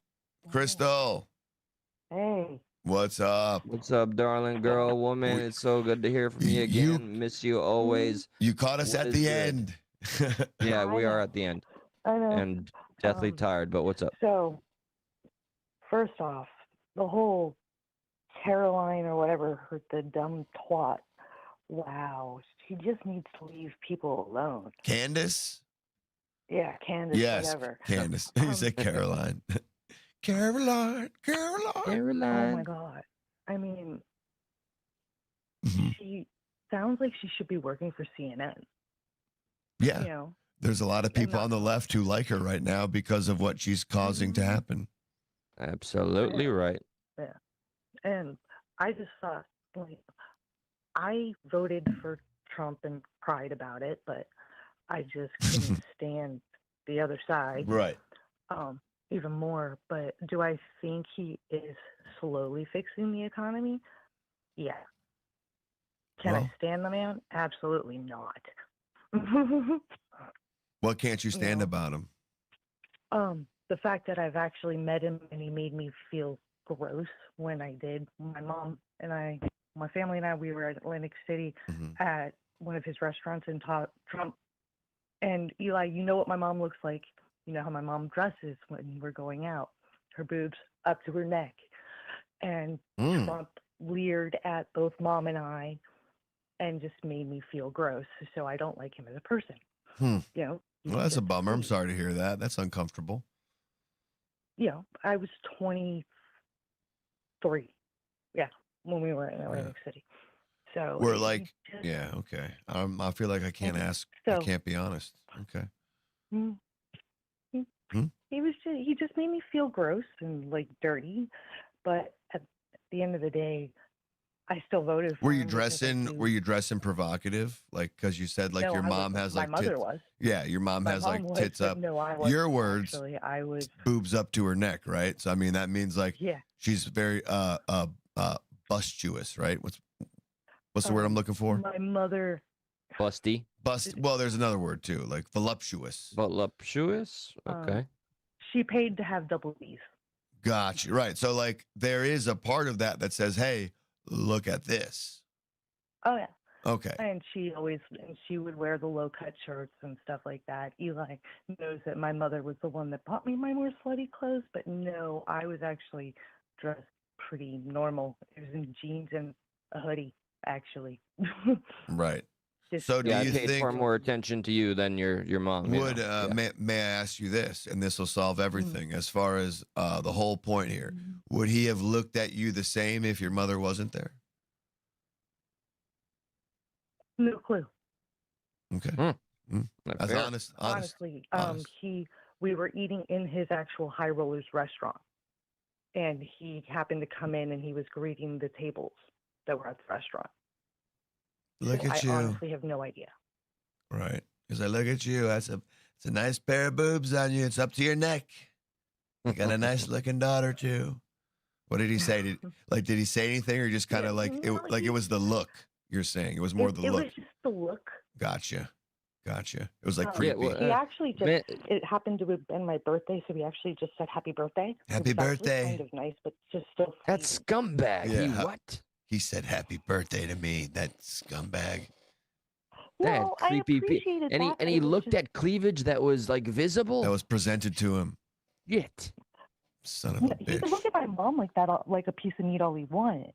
It didn't bother me because she wanted Word. that. But the way he also, that just felt wrong and yucky. Right.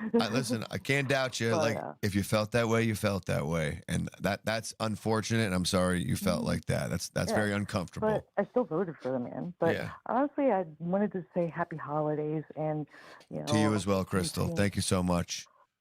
People in the chat are like saying that I'm supporting Erica Kirk because I see her as a strong woman, and I'm like, no, I'm supporting her because she's a grieving wife who's trying to stand up for her family. Yep.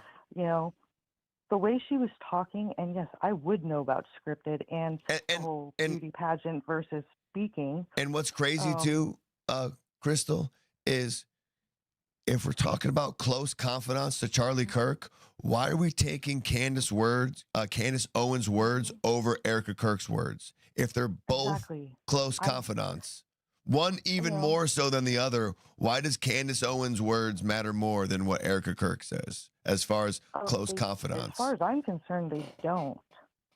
You know, So and all of her conspiracy theories and everything, it's like, wow, there's enough conspiracy theories why he was murdered. Don't throw her personal prejudice, moronic ideals on top of it. No, that's Because I do think it's her own personal prejudices that are coming out with the little bits that are coming out. You know, whether she wants to admit that she has any of them, you know. I think she has a found lot a of- very, she's a very, very, narcissist very comfortable nest egg where things are working. You know, the money's coming in, the gears are turning. She's in a comfort zone right now, and she doesn't want that to stop, which is why she declined the invite. I do want to add again, we are 30 minutes over. Yeah, we got to play this skit and get out of here, Crystal. Thank you so much for Okay. calling. I love you, Yep, Crystal. I love you guys, and you Forever. still owe me that show, by the way. Yeah, and also, would you call earlier next time, maybe? Yeah, call I earlier. tried. I And if- tried, but you had idiots that kept calling over me. Sorry. Fair enough.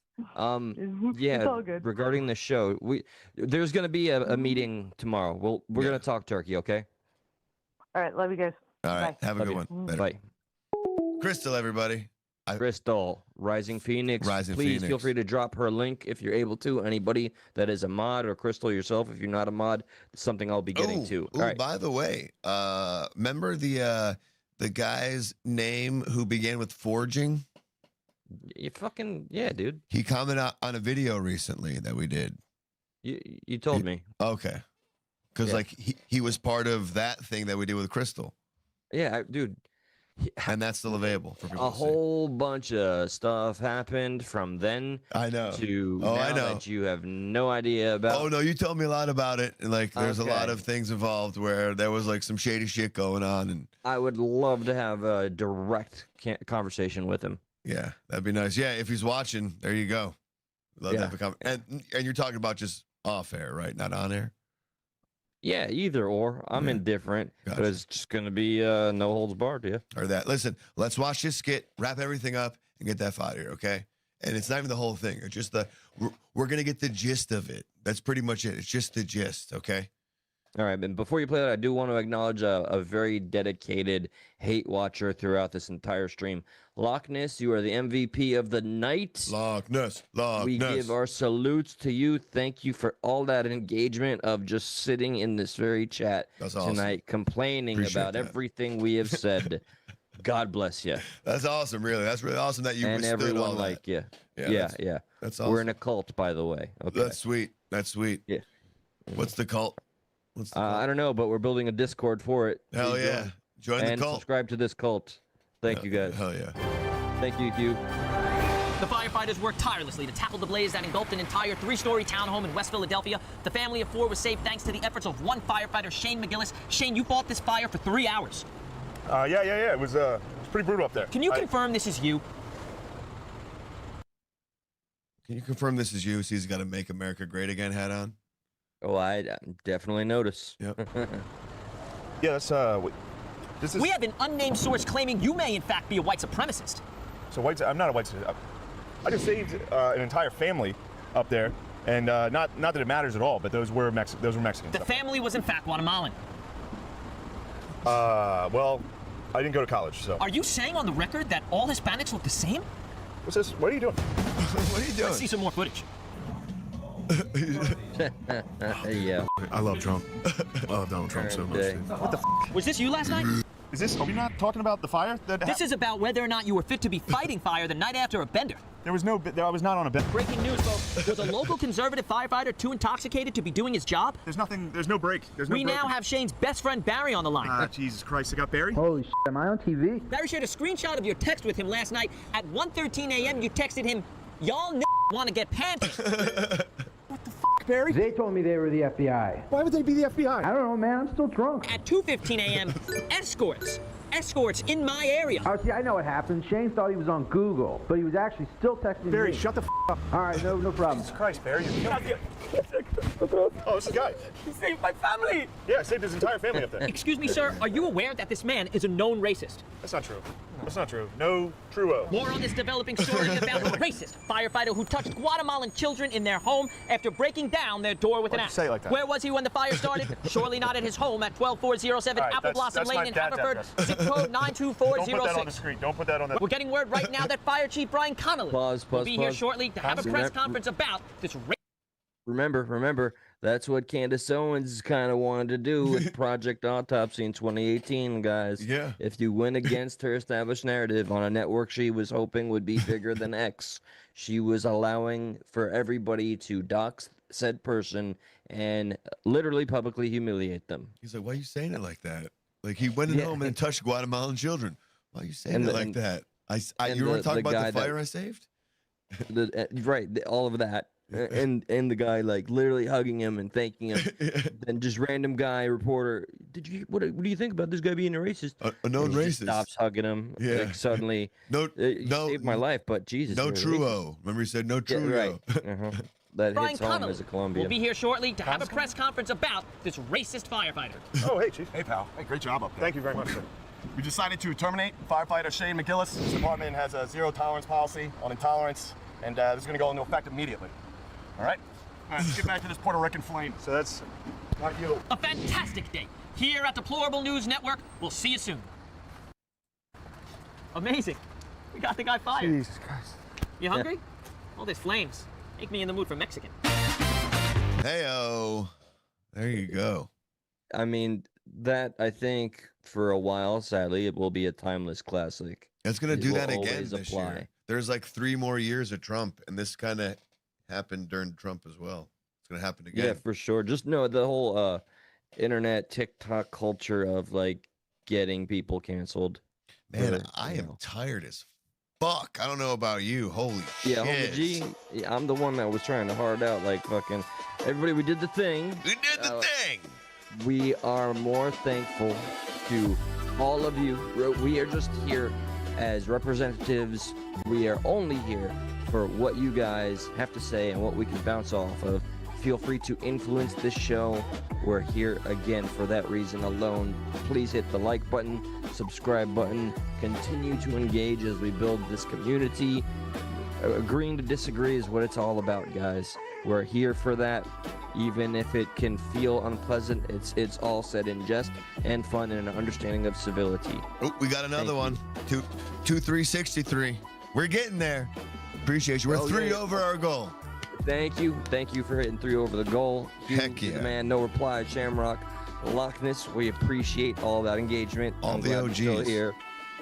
No reply. Yeah, everyone that I have missed also from top to bottom, from my heart to yours. Good night and God bless. Till the next. We will figure out when we go on next week. Because next week after that, the following week I'll be out of town.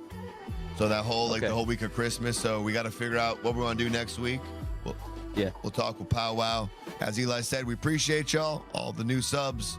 Thank you for letting us. Thank you for helping us hit that goal. Thank you for letting us entertain you for the night. And we'll see you on the next one, man. Stuck in the middle. Appreciate you. Later. Peace. Deuces.